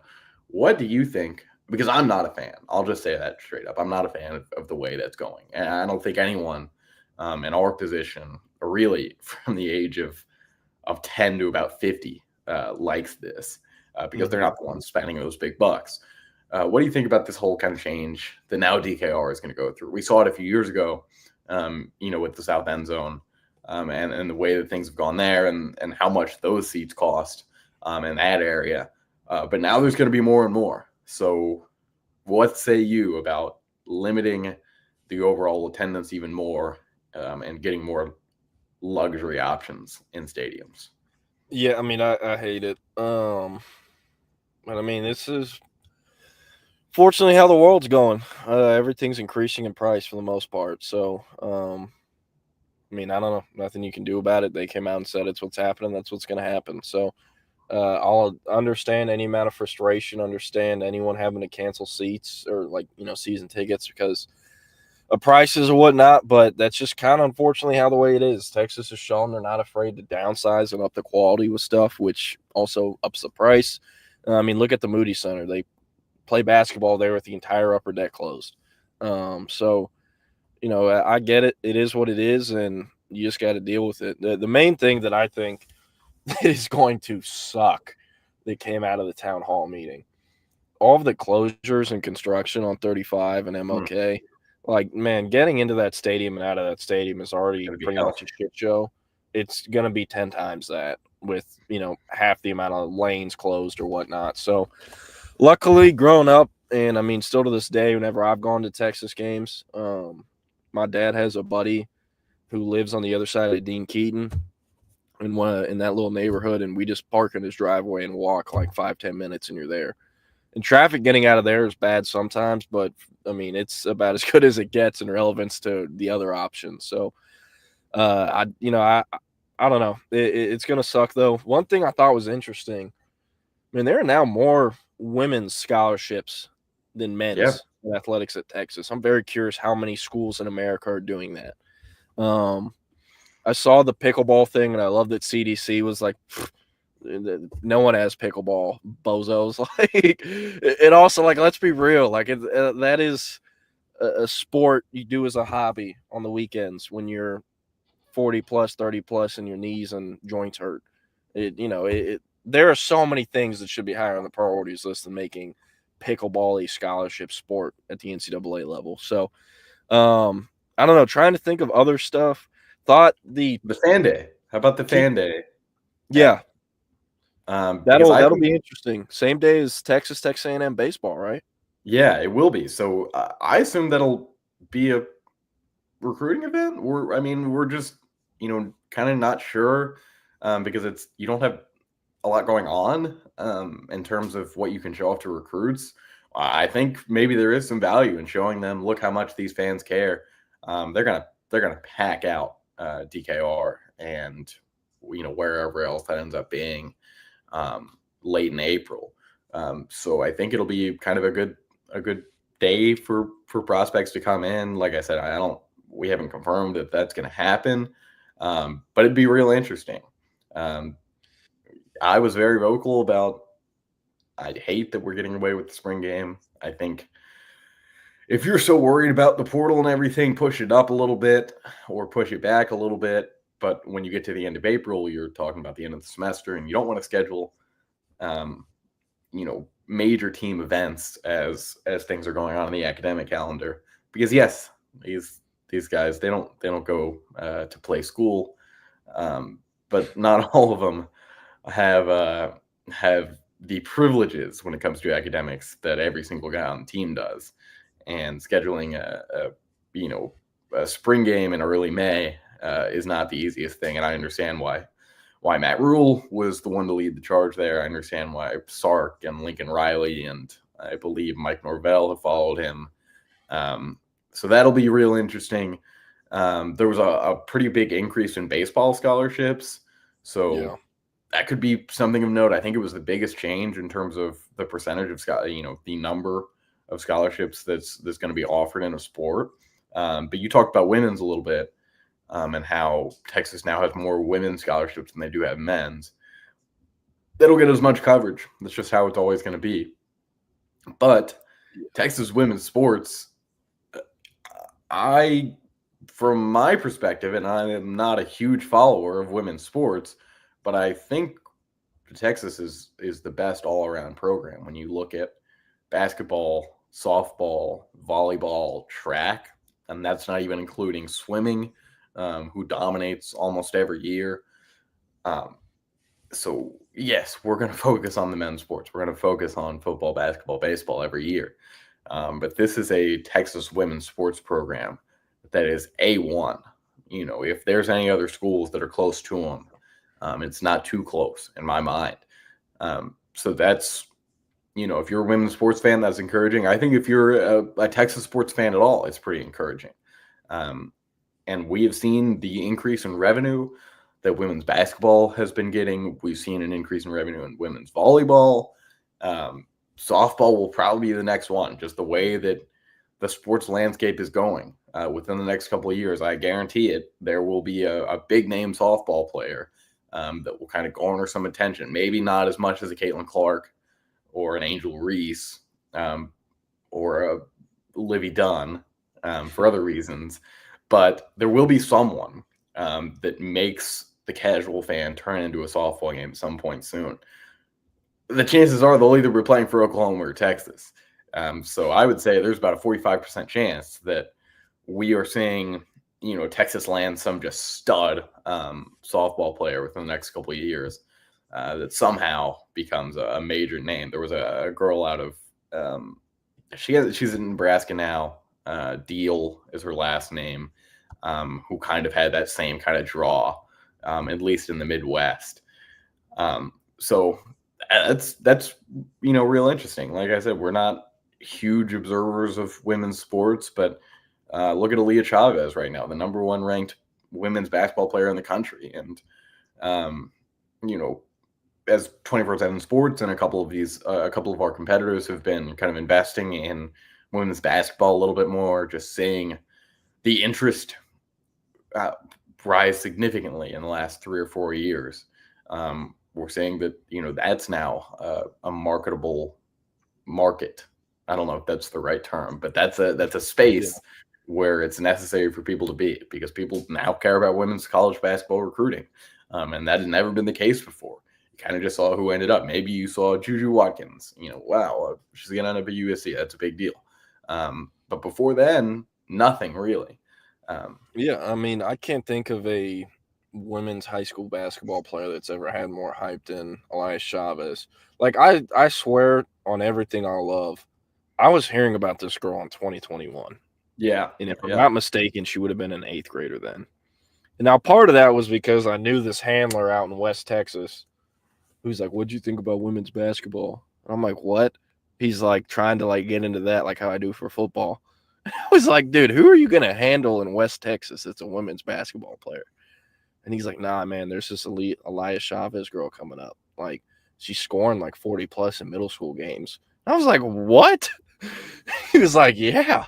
Like, the high schools around here are like, they're all trying to get her, man, and all this other stuff. And I was like, man, I know nothing about that. Sorry. But, hey, look at her now. Number one player. I assume she'll make 7 figures year one as a freshman, just because that's how big her brand is, her profile is, especially on social media. And, man, think about Caitlin Clark. She was a face of, women's basketball and NCAA sports for a period of time throughout that year, her last year at Iowa, and even, the second to last year. But yeah, last 2 years, really. Man, like, the amount of money the University of Iowa made off of her by selling out arenas, the amount of money that other Big Ten schools made off of her when Iowa would come play at their school, like, everyone's pointing to her as the next Caitlin Clark, Elias Chavez. So when you have that much hype, you're going to get paid well. You look at all the schools involved in her recruitment. I don't remember them, but they're all, top women's basketball programs. She's going to make a shit ton of money next year, and it's probably going to be the highest paid true freshman women's basketball player of all time. Yeah. Or at least I heavily assume that. But other stuff from the town hall that was interesting to me, I don't think it was full confirmation by any means, but CDC said they're not really, working to change Dish Falk Field from turf to natural grass. That's not super important to them. The reason he gave is, what about weather in February, other stuff.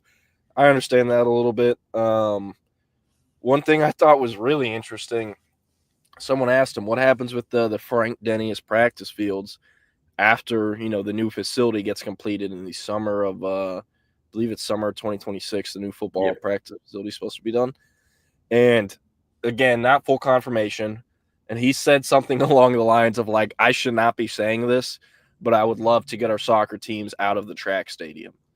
So if they were to put a soccer stadium where Denny's Fields is, that'd be interesting. I mean, no idea where they would park, but it's not like you'd have to build more parking. They're trying. No. They You use bust Manor people Garage over, and all the other probably, stuff. So probably from the intramural fields, or somewhere else. You don't Yeah. have to build too many stands there. Making that into a full-fledged stadium for soccer is not too hard. I like that a lot. I think, if Texas, especially on the women's side, becomes if they can get their own stadium and maybe put some more money in women's soccer, then that could be another space that would get interesting. There will never be natural interest in college soccer. That's just the case. I mean, we can say it about 10 other sports before we can say soccer. The best players don't go to play college for the most part. The NWSL. The best players don't really come from America either. Right. Yeah. I was going to say, even the NWSL recruits a lot from international, academies and things like that. And the MLS does the same thing. So, yeah, I'm like the most casual soccer fan of all time. Like, I shouldn't even call myself a fan. One thing I've thought about is like, man, is there ever going to be just some like super rich donor at name whatever school that's like, you know what, we're going to have the best soccer program in America. It's and bound they just to start happen, going, right? And they just start going to like Europe or Central or South America and just start bagging the shit out of these dudes, or girls. And instead of them going to play pro, they pay them more just to play college soccer, just so we can brag at his office. Hey, you see this? I got them all. Like, is that ever going to happen? Probably not, but I don't know. Jathorpe Barron just killed his combine meat availability. It's what he does. That dude is media trained. I've got a quote from Jade Barron because I just saw that. We'll put it up. Please tell me he called himself Jathorpe. He this is Trevor Sakema from Pro Football Focus. He said, extremely impressed by Jade Barron's podium session. Talked about the mentality of playing corner and accepting the failures that come with it. He said, can I be committed to the process without being emotionally attached to the result? That is a Texas response if I've ever seen one. That is the heart of Texas right there. Not the way that a lot of players talk, but the way that you want them to talk. And that defensive back room was going to give answers like that better than anyone else. And we'll probably see it again. I think Andrew Makuba, who's pretty well spoken as well, will say something along those lines. Jade Barron, I saw something on a site, I'm not going to say which one, that there was no way he was going to be a first-round pick. And it's by a site that has a vested interest in, taking some jabs at Texas. Jade Barron is a bona fide first-round pick. He's cornerback 2 in this draft. Texas doing draft boards? What was that? Is Texas doing draft boards? It wasn't a draft board, but it was just an overall, hey, we lost Cal Poly on Sunday. Let's talk about something else. And then we lost to Texas State on Tuesday. Let's talk about something else. Yeah, hey, can we talk about that Texas State pitcher? Assuming you saw that a video. Certified tweaker. I mean, nothing else to it. I'm not sure if he had just like snorted some pre-workout before every inning or something else. But that is just the strangest motion, pre-pitching motion that I've ever seen, where he just kind of jiggies a little bit. But yeah, you got it done, and he looked great. So I shouldn't really be saying anything, but man, they just dominated him in that game. I watched the entire thing, and that was something to watch. Also, hey, too. CBL, can I get just some form of credit for the Jathorpe nickname? I mean, Bam, like 4 years ago, is who put it in my head. But I was calling this dude Jot Thorpe when I got hired at TSU like last November of 2023. Also, I need to get Bam on here one day. I'll actually be with him this weekend. Man, yeah. Bam, go ahead. Yeah, David Pierce. We're just before we go back to football and talk about this Texas State A&M game. David Pierce is on the Texas State staff. I'm not sure what his official position is, associate head coach or something like that. But you know, a little bit of vindication for him after dropping that one late last season and kind of being the nail in the coffin for him at Texas. So I'm not so sure too many people at Texas are like, oh yay, David Pierce got a big win at Texas State. But it wins against A&M, you get a few more people that are happy. Yeah, good job, coach. But no, Bam, at some time last spring, it was around this time, because it was during like a period of the spring where they're not doing like actual really football activities. They're just doing weightlifting stuff. And Bam calls me, and he's like, yo, I just trained Jade, Drew, and Latrell McCutcheon at Bam trains all over Austin, but they're at Yellow Jacket Stadium that day out in East Austin, which if you don't know it, I don't know what to tell you. Look it up. A lot of the people who have come out of the city of Austin that played in the NFL, college, they all grew up playing youth ball there. It's a pretty historic site. Yeah, just look it up. Really cool to read about. But anyways, he called me, and he's like, man, I think I'm going to have a Thorpe Award winner this fall. And I was like, because Bam, he's very confident in himself, and he talks a lot of shit. And so it wasn't surprising to me at all. And I'm like, who do you think's going to win it, though? And he's like, all three of them do. They're arguing about it. And I'm like, all right, well, it's not going to be Latrell. Drew would really have to be special because of the last few years at Clemson, how he regressed. I know a big part of that was injury, but he would really have to do something special. And being a safety. And I was like, but Jade, and he's like, yeah, he's the favorite. It's got to be him. Less than a year later, Bam's on ESPN with the rest of the friends and family, all that. They're at the Texas facility when they gave it to Jade. So that was really cool for him. And I mean, very few things I've ever made. I don't think now that I think about it, I don't think I've ever seen Bam cry, but I know he cried about that, how proud he was of him. So it's a cool moment to look back on. And I really think 10 years from now, I mean, even next season, we're going to look back on the trio of Mookie Taft, Drew Makuba, Jade, and just miss it. You know, obviously Mookie's coming back, but you know, it'll be a little different. So yeah. But real quick, want to talk or get back to recruiting for a sec. So I'm in Temple right now. Actually, what's behind me is the Bucky's in Temple. Down here to see Jamarian Carlton today. Gonna swing by Temple in about an hour. They're doing weight room or athletic period stuff. They're not in spring ball yet, but we'll meet with Jamarian. We'll also talk with Jason Bradford, my dog, top 247 corner, jumbo corner prospect, 6'2.5", about 195. Has like 35.5-inch arms, like a +7 wing. Also young for his grade, just turned 17. And you're probably like, oh, he turned 17 in February. He's not that young. Well, pretty much everyone's held back nowadays, so he is young. I say if you're 17 when you early enroll at a school, that means you're young. And he will be 17 when he early enrolls. But as far as his recruitment goes, Houston, TCU, Kansas, kind of the main ones for him. He was going to commit in early February, and it would have been Houston or Kansas. Ended up pushing it back a little. The Houston DB's coach got hired, I believe, at Miami, Etheridge. But as far as Jamarian Carlton goes, he's a top 6. It's Texas, Texas A&M, Baylor, SMU, USC, and LSU. As of right now, he has not posted any official visits. I'm not sure if he has them locked in.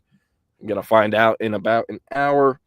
I put in a crystal ball prediction in favor of Texas less than 72 hours after they offered him, after he competed at the Texas June 1st elite camp. I was, covering him long before Texas offered him because I looked at him and it was like, there's no effing way they don't go after this kid. And so, made an effort to get in with him before the offer, got in with some, those around his camp. And pretty much all the feedback I got is if Texas ever offers him, that's probably where he's end up, and it'll be pretty much their race to lose. They offer him. We talked to him in the LBJ parking lot after that camp. He says him and his family started crying tears of joy when they offered him, and that it's always kind of been his dream school, the school he's looked up to. And, I mean, his dad showed up literally wearing full head-to-toe burnt orange gear. So I took that, made some more calls to Temple. Hey, you still think it'll be Texas no matter what? Everyone's like, yes. And he threw in the crystal ball. He currently now has 3 Texas crystal balls in 24/7. I believe the other sites have followed as well, but got to pat myself for, I guess, being first. And with him, expected to come down to Texas versus Texas A&M. Very rarely will kids from Temple leave the state. If they have the option to stay in state, they almost always do. The 4 biggest names that have come out of Temple in recent memory. Jared Wiley ended up at Texas, then transferred to TCU. Quentin Johnson was a Texas commit, ended up at TCU. Torian York, a Baylor commit, ended up at Texas A&M, also looked at Duke. McCall Harrison Pilot was very interested in Texas. He could have committed, but he took too long and ended up at Houston. Now is transferred to Tech. But all 4 of those schools had all 4 of those kids had options to go out of state to out-of-state Power 4s, and they all chose to stay home in state lines. So that's what I expect to happen with Jamarian. I do think if it isn't Texas, it's because he's going to Texas A&M. Baylor, they've done a decent job, or not decent, I should say a really good job with getting local, 254 area prospects. London Smith and Jamarian Vincent, they got them to commit, and I believe it was back-to-back days. But Jamarian Carlton is not from Waco. He's from Temple. And while it's still 254 area, it does not seem like Baylor is really a true – I mean, they are a contender, but I very much think this is Texas versus Texas A&M. I think USC and LSU have given them some things to think about. But, again, I expect them to stick in state. And I'm almost positive Bo Davis was either his primary or, like, the second guy he was mostly talking to from LSU. So I'm not really buying LSU is much of a contender. Another thing why I don't think LSU is much of a contender – Hayes Fawcett posted his top 6, and his top 6 was Texas, Texas A&M, Baylor, SMU, USC, and Ohio State. That tweet was deleted about 5 minutes later, and he never reposted it on his Twitter account. However, later the same day, Jamarian posted the top 6 on his Twitter, and Ohio State was swapped out for LSU. So if he didn't include them the first time, what does that tell you if they're in there the second time, right? I mean, it could have been a mistake. It could have been a mistake. You never know, but yeah, probably not. Yeah. So, the point I'm trying to make, they're towards the back of this. And also, I do know they border the state of Texas, but like I said, I expect him to stay in state. So, very curious to, hear what he has to say. I have not interviewed him or talked with him since the All-American Bowl in San Antonio at the beginning of January. So, going to be asking him what's it been like with Alan Clark. He's now the edge coach. Your primary used to be PK, but now it's Clark. How's that relationship been? How's it building? And, stuff like that. Also, the thing I love about Jamarian, it's just a great basketball player. He's Temple's best basketball player. If you have time, please go watch the tape. It's so entertaining. He's just dunking on dudes, put back dunks. He can also shoot threes. A really, really fun high school player. If he ever came out and decided he was only ever going to play basketball in college, probably could end up at like a pretty small D1, maybe NAIA, something like that. Just, too much of a tweener, 6'4.5" as a post. Those don't really play major college basketball. But really intriguing kid. Like I said, 6'4.5". Was only 232 at the All-American Bowl, but he has like 36.5-inch arms, like a +8 wing. And the thing about wingspan, why they're so important, obviously it shows length. But more than that, it helps you project putting weight on these guys down the road when they're in college so much more. Like, for example, Alfred Collins out of high school, I believe it was a +7 wing, showed up at Texas 284. He's now 320, right? So the wingspan, it helps you project weight. Again, very skinny right now, 232. A big part of that is because he's playing basketball and he can't keep the weight on. But, man, once he gets to college, this is a kid who could be an effing monster at 260, 270. because the most special trait about him is his ball get off explosiveness and the way he's able to bend. And, again, physically has a long way to go, but he has what's called uncoachable traits, the length, athleticism, all that, and is a great mental evaluation. And, for me, I don't know what it is. I always end up getting very close with the kids who come out of Temple. I really don't know why. It just always ends up happening one way or another. And, I've thought about it some, and I do think part of it is almost all these kids are blue collar. The main employer in the city of Temple is the Baylor Scott and White Hospital. And almost every single kid I've covered either has one or two parents who work there and work long hours, overnight, stuff like that. So they do a great job of raising young men, and it's a great program in terms of raising young men and, turning them into Division I players. So very excited to get over there. They also have a new head coach, Chad President, who's 28 years old. Was their OC this past year. Before that, he was at Waco Midway as the OC. Before that, he was at Rockwall Heath. And some folks might remember him. He was a class of 2014 four-star athlete and actually led Temple to their last state championship in 2014. Ended up committing to Baylor under Art Briles. So then Art Briles lost his OC to be the Tulsa head coach. And he also got Jared Stidham right before signing day. Jared Stidham was a 5-star. So Chad President ended up decommitting and signing with Tulsa, followed his primary recruiter to Tulsa. And I believe when he committed is actually the highest ranked prospect of all time to ever go to Tulsa. Career was, thrown off because he suffered season-ending injuries in back-to-back seasons to start his college career. But once it was over, he was offered a job to go follow his high school head coach who had got the job at Heath. He could join the Rockwall Heath staff, or he could be a GA at Temple. He already had a daughter, so he chose to go, coach in high school since it was full-time salary compared to GA pay. So that's his path, but really excited to, get in his office, talk with him, hear what he has to say about Jamarian and JB. And then tomorrow we'll be talking about the Temple kids, obviously, again, but also tomorrow morning I'll be at Georgetown Eastview to see Tyson Ejiowoko, a linebacker target that Texas offered at the junior day, currently committed to Texas Tech. And a pretty interesting recruitment. No, we're pretty much out of time, so I won't get into it too deep, but originally from the state of Washington, super young for his grade, turned 16 in August. So he's on path to early enroll, and when he will, he'll be on campus for 8 months before he turns 18. So that definitely sticks out, and is actually the second highest ranked linebacker in the state of Texas per 24/7 Sports, an 89 3-star, but nonetheless a great local option and a kid who I think could, make an impact at Texas. Yeah, I think you're right. And you said you'll be in Georgetown tomorrow on the show. I will be back on the show tomorrow as well. Our usual, Nick Harris being here on Mondays and Fridays is shifted a little bit as Nick is in Indianapolis for the Combine. So I'll be back. We will talk about what we saw from Jade Barron, from Drew Makuba at the Combine today. We'll talk about that at 10 a.m. tomorrow.